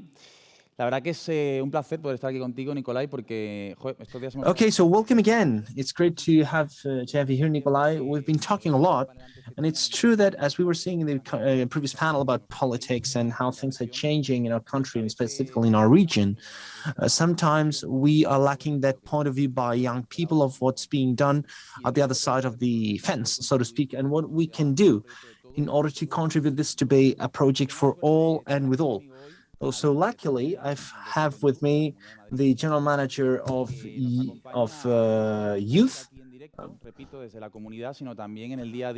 He's not only with us here, but on a daily basis with all the initiatives that Sonderland implements. And it's a great honor to have a region like Madrid in order to organize such an event and to show year after year that our country, our region, our city are the great place in order to make out of this region a world hub to create talent. So many things are happening outside there. But I would like to ask you that maybe everybody's wondering, and what's the point of view that we have with the new government that we have in the region of Madrid? We were speaking about that before. So what are the elements, what's the role that talent plays in the strategy that the government of the region of Madrid has in the following years? So hello, everyone. First of all, Pablo, thanks for having me. Thanks for inviting me to this great place where you're going to speak, and you've been speaking about talent. This is one of the things that we support from the region of Madrid, and you know that very good. The first time we talked to you, when you got in touch with us, of course, we were delighted of helping you, of supporting you, and we've been doing this for quite many years, and we will keep on doing it because talent is one of the main pillars. And as far as I'm concerned, as general manager of youth with young people, so as you're asking, we will keep on supporting young talent, and you know that very good. And this is why you decide to host this world event that brings together talent from all over the world. We've seen speeches from all over the world, but you decide to hold it in Madrid, in the region of Madrid. And for us, that's a matter of pride. And it's great to have these events, these congresses, and to speak about young talent. And from the region of Madrid, we will support all the initiatives that are developed by people like you, but by every young person. And one of the things that I would like to say here, we've been talking about this with some of the participants that have come to meet us, is that from the region of Madrid, we are fostering the Talento Joven Awards that are seeking for supporting this talent, young talent. And this year it has been the 6th edition, and we've increased the budget from 15,000, we've moved to 45,000 euros, so that more skilled and talentful people in Madrid can receive this acknowledgement. And this is what I was telling you. Many people didn't know about this project. So in that, well, in what we have done with you, it's on your website, etc. And every visitor, both online and face-to-face visitors, they can find this information. Everybody between 14 and 30 years old can apply, and it's like, hey, why don't you apply? We want to know you, want to know your work. I think it's a key. So these forums, in order to speak, to talk to talent, and what we're fostering from the region of Madrid. Yeah, well, many things. Sometimes, unfortunately, we do not know them, and I mean, we need to do many things, and as we were saying, this PPP has to be more effective, and it has to create more and better opportunities. There's a question that I think is key. We are speaking a lot about the region of Madrid, and it's key that it is a region that leads in many aspects. But I've been here for almost 10 years. I feel this region as my own house. Maybe there is something that many people could wonder. Why Madrid? Why? What does Madrid have to be that, to be a different ecosystem? What does it offer for the talent in the world? Well, that's very easy to answer because, well, I can answer with something that you've said, something that you've chosen. You've picked the region of Madrid to hold a world event. And in the region of Madrid, we hold a world event every week. This autumn, there will be some Latin American events. This year, we have recovered Fitur. It's a very important fair for Spain, and it is hosted here in Spain. And of course, well, many companies decide to be in Madrid, creating opportunities for young people. And here, the region of Madrid, we have a very high quality education. We bet on vocational training. Of course, we have the best universities in Spain. The health care services that the region of Madrid offers are very powerful too. And this is why it's an increasing number of people that want to come to the region of Madrid. And one of the main policies that we are always defending, and with the government, if this is the tax reduction. I mean, the region of Madrid will be the only region that won't have own taxes. We will remove our taxes because we don't want to put any barrier to the private initiative. We want to give them freedom so that they can launch their project. So the most frustrating thing for someone must be to go to an institution, to go to a region, to really to want to do something and to find different barriers, bureaucratic barriers. And well, we were here the day of the inauguration day with Ignacio Fernandez Lasqueti. Was speaking about hyper-regulation. We are launching a program so that people that find these barriers in the administration could say, well, maybe you could suppress this procedure, maybe it can be adapted. We'll listen to people that decide to be entrepreneurs in order to give them facilities, and I think that's key. And all these encompasses is what the region of Madrid encompasses. We're full of talent. There's an increasing number of talented people that come here. You've said that you come from Seville. And every person, well, it was 6 people there, and everybody came from out of Madrid, but they lived in Madrid, and you feel like being from Madrid. I've been here for 20 years, I've been here for 10 years, and this is our home, the region of Madrid. We do not forget that the region of Madrid is 179 municipalities that, well, I think that that's very important. We have great things that create opportunities too. This was I was going to ask you. When we speak about the region of Madrid, it's one of the few that, well, its capital is called exactly the same. We think that it's the city of Madrid, but the city of Madrid is just a very important part, of course, but it's just one part of what the region offers. What other things should be highlighted in the region? Yeah, that's it. The 179 municipalities, including capital city, we are in Madrid capital city, and we know all the opportunities that the capital city knows. But from the regional government and everybody that takes part in this government, well, we want to listen to what everybody has to say. In fact, in my case, well, I'm dealing with the youthfulness, with the youngsters. I'm going to all the municipalities to talk to the mayors because they know what their needs are, and that's the closer administration and that collaboration between the regional government and the local government is key, because how can we solve the problems that young people have?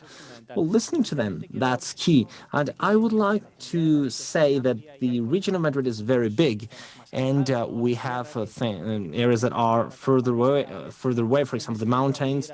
I think that there's an increasing number of people that have went there to live.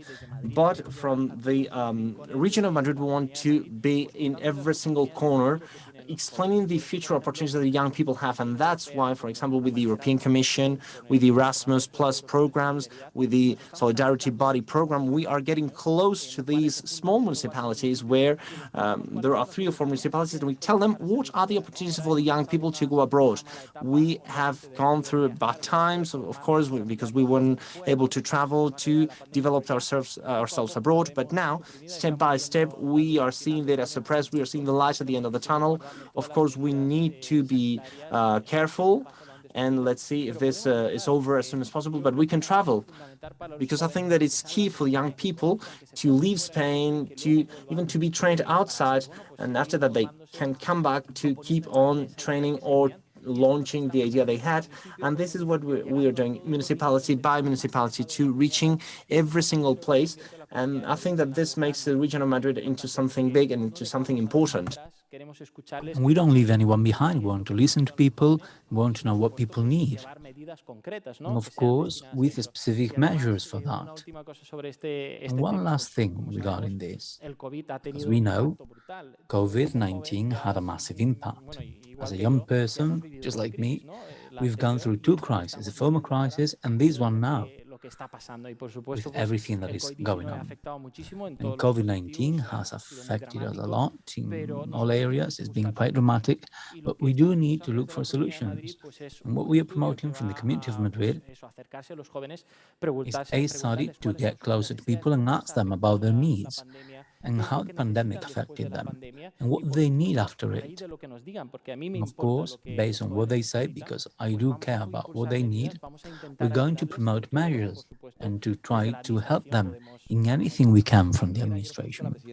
I think yesterday the President of the Community and the Council of Economy communicated the news that the Community of Madrid has grown massively, economically and socially in the last few months.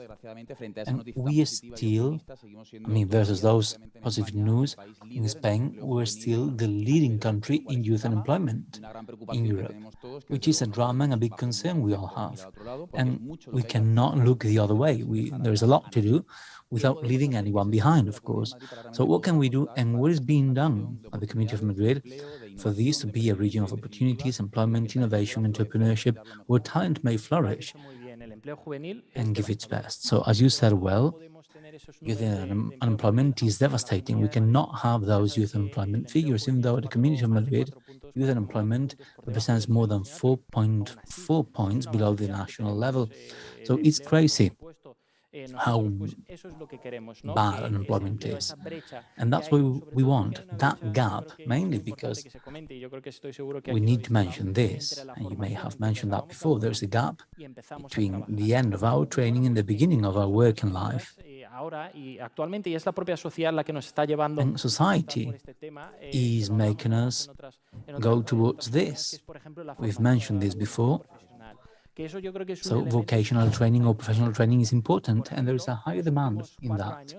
For example, in the last 4 years, the positions for vocational training in Madrid have increased by 25% because there are increasingly more young people who want that opportunity, and they see that after finishing their studies in vocational training, because right now we have a massive offer with all new professions and new technologies which are essential, and they do find employment.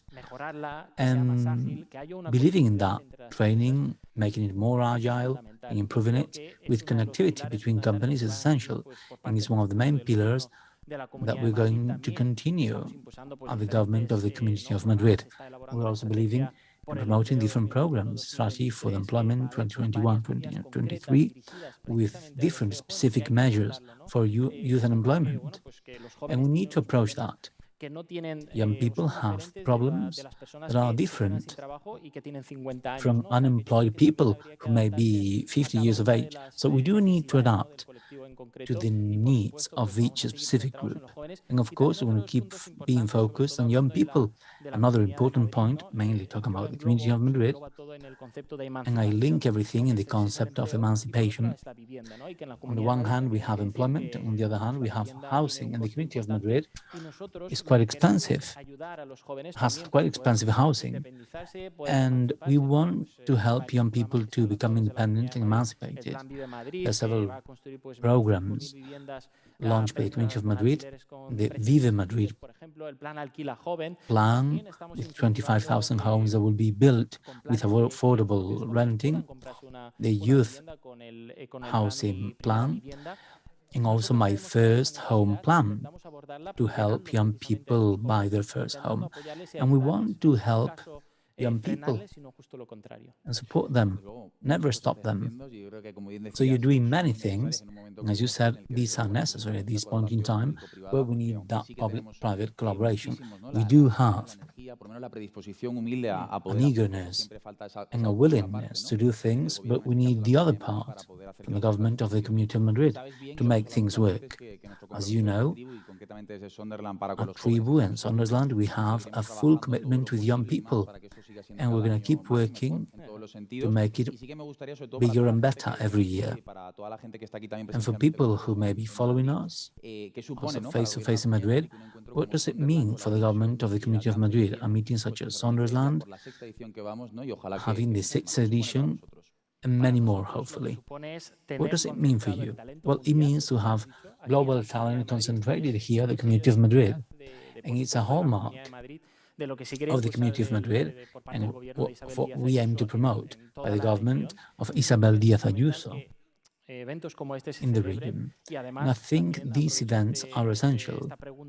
And I avail of this question to congratulate you, because you've been very brave to create this hybrid space, always respecting all the safety measures and safety distance, and also getting thousands of people to connect to us online. It's very interesting that they're able to connect. And that part of connecting and chatting, getting to know people is very interesting.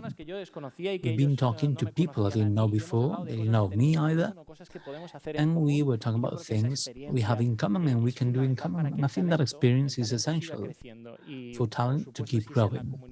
And of course, if it's in the Community of Madrid, we'll be delighted to welcome you every year with open arms. And this space is fabulous. We need to thank the Community of Madrid because they have collaborated with you to organize this event. And we'll be happy to help to promote young talent and talent in general. And we think that the Community of Madrid will be very happy to welcome it. Well, it's a great pride for us, not just to have the support of the Community of Madrid, the City of Madrid, and the government of Spain, and the Community of Madrid as a region welcomed our initiative to create this event. I'd like to thank the councillors who are involved, and of course you from the General Youth Directorate, to be with us and help us do something in such a difficult time. So thank you to you and your team, and let's continue. Thank you. I'd just like to finish by calling out all the talent out there. They should come to the Community of Madrid, and they will be happy to receive them and welcome them with open arms. So thank you also to bring them towards the Community of Madrid. That's what I defend, and we'll be happy to keep coming to this event, and we'll keep supporting you. I think it's essential. Thank you, Nikolai. Thank you very much.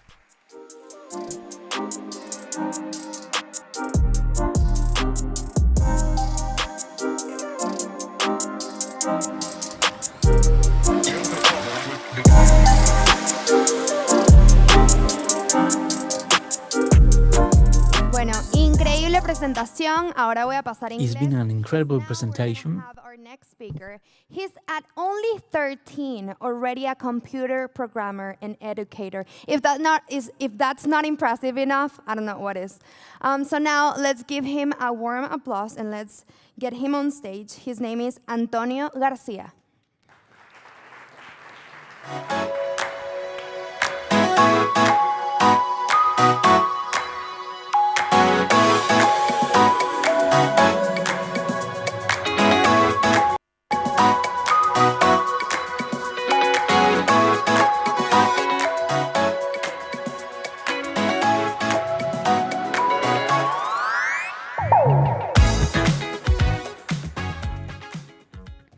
Hello, everyone. And first of all, I want to ask you a question.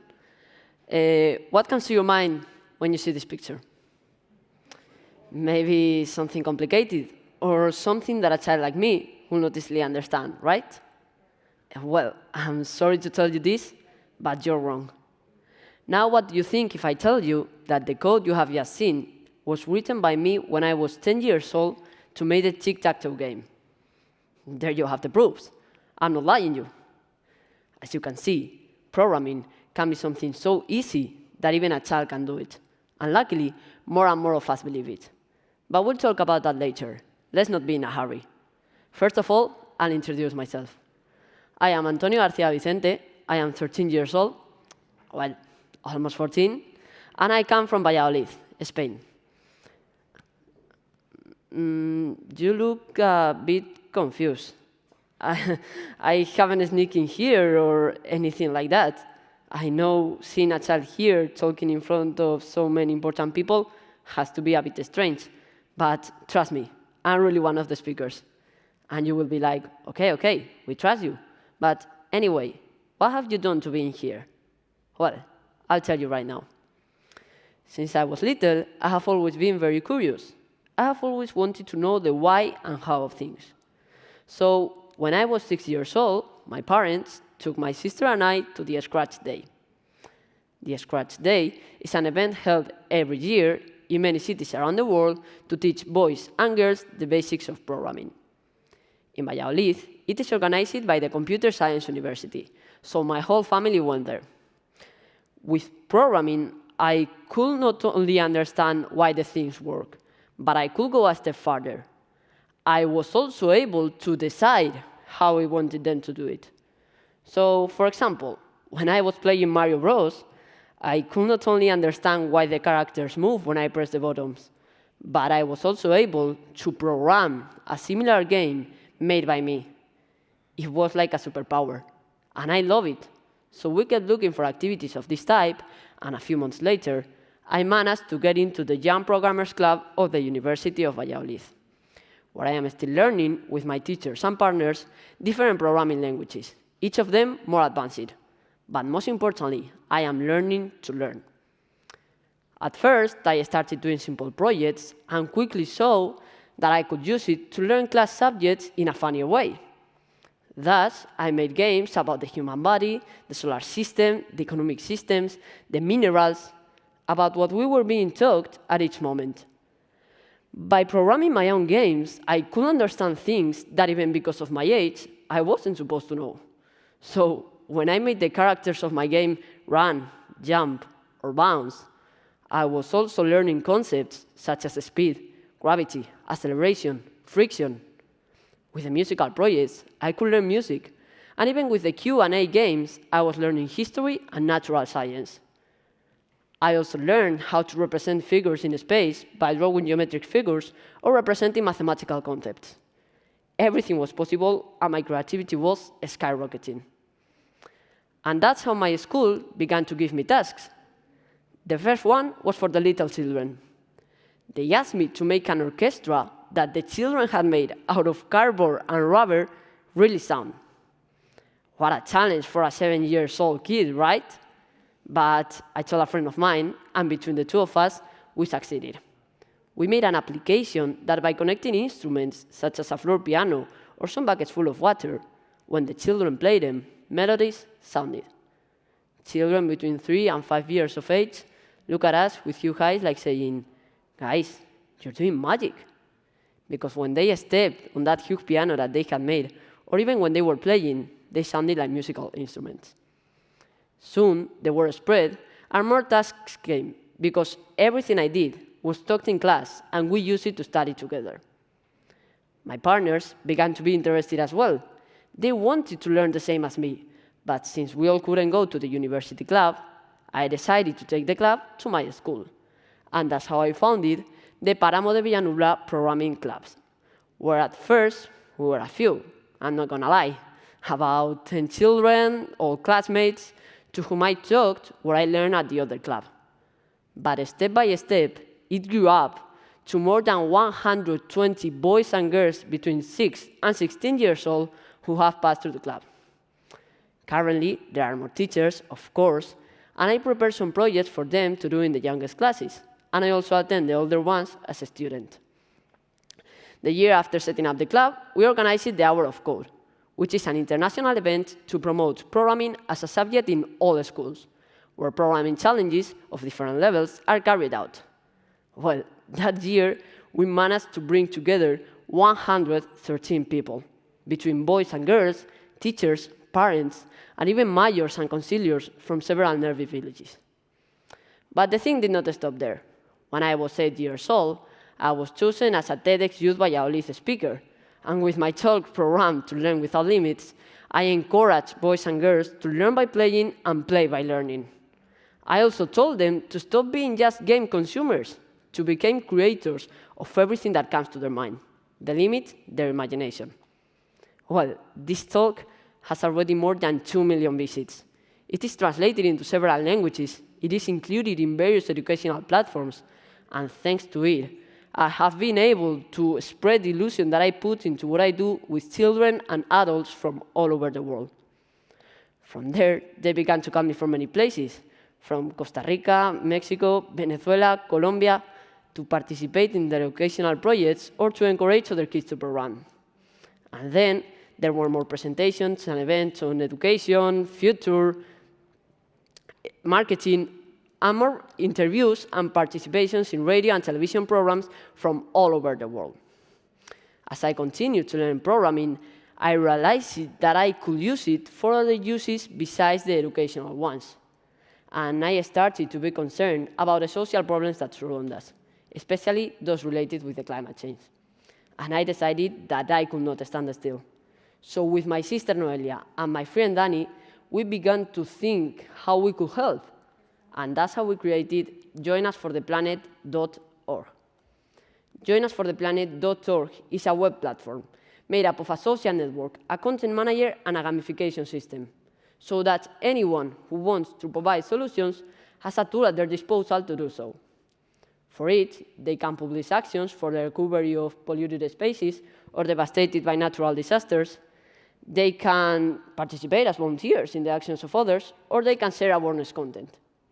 In exchange, they will receive points exchangeable for products from our sponsors, and also recognition badges that gives them more prestige within the network. We want anyone who wants to act in whatever way, big or small, to be able to do so. And that's why we created this meeting point to join forces, however small they may seem. With this project, we have won several prizes at social innovation contests, such as the Fuller Educational Challenge of Telefónica Foundation and Asoka, the Audi Creativity Challenge, and the first prize of environmental initiatives of Ecolatras and Ecovidrio. Right now, we are in the launch phase, and we need users of all kinds to support and publish actions, so that together we can start showing change. So cheer up, go into joinusfortheplanet.org, register, and you will surely find some way to help. Maybe with your actions, maybe as volunteers, or perhaps as sponsors to help other users carry out their initiatives. And so, I have reached today. Currently, I have developed a multitude of games and mobile applications. But what I'm most proud of is that many people have been encouraged to learn programming by the fact that they have seen that I could do it. And if I could, why couldn't they? For all this year, I have been chosen as a Young Changemaker by Asoka. What's this about? I'll explain. The Young Changemaker community is a network carefully selected by Asoka. It is made up by young people under 21 years of age who have found a way to provide solutions for the good of society, and who furthermore are ready to assume the role as young influential people to become the leaders of the social change in our country. We each have our own entrepreneurial project with which we try to generate a real change based on the development of skills such as empathy, critical thinking, teamwork, and proactivity. The final idea is to promote positive social impact through social innovation, to awaken that concern in other young people around the world that when they see us will be inspired and will also want to participate in that change so that the Young Changemaker community grows larger and larger. And what does my project as a Young Changemaker consist of? Well, my project is to promote universal digital education so that we all have access to the same resources. I want to share everything I have been fortunate enough to learn so that other children can begin to prepare for the future. I have a very clear objective, that programming becomes one more subject in all schools. Why? Because programming helps us to understand many things, and above all, it is fun, because we can learn by playing and play by learning, and because it is important that we prepare for our future. Look, in the USA, 90% of parents want their children to study coding, right? But just the 47% of schools teach it. In Spain, the data are even worse, and we do not have any national curriculum that include it. And this has to change.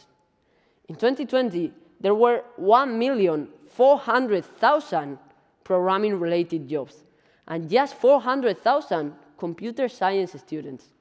1 million to go. Right now, all professions are automated. In all jobs, there are computers, be it in a shop, in a bar, in a medical clinic, in a school, in a law firm, in a factory, even in a farm. Technology is in all of them. People and things have become connected sensors, continuously sending information. Every time we buy, every time we connect to a social network, every time we consult a page on the internet. And we must interpret all that information to learn from it.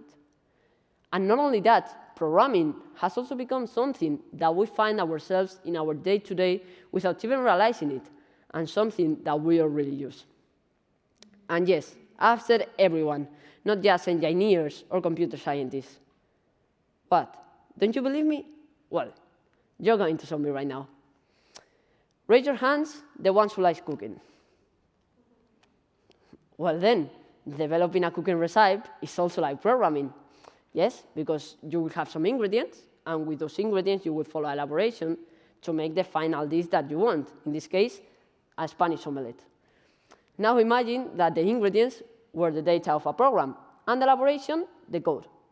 If we made the data follow the code, we will finally have the program that we wanted. Do you see how easy it is to understand? Even a child can do it. Yes, because I'm sorry to tell you this, but children have better learning qualities than adults, and furthermore, have been born in a world surrounded by technology. For us, learning to code is very funny. Programming a robot that can move as we order it, or building a little game, will capture our interest, and our motivation to keep learning will increase. In brief, there are 10 reasons why children should learn coding. First of all, math. We visualize abstract concepts and apply mathematics and physics to the real world, making it easier and funnier. Second, writing. We learn how to be more concise and structured, and we naturally practice English. Third, creativity. It stimulates our creativity, originality, and imagination. Four, confidence. Our self-esteem increases as we overcome our challenges. 5, focus and organization. Coding teaches us how to divide a problem into smaller ones and to reason possible solutions from different perspectives to solve them more effectively. 6, resilience. We improve tolerance for frustration and learn from mistakes. 7, communication. Programming teaches us logical communication, computational and critical thinking. 8, empowerment. Encourage teamwork and collaboration by empowering us to make a difference. 9, life skills. Coding is a basic literacy in the digital age, and it is essential that we understand the technology that surrounds us to be able to innovate with it. And finally, 10, career preparation. There's a high demand for workers in the tech industry. Learning to code at a very young age will allow us to excel in any field that we choose. So what? Do you still have any doubt about how our education should be? We are lucky to be digital natives. We know how to handle technology, but you must teach us how to use it in a positive way, because we will be the ones who will have to design, create, and program the machines that in the future will improve our life. So give us the necessary tools so that we can do it.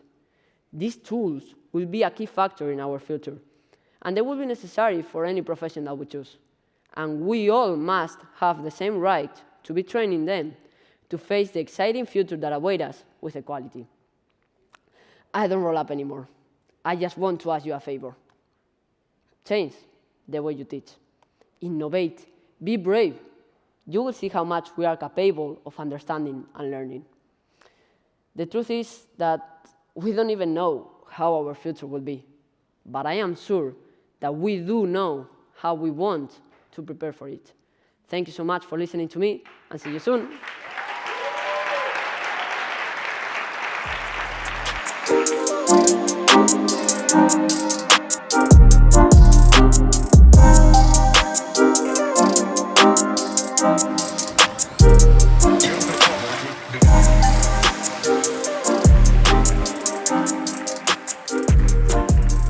Aplausos súper merecidos, qué impresionante. Well-deserved round of applause. Impressive. 13 years of age. At 13 years of age, I was not doing anything like that. So I'm incredibly surprised. It's been amazing. Next, I'm going to leave you with a presentation from an artist. But first of all, I'd like to remind you something. Blue tags, feel free to go to Sondersland. Blue and yellow and red, you may repeat it, or stay here. We're going to see a very cool presentation by new artists, young, Spanish. Their name is Coco. Hola, soy Jorge de Amezcua, head of Hi, I'm Jorge Amezcua, head of engagement at Tribu. I'm going to tell you in 5 steps which are the key steps to create a successful community. First of all, define a common goal or target that transcends individual targets of the members that are part of that community. Second, we should define a user, a specific user interested in the value that we are going to offer. The more the merrier, but something very specific. So we need to define a large problem that we're going to solve. 3, I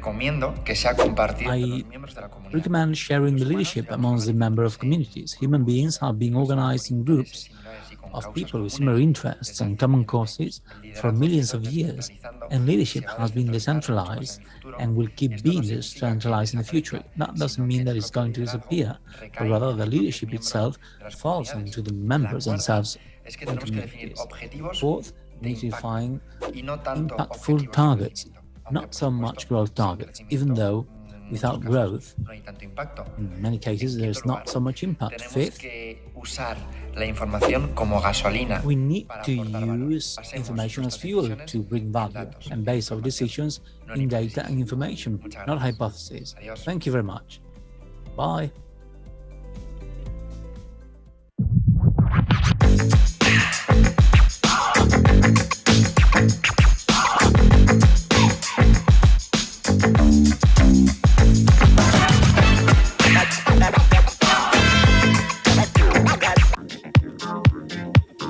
Los 10 consejos que no sabías para potenciar. And tips you didn't know to empower your professional profile. First, learn to speak in front of the camera. Do not leave unnecessary empty spaces. Make gestures, smile, and change your pitch while you speak.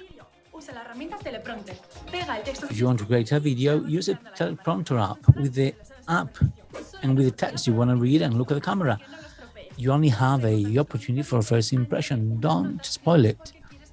And if you contact someone on LinkedIn, add an explanatory note.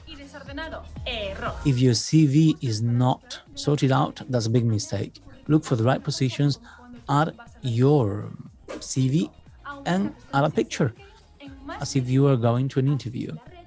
And make sure you have more than 500 LinkedIn contacts, so you'll have a better position in the network, you become more popular. And also foster your emotional intelligence to know how to convey your ideas so they get to a good place. And develop a lot of empathy. That's in high demand. Do not underestimate the power of networking. Connect.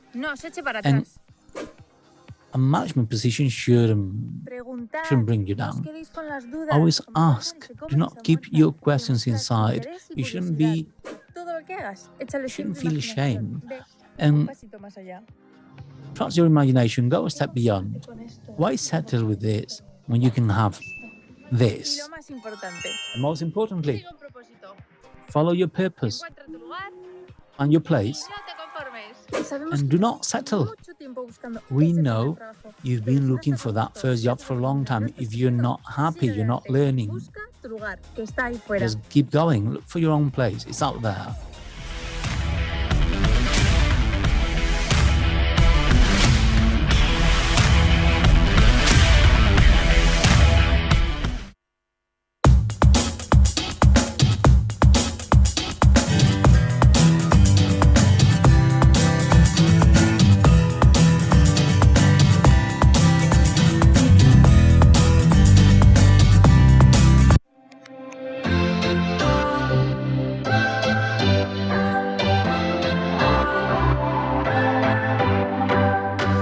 What's your story?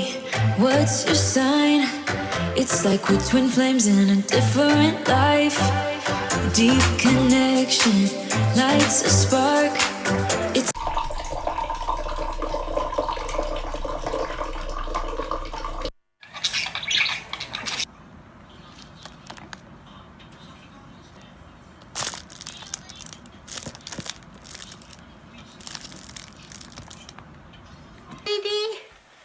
Oh, what a happy bird. Yay, more.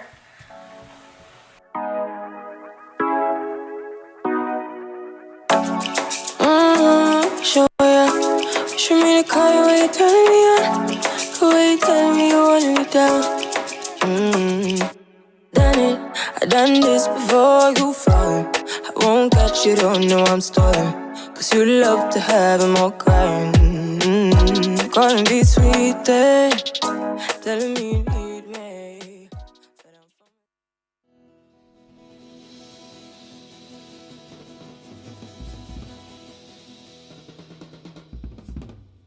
Sabes que no me gusta el dinero, que sí, que ser feliz yo quiero también, ser dueño de un anticuario en París. Sabes también que me gusta pasear por Madrid, ver el cielo cada vez más allí y pensar en comunidad contra mí. Soy de un mundo desconocido, vengo aquí a tu abrigo, así que vente conmigo a explorar lo desconocido, a cantar y a llorar, son símbolos de lealtad, porque sí, porque tienes razón. Vivo una vida de ciencia ficción.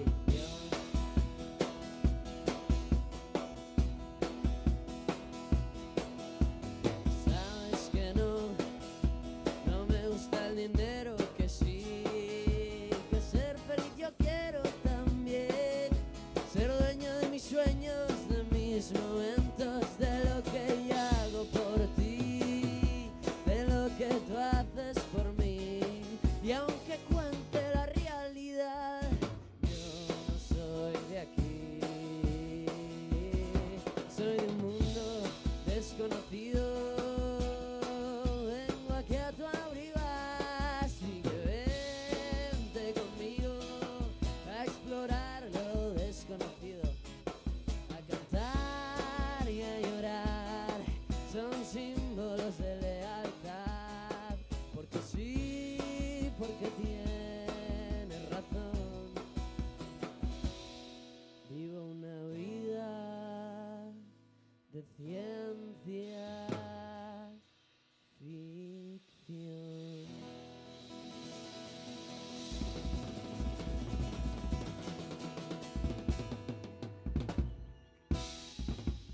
¿Qué tal? ¿Cómo estáis? Bueno, yo soy Coque Couto, él es Lucas Castro, el batería, más conocido como Cucho, ahí está. Y vamos a tocar un par de canciones a ver qué tal, ¿vale? Esto es 21 y suena así, gracias.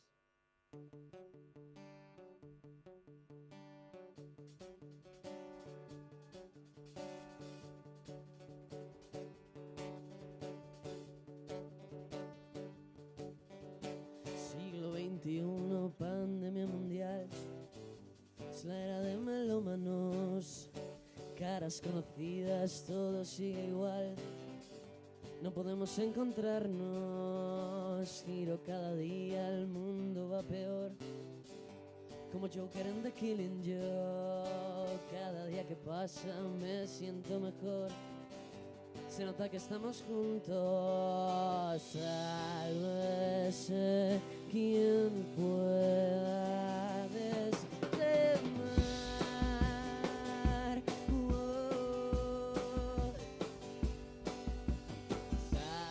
Sálvese quien salve esta vida. Será como un cañón que tira bombas de aire al suelo, explota sin saber por qué.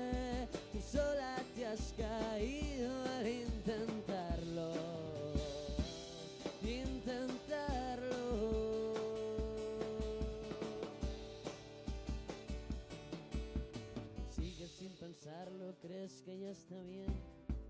Yo te renuevo el contrato, solo con pensarlo pareces tener una mente al descontado. Sin quererlo, y es que no vas a ver nadie puesto de tu lado. Si tú quieres puedes, guerra sin querer. Todos lo están aguardando. Sálvese quien pueda destemar.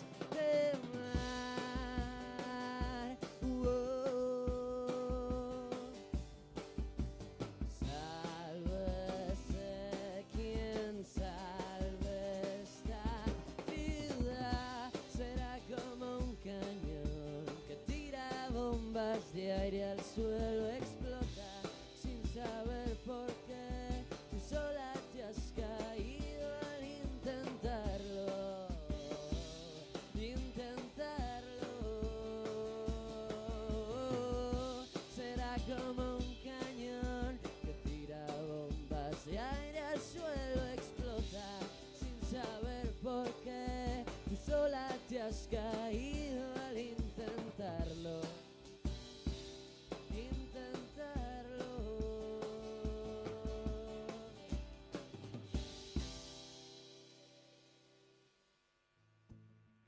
Gracias. Esto es Viene y Va, es una canción que acaba de salir y nada, espero que os guste.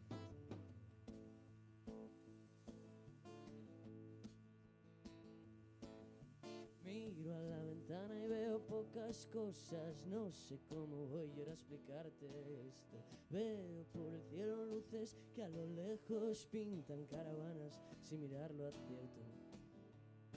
¿Cómo voy a pensar sin temer a anticipar, sin poder recapacitar?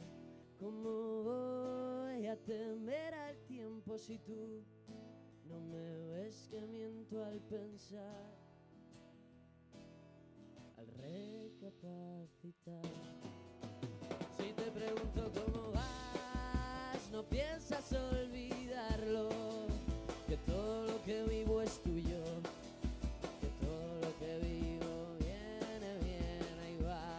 Y al pasar, si después no puedo respirar, se me escapan las palabras al pensar.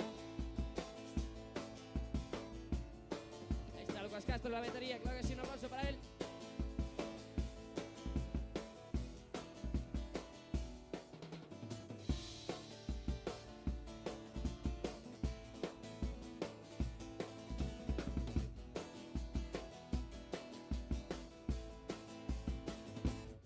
Y si después de todo lo que ya pasó nos vamos y pasamos de la expectación, y si después de todo lo que ya pasó nos vamos y pasamos de la precaución, y si después de todo lo que ya pasó nos vamos y pasamos de la expectación,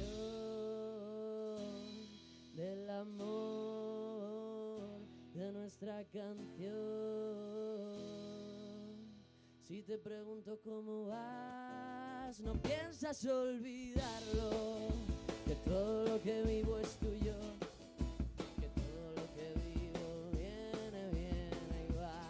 Y al pasar, si después no puedo respirar, se me escapan las palabras al pensar.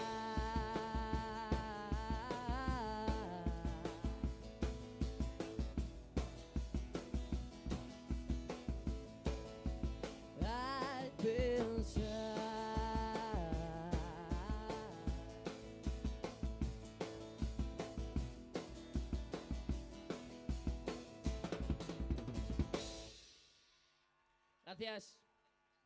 Bueno, ahora vamos a tocar una canción. Ahora esta ya sí que es la última, ya nos despedimos.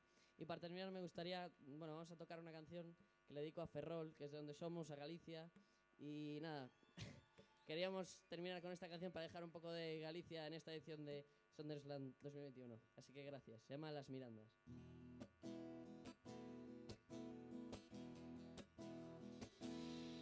Qué placer sería volar y verte a ti enterita en la tierra de mi vida, y ver toda tu costa, que majada onda nunca la vemos. Y saltar a otro lugar, incluso a Ferrol Bello, que no es nada pequeño, o incluso tomar un pequeño manjar, un marisco gallego. Y la gente me pregunta qué hago yo, que por qué yo no viajo a Nueva York y qué dirán los rumorosos, que no sabemos, pero es hermoso. Y las rubinas cantan y bailan en cada ría o en las mirandas. Oh, en las mirandas. Oh, Galicia Artaura. Y después de todo lo que haces me dices que no soy el de antes, pues llevo por dentro el olor a marea y lo echo de menos. Ya verás cómo vas a volver al sitio que arde delante de mares, salitre en el pelo, todos ya durmiendo hasta el amanecer. Y la gente me pregunta qué hago yo, que por qué yo no viajo a Nueva York y qué dirán los rumorosos, que no sabemos, pero es hermoso. Y las rubinas cantan y bailan en cada ría o en las mirandas. Oh, en las mirandas. Oh, Galicia Artaura. Oh, en las mirandas.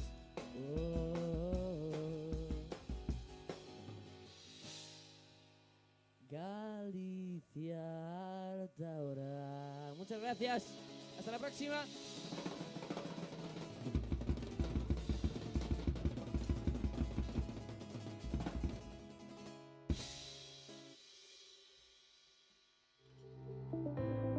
Hola, soy Jorge de Amezcua, Head of Engagement de Tribu, y te voy a contar en 5 pasos las claves para crear una comunidad de éxito.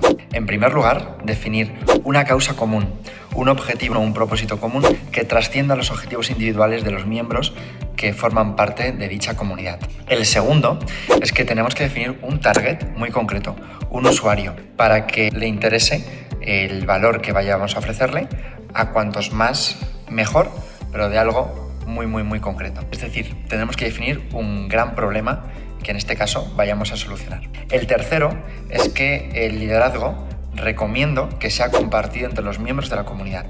Los humanos llevamos organizándonos en grupos de personas con intereses similares y con causas comunes desde hace millones de años. El liderazgo se ha ido descentralizando y se va a descentralizar mucho más en el futuro, y esto no significa que desaparezca, sino que el propio liderazgo recae en los propios miembros de las comunidades. La cuarta es que tenemos que definir objetivos de impacto y no tanto objetivos de crecimiento, aunque por supuesto sin crecimiento en muchos casos no hay tanto impacto. En quinto lugar, tenemos que usar la información como gasolina para aportar valor. Basemos nuestras decisiones en datos, en información, no en hipótesis. Muchas gracias. Adiós.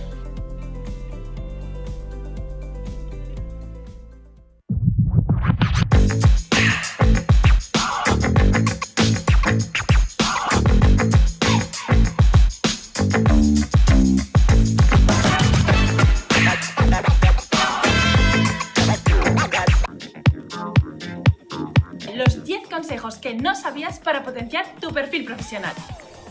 1. Aprende a hablar delante de la cámara. No dejes espacios de aire innecesarios. Gesticula, sonríe, cambia el tono de voz mientras estás hablando. 2. ¿Tienes que grabar un vídeo? Usa la herramienta teleprompter.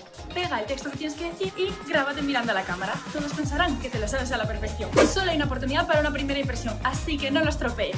Siempre que contactes con alguien por LinkedIn, añade una nota explicando por qué quieres que formen parte de tu red de contactos. Vamos con las primeras impresiones. CV poco trabajado y desordenado. Error. Busca las palabras clave de la posición que te interesa, añádelas a tu currículum y ponlo tan guapo como cuando tú vas a una entrevista. 5. Aumenta tus conexiones en LinkedIn en más de 500. Así la red te posicionará mejor en las búsquedas. Es decir, te convertirás en alguien más popular. Potencia también tu inteligencia emocional para saber transmitir tus ideas y que lleguen a buen puerto. Y sobre todo, desarrollar mucha empatía, súper demandado hoy en día. No desestiméis el poder del networking. Conecta y que un alto cargo no os eche para atrás. Preguntad, no os quedéis con las dudas, con vergüenza ni se come ni se almuerza. Demostrad interés y curiosidad. Todo lo que hagas, échale siempre imaginación. Ve un pasito más allá. ¿Por qué conformarte con esto cuando puedes hacer esto? Y lo más importante, sigue un propósito. Encuentra tu lugar y no te conformes. Sabemos que llevas mucho tiempo buscando ese primer trabajo, pero si no estás a gusto, no estás aprendiendo y no estás creciendo, sigue adelante. Busca tu lugar, que está ahí fuera.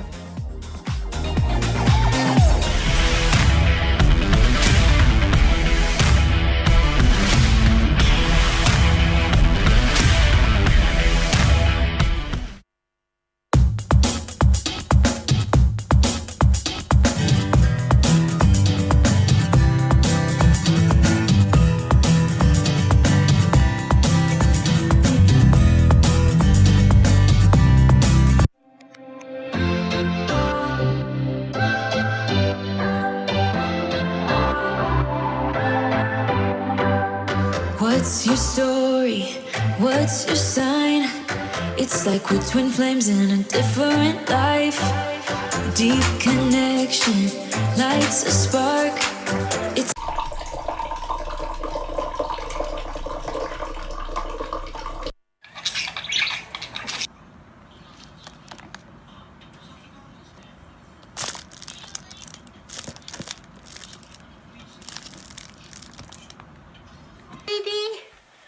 Oh, what a happy bird. Yay, more.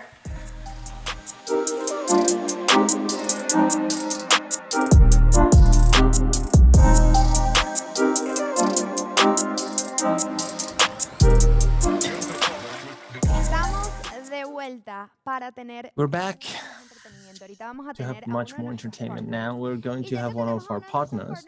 And as we have one of our partners and I have some trust with you, I will dare to open my Red Bull fridge. By the way, this is my favorite energy drink. By the way, I'm going to have it here. Oh, it's amazing. Sorry. Delicioso. Vamos a hablar lovely. con Miguel Jiménez. Okay, so now we're going to speak with Miguel Jiménez from Red Bull Basement for him to tell us about the present and the future. A big round of applause.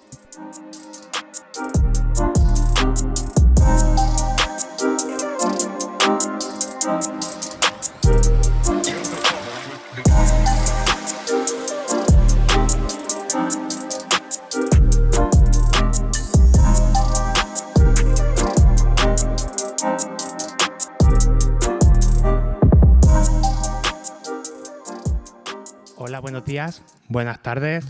Hello, good morning, good afternoon. Miguel. My name is Miguel. He tenido la suerte de trabajar And durante unos 4 años con Red Bull. luckily, I've worked with Red Bull for 4 years in the basement program. I'm going to tell you what we used to do in basement, but starting from the future. If I'm not mistaken, this is the last slide. I work for a company that's called Fast Forward. We work with Red Bull in all the basement programs since 2018, and we do is to think of the future. And what's the future? What's the future for? Why are we interested? Why are we interested in the future? This was the last slide. Can we put it on the beginning? From the beginning, sorry. It would be much easier. ¿Alguien de arriba? Hello, can you hear me? Hemos empezado por el final. We've started by the end. Del futuro. The end of the future. Well, that happened a little bit a while ago, right? Like 20 months, more or less, the future was over, and we started to imagine new landscapes. The landscape is what allows us to see where are we heading to, the place we want to go to, where we come from, and the landscape is something that it's not only metaphorical when we speak about the future, but it's also visual. It's something that we are able to imagine in our head and to position ourselves. We can think of being astronauts, think of being artists, we can think of not being anything, just to be there, to live in a house, in the forest. But in the end, these landscapes, the way we imagine, the way we look, is a way in which we're able to project ourselves towards somewhere else. Some of them are quite bucolic. For example, this is a great image. We can start singing in the Alps. Sound of music, for example. We can move to a city, Singapore, Toronto, New York, and to be there in the crowd, people that are moving fast, people that go in another direction than the one that we want to follow. Or we can be in an island, just relaxed, listening to the sea. There's no mountain, just waves. They help us think, they help us imagine, they're evocative, they help us decide, they help us understand what we are, what we want to be, and why. And there are times when things like, for example, what has happened during the last 20 months, help us position ourselves much better in what we would like to be and what we wouldn't like to be. Why do we evoke these images around the future? Sometimes they allow us to see things that we are unable to see. An utopia where everything's green, everything's integrated, everything's smart, everything's technology, everything, is smart. So this is one of the big narratives that we have in these days. But same landscapes, the same way of evoking, bring us to another different thing, to see a catastrophe, to see something that has broken up. What we thought it existed does not exist anymore. And in the end, they help you inspire. They help you go an extra point compared to what you are. They help you move in a direction, but they also scare you. What happens if everything goes wrong? What happens if this is not what I expected? What if I'm wrong in what I'm studying? What if it does not exist anymore? So all these futures, when we can inspire ourselves, when we can be scared, help us create movements, help us bring people together that think the same as you, or they're a little bit more in line. And there are people that use this to perform great changes in the world. We have like Black Lives Matter. We have these UN campaign that was impressive regarding women's rights all over the world, but especially in the Islamic world, about what Google said when you start writing what women could do or could not do. We have people like Greta that has decided to change the world because she wants to. We have this lady, Gitanjali Rao. She is an Indian American, and she has been considered. She has been named the first the Time Kid of the Year. We were working with the WHO to design the future of healthcare in the Pacific area. And she is a girl that has decided to have a vision to change the world, and she has started to do it. But so this happens in Spain. We've seen Antonio a while ago, and he's decided to create a future. He has motivated, he has imagined a landscape, he has created a community where he's starting to move people in that same direction. It's not an I can't. Sometimes it's I don't want to. I have not been given. I can't have it. I can't buy it. Sometimes you're imagining that landscape, and it's the one that helps you see what you can build. And one of the big things that we have today, when we see these young people that are doing things, when I was a kid, well, I'm not very old, of course, but when I was young, with 44 years old, you have a while behind you. When I was 15, when I was 20 years old, my mother told me off when I had to, because I was browsing on the internet. We only had emails. I couldn't create anything. I couldn't communicate to anybody because we had nothing. Today, everything's connected. We can make people that have an idea move it very fast because it moves very fast. What does this do? It makes that one kind of specific narrative gets into our head and allows us to move. This, I don't want, I can't. Yeah, we can. Yes, we want. There are many tools that allow you to imagine a future that you didn't see. Why? Because these futures are much more current to what they were 30 or 40 years ago. They're young. Many young people doing many things. They're really diverse. These are futures that change. Almost all of them are on the side of technology, social, and sustainability. So let's look after what we have, etc., because these are narratives that help us imagine that devastating landscape if we don't do anything. And that devastating landscape, well, people don't like it. So what do? People inspire and they try to create a change in the closest context, and sometimes it has a much bigger impact, and it has a much bigger change. This is like what happens with this image. Narratives help us see what we can do. How many of you think that we can do this? ¿Podéis levantar una mano? You can raise your hand. ¿Por qué? ¿Por qué creéis que podemos hacer coches que vuelan? Why do you think that we can do, that we can have cars that fly? The battery density does not allow us to do this, and although we could do them, although they could do it, maybe it would make no sense. Imagine two flying cars colliding. They collide, they fall, and they collide again. Double impact. Imagine the same impact on the ground. They collide. Si movemos todos los coches arriba, if we move all the cars to the sky, traffic would not disappear. We would move it upwards. We would have the same traffic. Y además, no solo tenemos que eliminar la fricción y we not only have to remove the friction, tenemos que eliminar la gravedad, dos fuerzas. But we also have to remove gravity. Pero sin embargo, much more energy consumption, two forces. But this is a narrative that we've been listening for a very long time, and this makes us imagine a future landscape where this happens. We don't even put that at stake. We don't even put that into question because it has been given. It is what we called a used future. It's a future that has been touched, that has been explained, that has been retold, that have been manhandled, so to speak. But it's just sci-fi.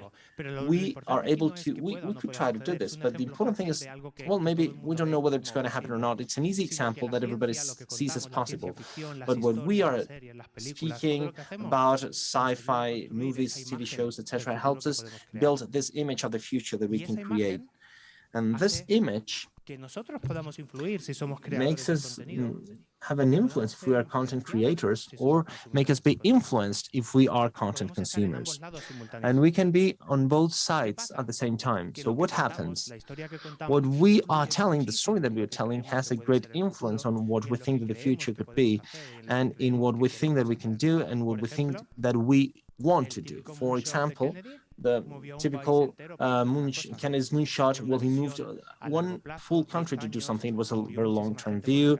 10 years' time, many people died to go to the moon. There was a great technology progress. We have Martin Luther King. That caused an important social change in the US for every colored person. We have things that have been in modernity before they were in the streets of Madrid. The skate rollers are not something modern. This is from 1903. So we have a delay of more than 100 years. So the future is conceived much before. And we think that our time is a time when everything is created, but things are given because narratives come from a very long time ago. The stories that build our way of thinking come from a long time ago. And these landscapes bring us together to imagine utopia, to imagine those things that we can do. And they bring us together in many senses. I don't know if you've watched this TV series. It's a couple of years ago, I think, a little bit before COVID. It's called Away. Hilary Swank, a character, a great narrative, a person with a family that leaves the side in order to get a better goal for the humankind. And this evokes different things, and we have a very famous TV show that evokes something totally different. On the one hand, effort and to sacrifice for the human being. On the other hand, money. They say I'm going to the mall and I have a Ferrari. Both things inspire, but just one inspires him. It's about thinking something bigger of what you are or what you can be. And this is what we imagine from what we see. We imagine what to see, who we are together with, what narrative we consume, and what narrative we explain. In this case, the implications, both direct and indirect, and utopic or dystopic, depend on us, on our goals, on how we see it in an objective or subjective way. And in this case, we have to think of new landscapes. This is the work that we've done during last years with Red Bull for the basement project. Basement, at the beginning we had many basements. Basement University, Basement Global, Amapico, that was a social innovation part. And well, luckily I've worked with them since the Basement Spain, at universities, at Amapico in the UK, at the University Global, and in Toronto with them too, and with Basement Spain in 2020. We have been working with college students, people that wanted new landscapes, and we've done many things. This was the Global that was the last face-to-face meeting. Let's try to find Spain there. It's not there. Don't we have talent? Don't we have imagination? Don't we have future? Don't we imagine a different landscape? Or do we only want a Ferrari? No, it was not there because we've never been able to capture that team of young people that wanted to participate and to be at the global final of a project sponsored to build the future they wanted to build. So what happens when you make it? You work very hard with your team and with teams coming from other countries to have ideas. Besides of working, you love, they teach you, and mentors from all over the place come along, from technology to sports, people that have scaled the full Himalaya 2, 3, or 4 times. You have a great learning not only about the future, about your technology, about your project, about your ideas, but also about how the world in which you're going to implement it works. You live experiences with people that are extremely relevant, that can contribute that point of view from a very different perspective. You have talent when you play. Girls from the Indian team designed a floor that could be used in all the universities in her country to generate the energy that the university needed. You have prototypes.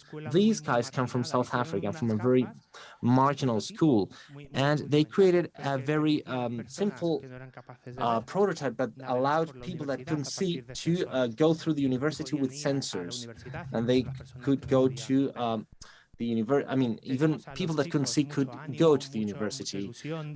So great excitement. They couldn't speak English and they were speaking in English. A great excitement for the ones that win. Now we're going to see the video. These guys come from Taiwan, and they could not speak a word of English. They came here, and when they saw that they had to make a presentation for 3 or 4 minutes in order to be able to be assessed and to see whether they moved to the next stage or not, they decided to be 48 hours without sleeping. They had Red Bull. Of course, It was easy. Pero decidieron estar 48 horas sin They dormir. decided to be 48 hours without sleeping. They asked one of the guys from Toronto to write, because in Toronto, in Canada, there's a great influence of Asian people. There's a great mix of English speakers and Asian people. Someone that was able to speak Chinese. They wrote the speech in Chinese. They transcribed it phonetically, and they memorized 15 minutes phonetically in English of what they had to say. And they made the full presentation. And this is when people started to applaud them because of that accomplishment. They wanted to do what they wanted to do. And after that, they were going to celebrate who the winners were, what you've accomplished, how you've built that future that you wanted to see. So let's watch the video. They are the guys from Taiwan that explained how their process was and what they were doing. I don't know if we have audio. I think so. Bookstation provide a platform, and for lost books result to be reused effectively without wasting. Our project is Bookstation. It's the platform for lost books result to be reused effectively and without wasting. We design like a vending machine. Bookstation can help students to sell their used book or share their book. In 3 to 5 years, we hope Bookstation can be the part to every university in Taiwan. We want to share these used books to everyone who need it.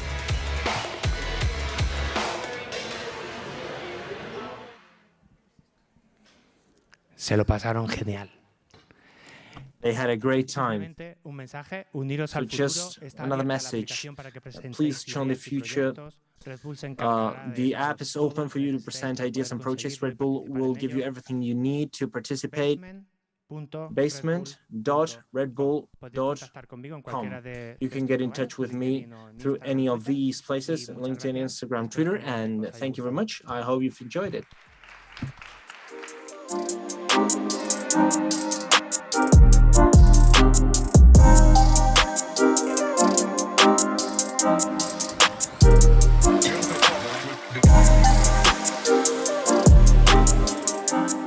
Pues muchísimas gracias, Miguel. Ahora vamos a tener un panel súper importante. Well, now we're going to have a very important panel. We're going to give another round of applause to Pablo González, founder of Tribu, again, to host a panel about education. So, big round of applause, please. Con energía.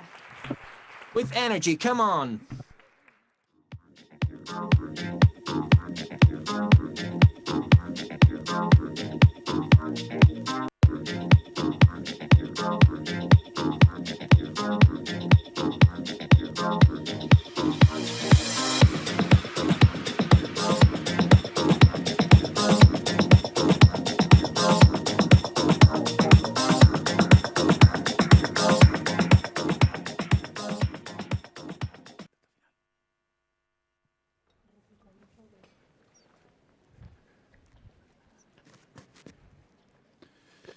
Bueno, pues seguimos aquí ya en el último panel. Well, so here we are, the last panel of this 6th edition of Sondersland before starting the closing ceremony that we'll have in a minute. So the best way is to end up with, I think that the main problem or challenge that we have as society in order to make talent be the engine of what we have to do, that is education. It's true that in these months, decades and years, or even since the humankind history started, the education has been a great pillar, but during the last years, because of everything that's going on, it has been increasingly important, and it will play an increasingly key role in social, cultural, and political until the technology transformation in our society. Luckily, I have 4 very different people. This is what will make this panel interesting. I'll start by my teammate Frank, who comes from the University Complutense in Madrid. Hello, good morning, thank you very much. I have Tiago Santos, who is the General Manager of Iron Hack here in Madrid, in Spain, if I'm not mistaken. Yep. Welcome and thank you for being us with here. Thanks for having me. I have Rosa that's here with us too. Thank you, and a big round of applause because your family is here, that your family lives in Madrid. The family is really excited. Y también, last but not least, Ibai Martínez. And last but not least, Ibai Martínez. Thank you very much for being with us today from Team Labs. And you said before that this is your 10th anniversary, so happy birthday. Thank you very much. So we are here to speak about a very interesting topic, and this is education, not only in our country, but all over the place. So I'd like to start by a question that we need to ask ourselves. How has education changed during these last months or years because of the pandemic craziness that we've been living? What do you think? Well, I don't know how much it has changed, but I think that things that surround us have asked us questions.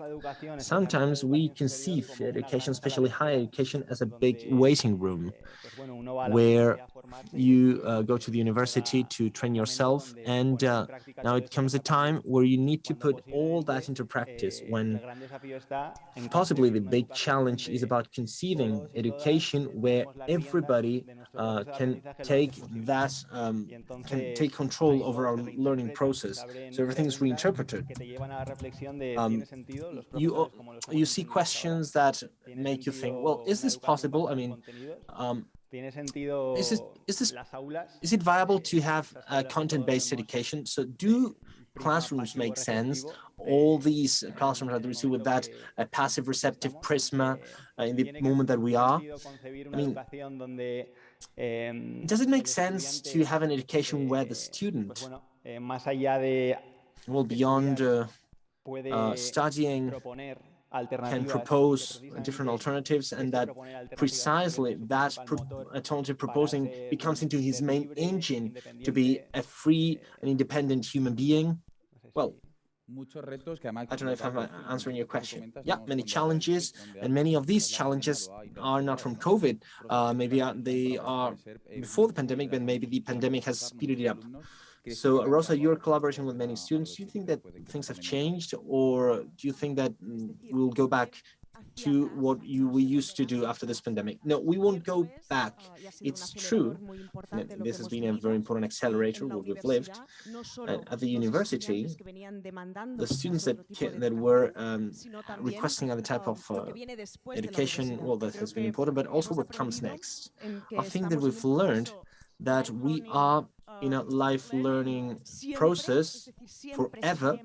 I mean, we will always be learning, and both students and the ones that have left our university, and we've tested new channels through which we can learn. We know the online education is working, maybe in a more blended or hybrid format. Well, we've tested that. We found a situation in which we needed to change the way of action, the way of learning, and now we are seeing how to reformulate this new education, because it's true that there are new ways of doing in the classroom. I mean, the education system, I'm sure that it's the great next disruption. We lived that in the tourism sector at the beginning of the year 2000. The finance sector is going through new business models in the last 2, 3, 4 years, offering new services to customers. And education, because of the new technology that is being implemented in the classrooms, it will be the great big sector that will suffer a disruption. So we can't conceive a teacher in front of a classroom. This was done in Greece, and this is what you were doing. It's like, I'm going to propose new ways to learn. I'm not interested in that. This happens to give value and to learn that we're good. in order to focus this. Because in the end, this massive capacity, like production channel of having people all with the same pattern, all this has to change, because the great challenge ahead of us is how we can get everybody's authenticity, we can squeeze their potential so that they can be the best version of themselves. That's it. And from the education institutions, we have new techniques to do that. I think that one of the big things that I think that we need to advocate and to bet on is to perceive ourselves as more human in a very technological world. It's great to use technology to learn, but we need to become into more human. We need to foster everything that's called emotional intelligence. For what? In order to be more creative, to be more flexible, to be, well, in a framework like the education sector or colleges or business schools, to see that, to live that mistake positively, to test. I mean, we have a perfect framework for this testing, because it's true that mistakes at big corporations can be made. There's an account that, let's see what up to when it can admit it, but the college is much better to do that, and we are, well, we need to close that gap maybe. Later we'll talk about the gap, and we'll take into account that emotional intelligence part, which is essential and is the basis for everything else.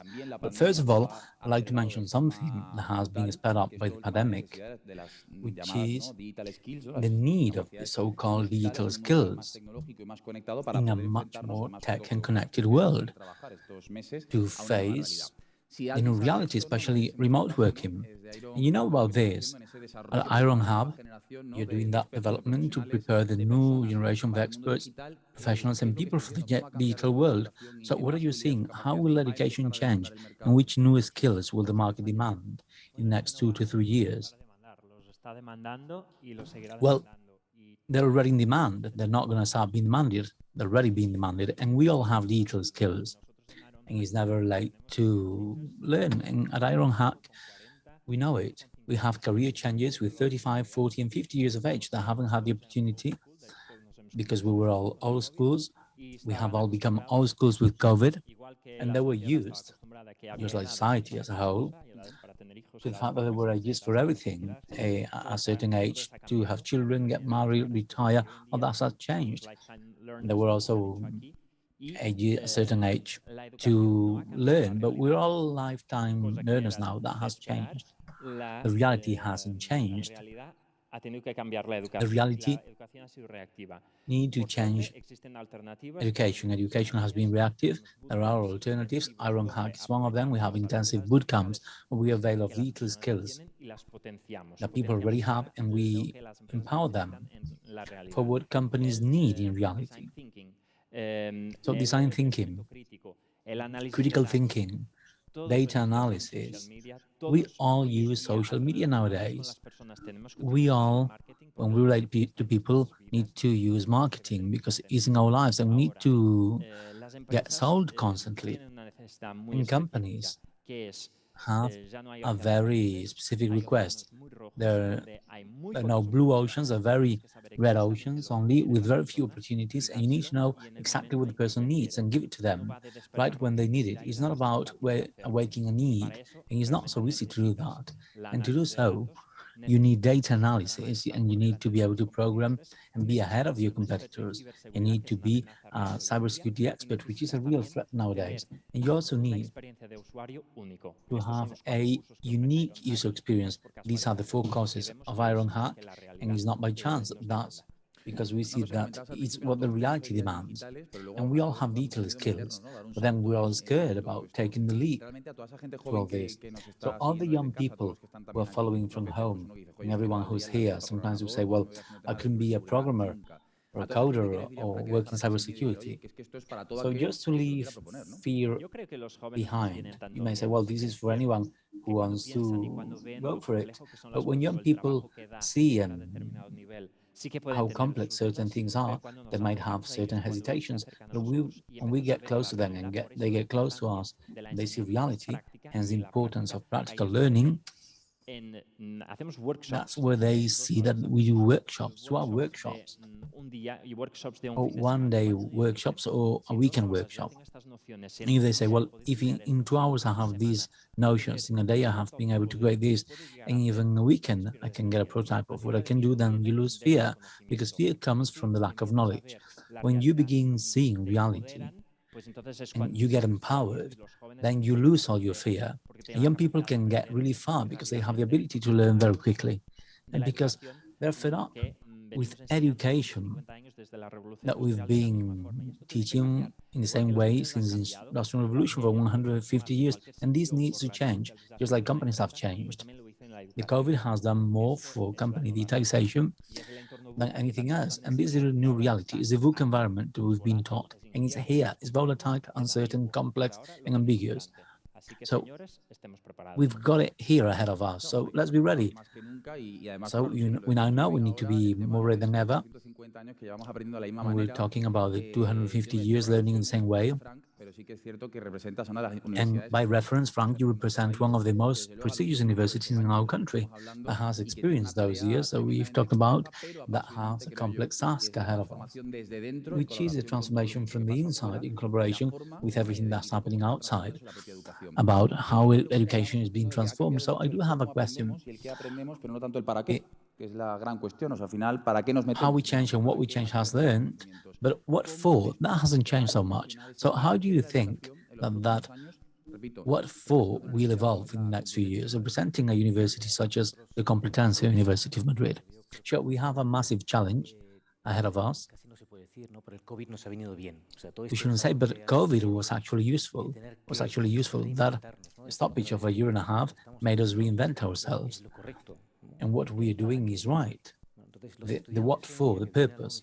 So the students coming to the Complutense University of Madrid and all other universities, public and private, do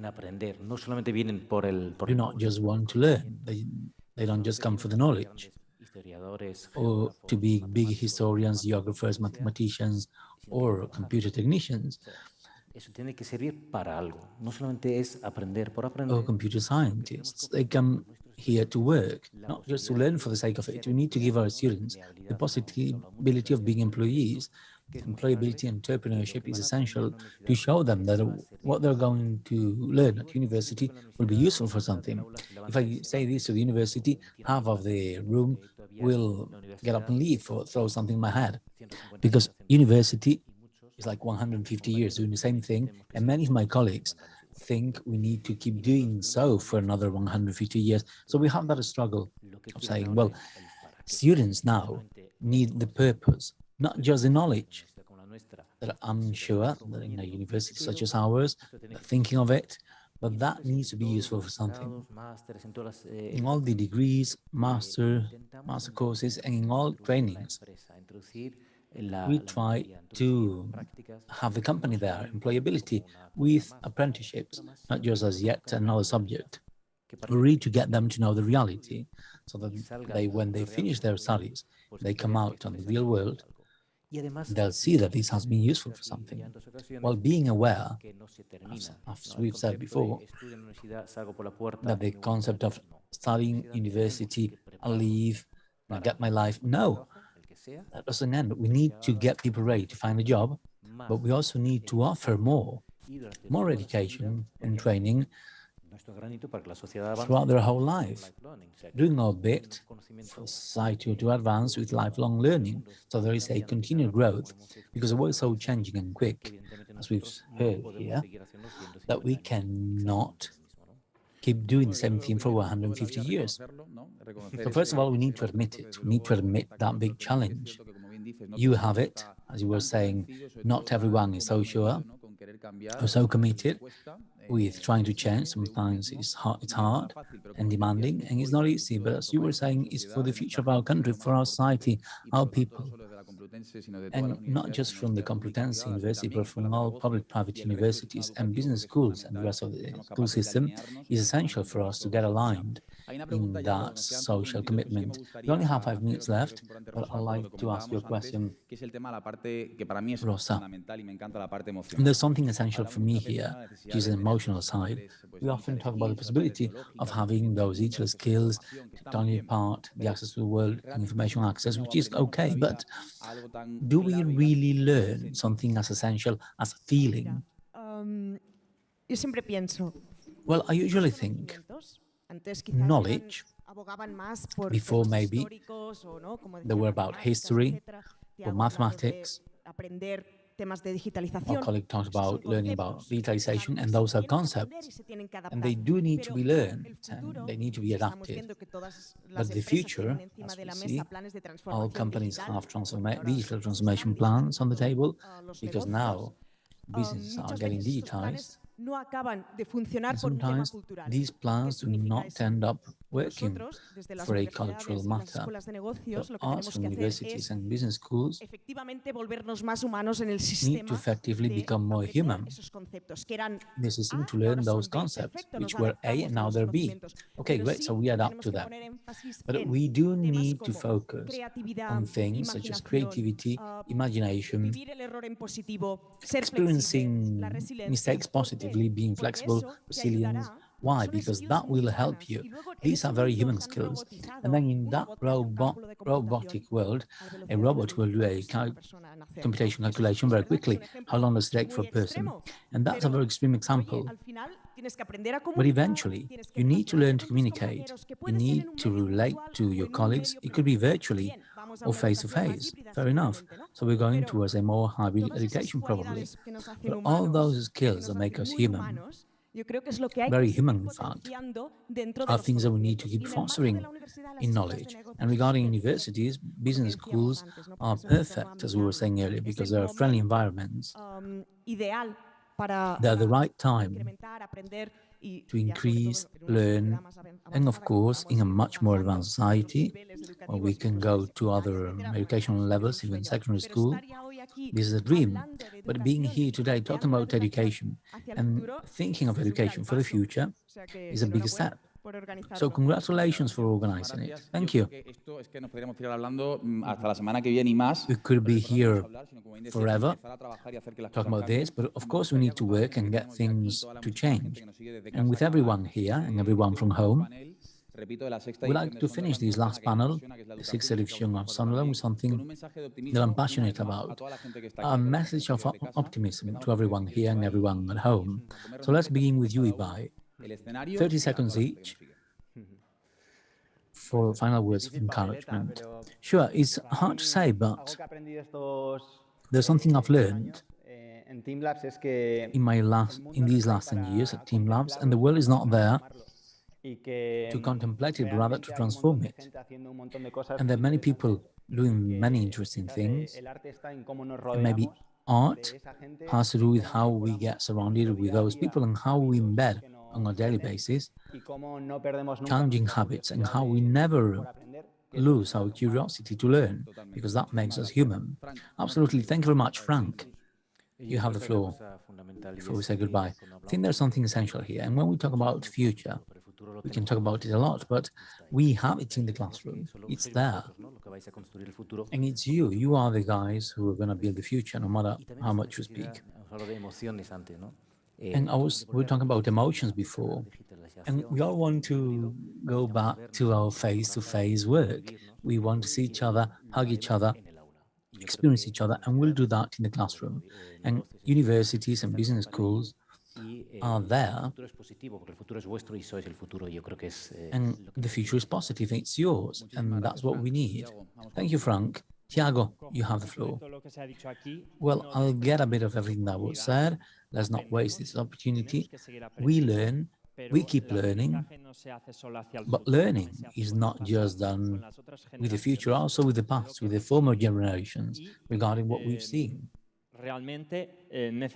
And really, we need more retail companies, we need people able to develop those abilities, and let's not forget about the basic principles.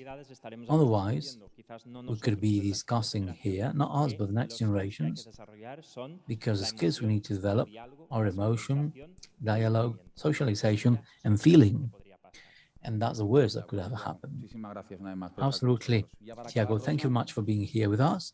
And to finish, Rosa, I agree with everything my colleagues are saying. And as a fast, optimistic tip, just put your heart in everything you do. And allow yourself to be human with right decisions, mistakes, because that really promotes, helps you grow, and helps you learn. Thank you. So we finish with that word, learning. A big round of applause for all of you. Thank you.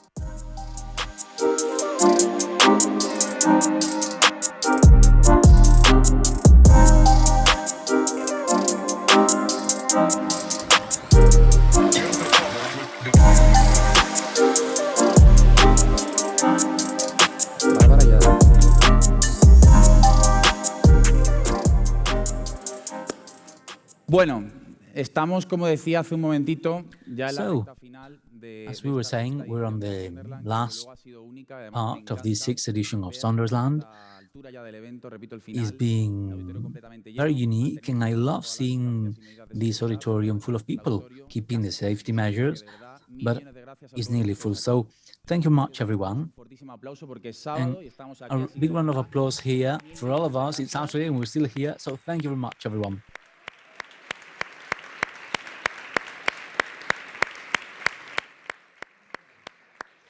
Espero que hayáis venido con ganas de aplaudir, porque a mí me gusta mucho y lo vamos a hacer. I hope you're eager to clap. I love it. Para acabar el encuentro.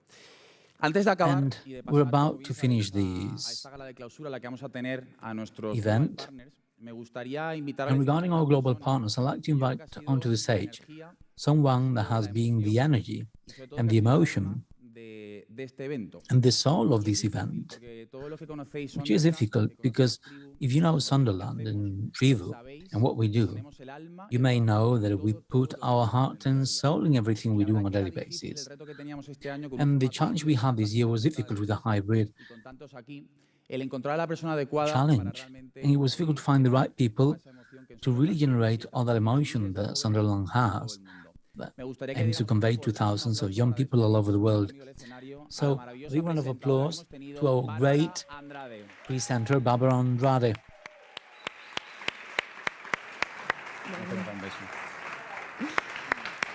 Muchas gracias. Bueno, Thanks so much. So first of all, I need to thank Pablo. If you don't know, Pablo is the person who invited me to be the presenter in this great festival. So first of all, Pablo, I have many things to say. I'll be short, otherwise we'll be here for a week. But first of all, I want to say that I'm privileged. I feel privileged to have been chosen for being here. You're a great professional, especially a great person, a beautiful person, if you happen to know him. Otherwise, you don't know what you're missing. And well, I just like to say that I'm extremely proud. This seems very simple, but it's tough work, and you created it. There are many people who create things for themselves, or you create things to promote others. You take platforms, people, and promote them, and that's something that is not easy, and it's pretty amazing. So I don't just feel privileged to be your presenter, I feel privileged to call you my friend.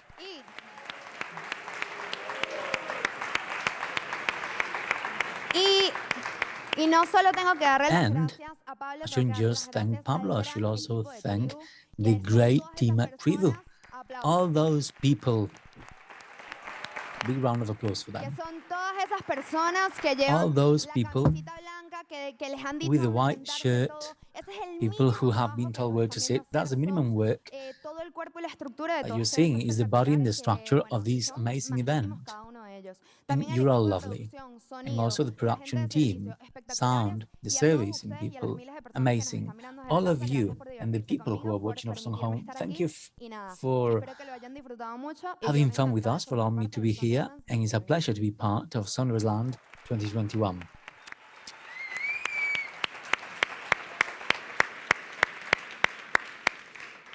Para los que no habéis estado aquí, habéis So for those of you who haven't been here, os recomiendo que, como sabéis, tenéis todo grabado en la plataforma para disfrutar. remember everything is recorded on the platform to enjoy Barbara and the rest of the show with us in the next few days.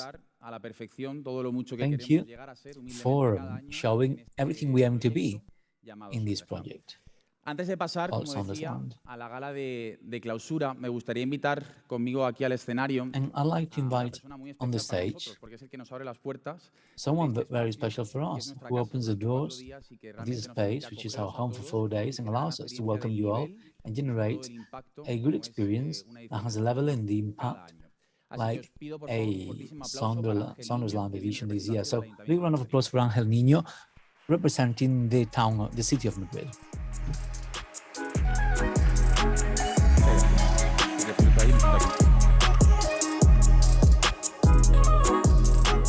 Bien, bueno, pues Ángel, lo primero, mil millones de gracias por estar. Ángel, first of all, thank you very much for being here.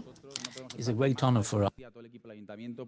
We're extremely grateful to you and to this team at the city. Otherwise, we wouldn't be able to be here. You've been very brave. We have crazy ideas in these kind of events. So thank you for opening your doors to us. It's a great luxury to be here at La Nave in Madrid, in our country, making this city the global capital of talent. Well, thank you. You know how exciting is it to see a full auditorium after this long year, and a half, seeing empty events and empty auditoriums and halls. Thank you, and thank you also to the Tribu team. And a round of applause for them. They've done a great job.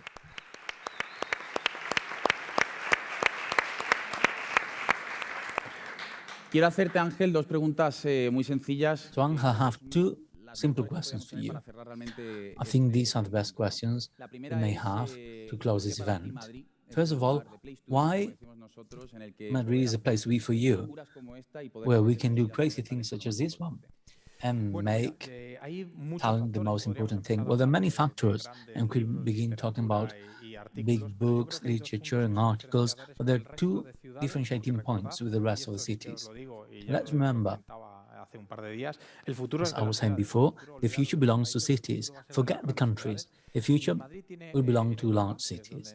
And in Europe, where we are, Madrid has two main locations. Madrid has two main elements. We are the natural bridge between Europe and Latin America. That's a reality. Language helps. And also our character and our personalities are very similar. And that means that anyone from Latin America who wants to take the leap, they first think of Madrid. And anyone from Europe who aims to go to Latin America, the first place they go to is Madrid. So being a bridge has many advantages. And usually people stay, at least for a while. And that's what we try from the city. Another key element is that now we are at the right time to be entrepreneurs. We're at a city with a lot of external innovation coming to Europe. We're something as pioneering as the first mobility sandbox in Europe. And one of the first in the world is being prepared. Something to position Madrid as a reference point in innovation. This is a point where companies are being created. Yesterday we saw that at a very fast pace, companies are being created in Madrid. In the community of Madrid and the city of Madrid, we're working for all that talent that usually comes to Madrid and goes to other cities and to other countries for it to stay in Madrid. Therefore, with those two reasons, it's more than enough for all of you and all these future entrepreneurs we've got here to stay at the city of Madrid. And what does Sondersland mean for the city and for Madrid? Well, it means this. It's the first time in more than a year that someone dares to fill up the auditorium with the safety measures, but that's what it represents.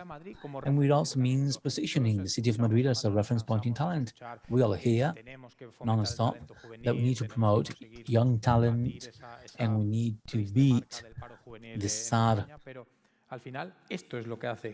unemployment rate in young people in Spain, and this is what it does. On a Saturday, which is very difficult, getting companies, institutions, and young people together, that's a reality, going from word to facts. That's what Sondersland does. It really positions you as a reference point, and it really helps the city to bring that talent, for the talent to get to know La Nave in our innovation center and everything we do. So Angel, thank you very much for everyone. If you wish, you can say goodbye so that we can have the closing ceremony with a few words regarding excitement, optimism, and an end of the year that will be intense and exciting. Well, looking back, less than a year ago, we were thinking that we're going to be locked up again. But we didn't know,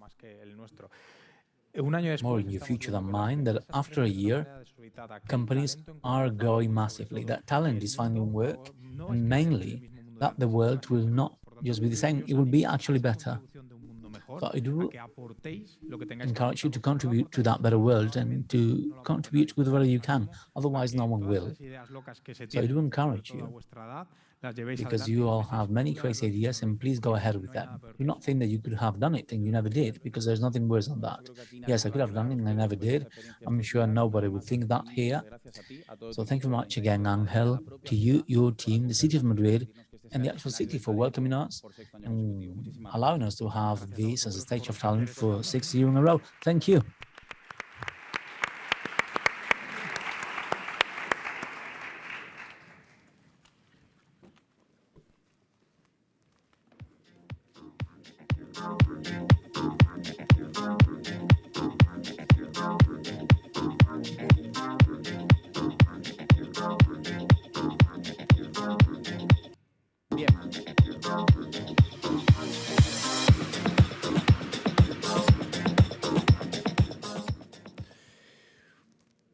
Bien, como decía, y la verdad que una vez más Okay, so I was saying, I'd like to thank the City of Madrid and the community of Madrid and the government of Spain, because with everything we see on the media every day, I really feel extremely proud, because due to something as important as talent in Spain, which is the best thing we have, we're able to leave our differences aside and work together for what's really worth our people. And I'd like to thank, of course, all companies, organizations, collaborators, media partners, and so on, who make this event, who help this event achieve many people every year. You can't imagine the work we need to do every year for this to happen. And most importantly, in this final event, especially where the essential bit is to be grateful, I'd like to thank our 4 global partners to be here. Some of them for the first time, some of them for the second time or the 4th time, but they all gave us the opportunity, their energy and excitement for this initiative to be shared by many, for many and with many. I'd like to welcome first a company that is essential in our country, not just for what they do, but also for the amount of people that daily wake up for us all to be more and better connected. It's a great pride for me as a Spaniard and as a promoter of Sondersland to have this year for the first time, and hopefully many more, to have Telefonica here, and I'd like us to welcome Marta Machicot, the Global People Director.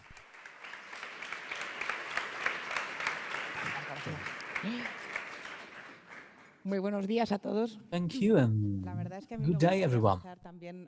I'd like to begin by thanking you and congratulating you, Pablo, and the whole team at Tribu, because it's really amazing what you're able to achieve and mainly what you're able to manage. The energy around here is amazing, and I just hope that we are able to convey that energy to the people on the other side of the screen. It's the first time, as you were saying, but we are sure it will not be the last time. We are delighted at Telefónica to be part of this movement. And I'll tell you why. Telefónica's mission is to make this world more human, connecting people's lives. And Sondersland is exactly about that. At this festival, you have been able to connect with amazing people, with ideas, with values, with opportunities. So we are fully connected with that. And as it can be otherwise, at Telefónica, we work in technology, and we are extremely connected with young people and committed with your generation. And that's why, besides supporting these kind of initiatives, we're constantly opening up opportunities for young people at Telefónica. So I'll avail of this time to invite you all to come to our site, participate, and speak to the people in Telefónica's teams to get to know the opportunities we have, so you may be up to date with all the opportunities that open up in Spain and other countries where we're present. Because Telefónica, we love having people with talent, brave people like you, so we await you all. And the last message that I wanted to give you has to do with the acknowledgements we're going to give today. Before focusing on the people we're going to acknowledge, I'd like to give you a more general message. Your generation is going through the most spectacular time in history. Technology is changing absolutely everything. We all know that. And there are many opportunities, massive opportunities ahead of us that will keep existing. But for me, the real unique thing at this point in time is that the power is in the hands of people for the first time. So I think it's very important that you all, and the fact that you're here, that you're investing time Saturday morning on the whole week in such topics means that you really believe this. And each and one of you has the power to transform. We've been listening to stories that have inspired us during these 4 years. And in fact, now we will speak about one of them. And we've seen that there are regular people that are able to do incredible things. So I'd like to leave this last message. What are the 3 elements that we need to activate this power we have? First of all, a solid purpose and commitment with ourselves. Secondly, that mindset, as they were saying, to have this lifelong learning. And we need to have we need to be bold. We need to have that adventurer spirit. So this is why I think that you need to know that power is in you and the future is yours. The same way as the 2 people that I want to speak about and the people that I want to acknowledge in this ceremony are 2 very young people, and exceptional people that have put their passion in what they believe in making technology a lever to improve the world. I'm speaking Berta and Carolina Casas. A big round of applause for them.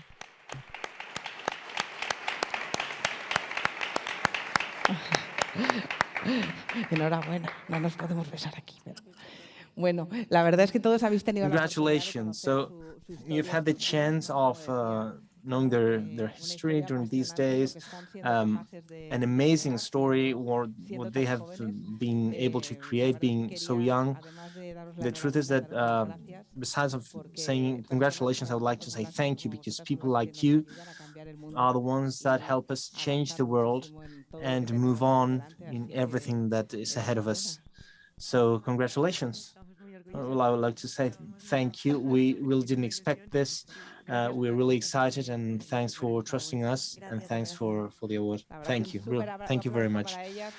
Big round of applause, please, because they're amazing.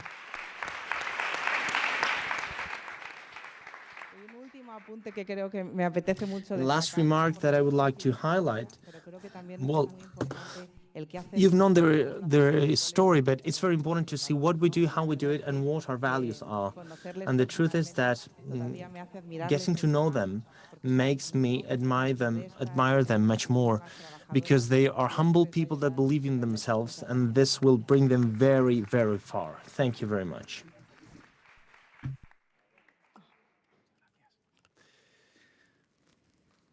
Muchísimas gracias, Marta, y enhorabuena a las dos. Thank you very much, Marta, and congratulations on this Sonder Awards that acknowledges the talent, energy, and passion, and the commitment and the impact that some of the young people that we invite at Sonderland are being able to generate all over the world. You started by Telefonica, and it has been a great honor. I would like to continue with our second global partner, although we don't have any order here, but they're equally important, and they all play a key role. And I would like to mention a special partner. This is the 4th edition that they are here with us, and you love them all. I'm sure that you've drunk this several times, and if not, I encourage you to do it. The more the better. And it's not what they sell, but the people behind, people that are able to create an art out of something as that simple. And when you want something, there are no impossible. So a big round of applause for the HR team from Hijos de Rivera.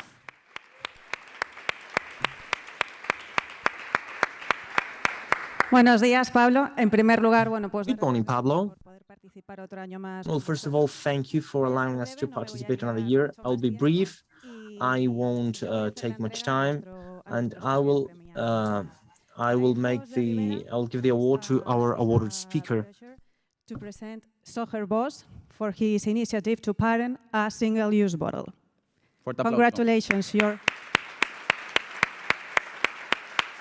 Hello, yes, thank you very much. I'm very appreciative, yes, thank you.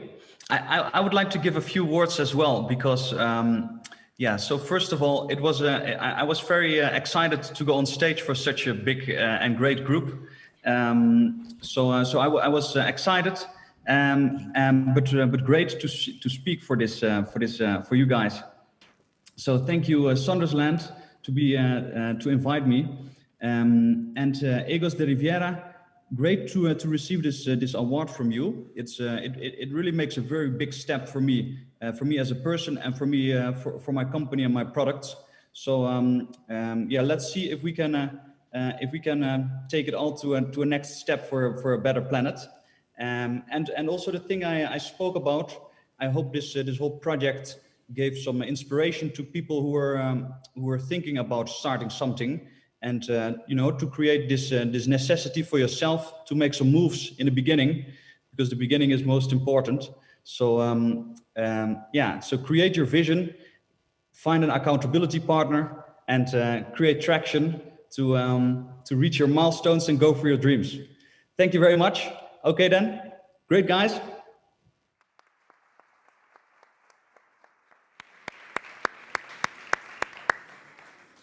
Muchísimas gracias y enhorabuena una vez más. Gracias. Thank you very much, and congratulations again. Thank you, Adriana, and the HR team of Hijos de Rivera for supporting us for the 4th time on this 6th edition of Sondersland. Let's move on to our third awardee and our third partner in Sonderland to speak about a young talent show to create opportunities, etc. And to make people aware of what they need. We really need such a partner. We have, for the 2nd year in a row, a great partner. And I'd like to say thank you to everybody that makes this possible, because it's not easy, and they are working to support us every year and to be part of this adventure. I would like you to give a big round of applause to Vicente from LinkedIn. Thank you.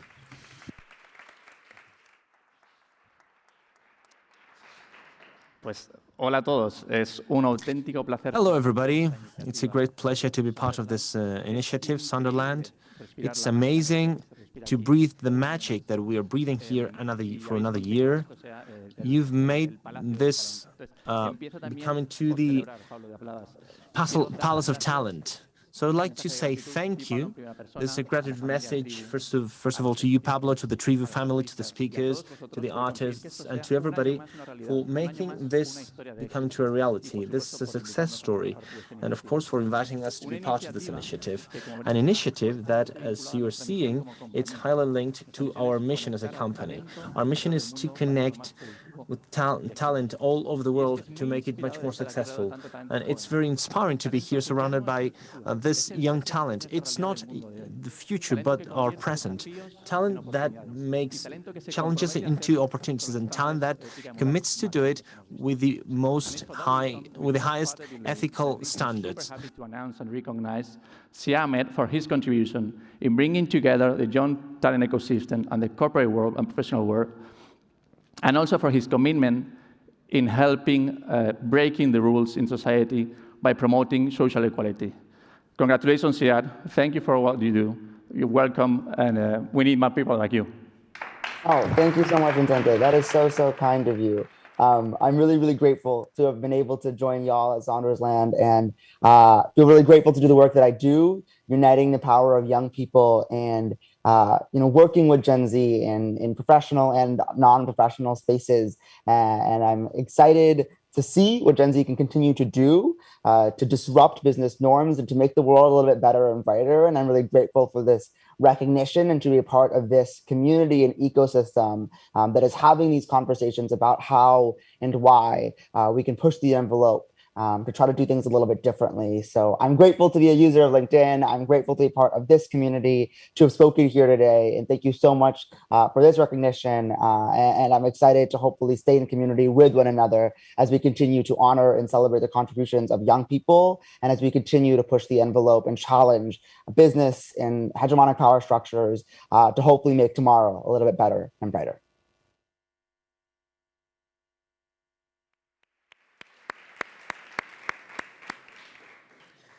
Como veis, hay gente con suerte que vive Sonderland desde la cama un sábado. As you can see, there are lucky people that live Sonderland from the bed on Saturday. They are levels and levels, and he's better than all of us. So, of course, we'll have time to rest. You can take that for granted. But I would like to finish this ceremony, this Sonder Awards ceremony, with a company that is not only the second year that they're with us, but also, well, personally, I hardly knew them. But when we've connected with their team, well, there are a lot, but you can't imagine the good vibes, the emotion, the great energy that we breathe working with all of them. So for us, it's a great honor to have for the second year, and I hope that many more. And I would like you to give a big round of applause to Carlos, who is the Global Talent Culture Manager of BBVA.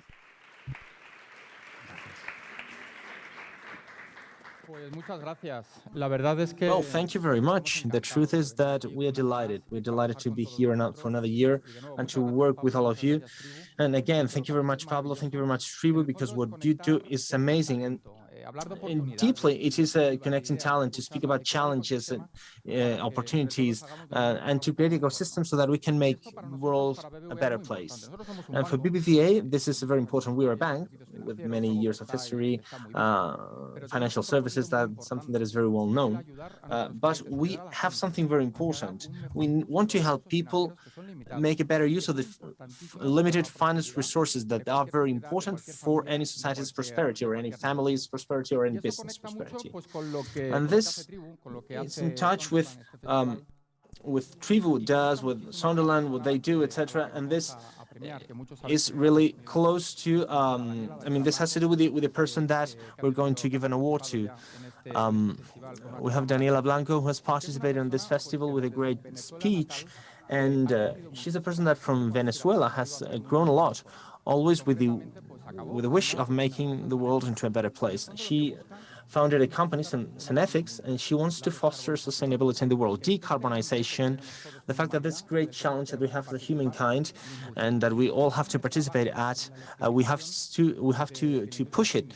And she's working in the deindustrialization of the chemistry industry. It's a great challenge, and she's being really successful. To us, it's a great honor to give this award to Daniela. Thank you very much. Hello, I'm really happy to be part of Sunderland's 2021. Thanks for inviting me, and thanks for this acknowledgement. Thanks to Sondersland, thanks to the team, thanks to BBVA, thanks for everything. I'm really happy and really excited. Thank you.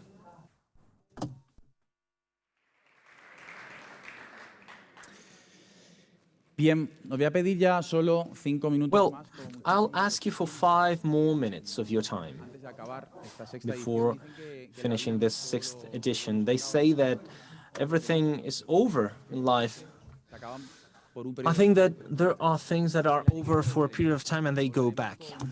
Next year we'll be back with everything that we've learned, with everything that we've come over, and we will be back with more energy, with more excitement, and really eagering to do things.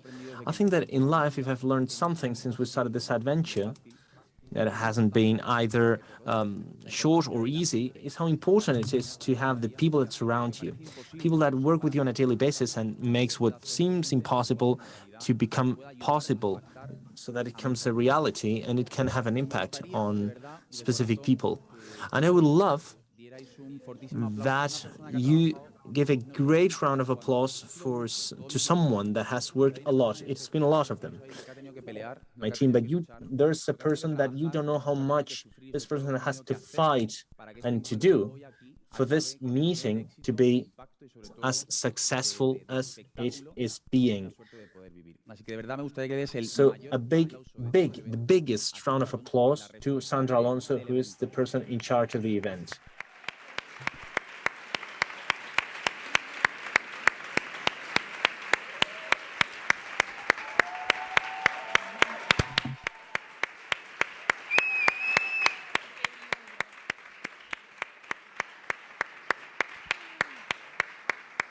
Nada, esto ha sido una encerrona, no me lo esperaba. Well, he set me up. I didn't expect this.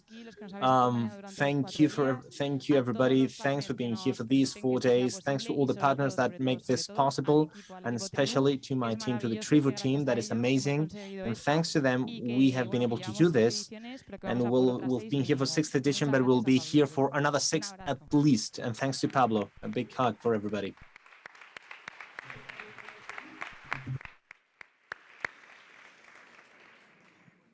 Como decía, quiero no solo darte las gracias. So as I was saying, I not only want to say thank you, Sandra, but I would like to ask for another big round of applause to every single person in my team, because they are the great protagonists, the ones that are not here on the stage, the ones that are not anywhere, but they make everything work. So a big round of applause for every single person in my team.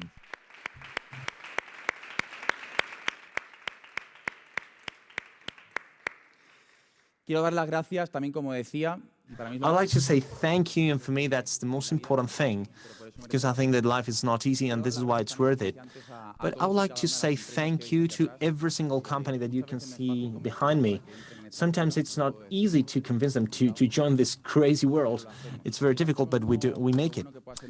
And it's not because how good my team is. It is very good, but there are people in these companies that believe in this, that live for this, that they think that it's key to join such an adventure every single year and to make something as important as talent in our country and in the planet has whatever it needs to shine without limits. So thank you very much, and a big round of applause for them and for making things happen. Thank you.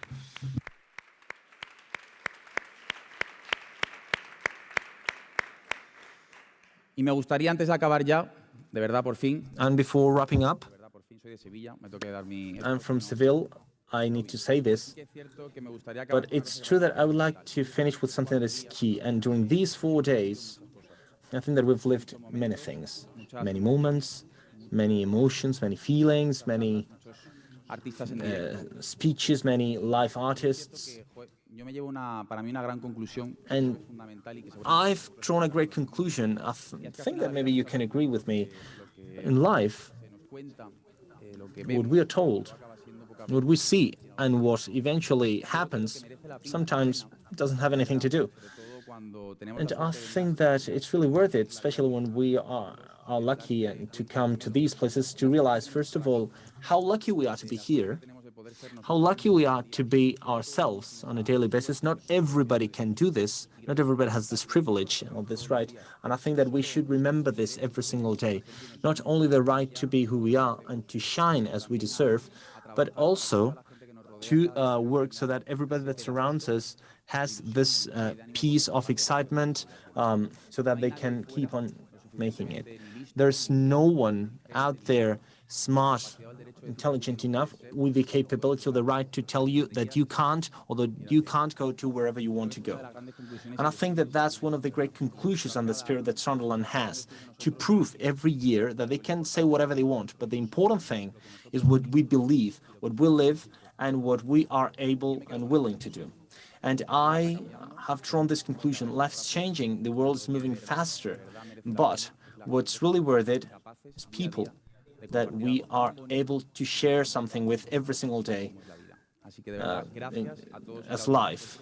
So thank you very much for being here with us. Thanks for making this something unique.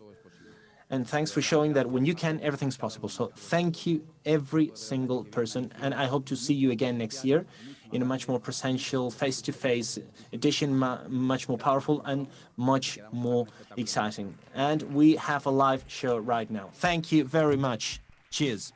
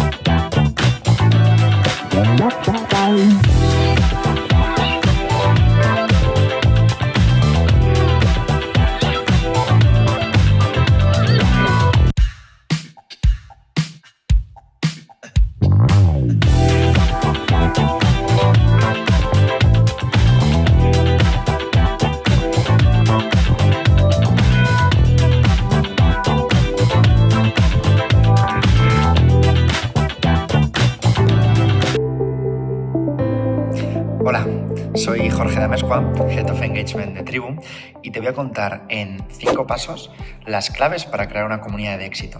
En primer lugar, definir una causa común. First of all, define a common goal, a goal that goes beyond the individual goals of the members that are part of this community. The second one is that we need to define a very specific target, a user, so that he could be interested in the value that we are going to offer. The more the better, but about something very specific. I mean, we need to define a big problem that in this case we're going to solve. The third one is that leadership, I recommend to have a shared leadership among the members of the community. Human beings have been organizing in groups with similar interests and common causes for thousands of years. The leadership have been decentralized, and it will be even more decentralized in the future. This doesn't mean that it's going to disappear, but the leadership would lie on the members of the communities. So the fourth is that we need to define impactful goals, and not goals in terms of growth, but without growth, we wouldn't have such an impact. On fifth place, we need to use information as fuel to contribute value. We need to base our decisions on data, on information, and not on hypotheses. Thank you very much. Bye.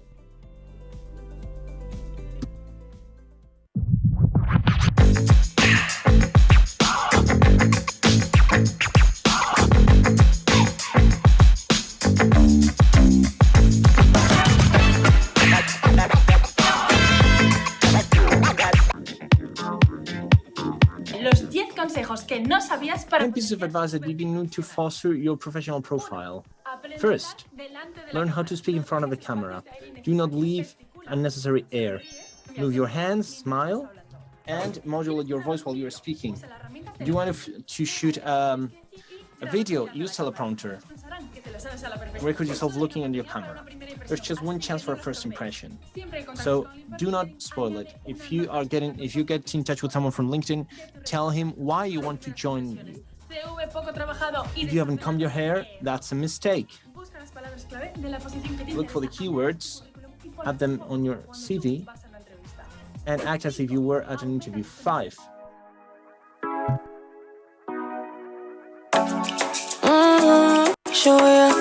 Show me the car when you're turning me on. The way you telling me you want me down. Done it, I done this before you fall. I won't catch you, don't know I'm stalling. Cause you love to have them all crying.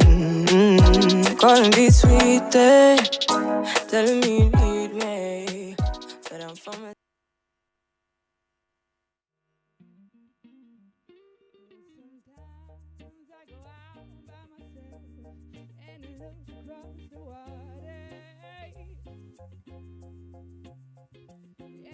Think of all the things, what you're doing, and in my head I paint a picture. Cause since I've come home, where my body's been a mess, and I miss your ginger hair and the way you like to dress. Won't you come on over? Stop making a fool out of me. And why don't you come on over?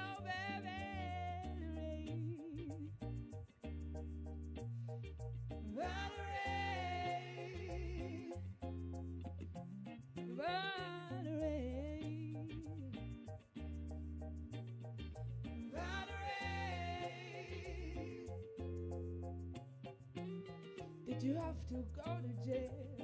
Put your house on up yourself. Did you get a good Hope you didn't catch a tan. Hope you find a...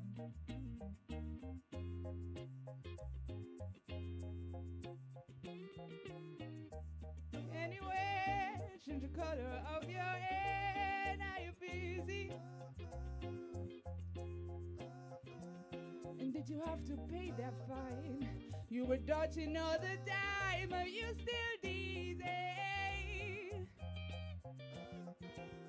Cause since I've come home, well, my body's been a mess. And I miss your ginger hair and the way you like to dress. Won't you come on over? Stop making a fool out of me. And why don't you come on over?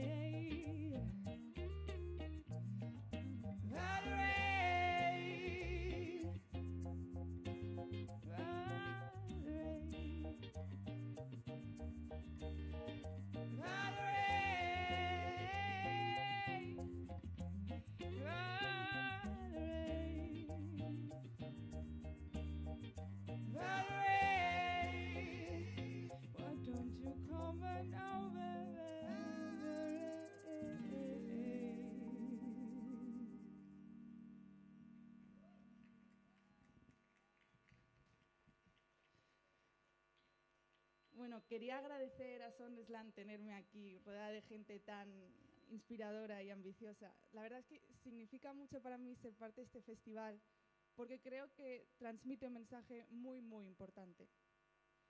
Con esfuerzo, pasión y disciplina sí puedes conseguir tus objetivos.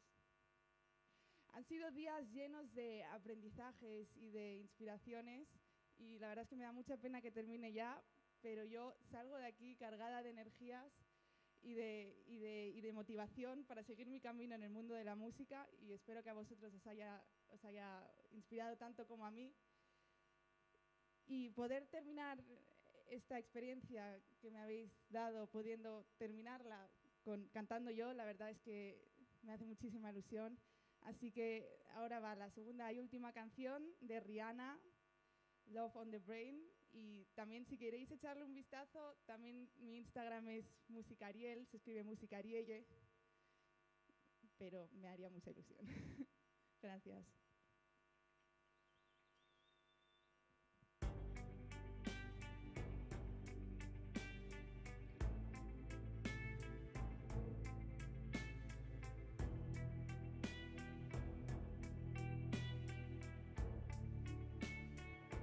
And you got me like, oh,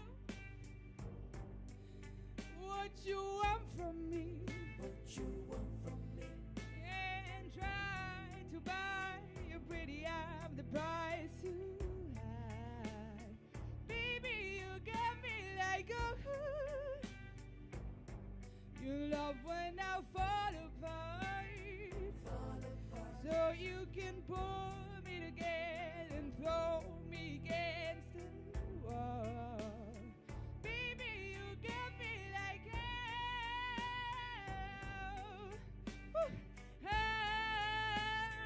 oh, don't you stop loving me, don't quit loving me, just stop loving me, yeah. And babe, I was fine with fire, just to get close to you. Gonna burn something big. And I run for miles just to get a taste. Must be love on the brain that's got me feeling this way. It beats me black and blue, but it fucks me so good and I can't get enough. Must be love on the brain, and it keeps cursing my name. It beats me black and blue, but it fucks me so good and I can't get enough. Must be love on the brain. Baby, keep loving me. Just love me, yeah. Just love me. All you need to do is love me, yeah. Give me like, oh, I'm trying to be played like a violin. What do I gotta do to get in? You motherfucking heart, baby, like, oh, oh, don't you stop loving me, don't quit loving me, just stop loving me, yeah. I'm just fine with fire, just to get close to you. Gonna burn something big, and I run for miles just to get a taste. Must be love on the brain that's got me feeling this way. It beats me black and blue, but it fucks me so good and I can't get enough. Must be love on the brain, and it keeps cursing my name. No matter what I do, I'm no good without you, and I can't get enough. Must be love on the brain.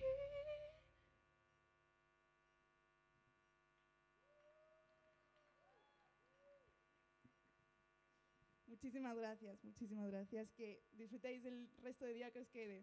Gracias al público, gracias a Sondersland. Me ha hecho mucha ilusión. Gracias.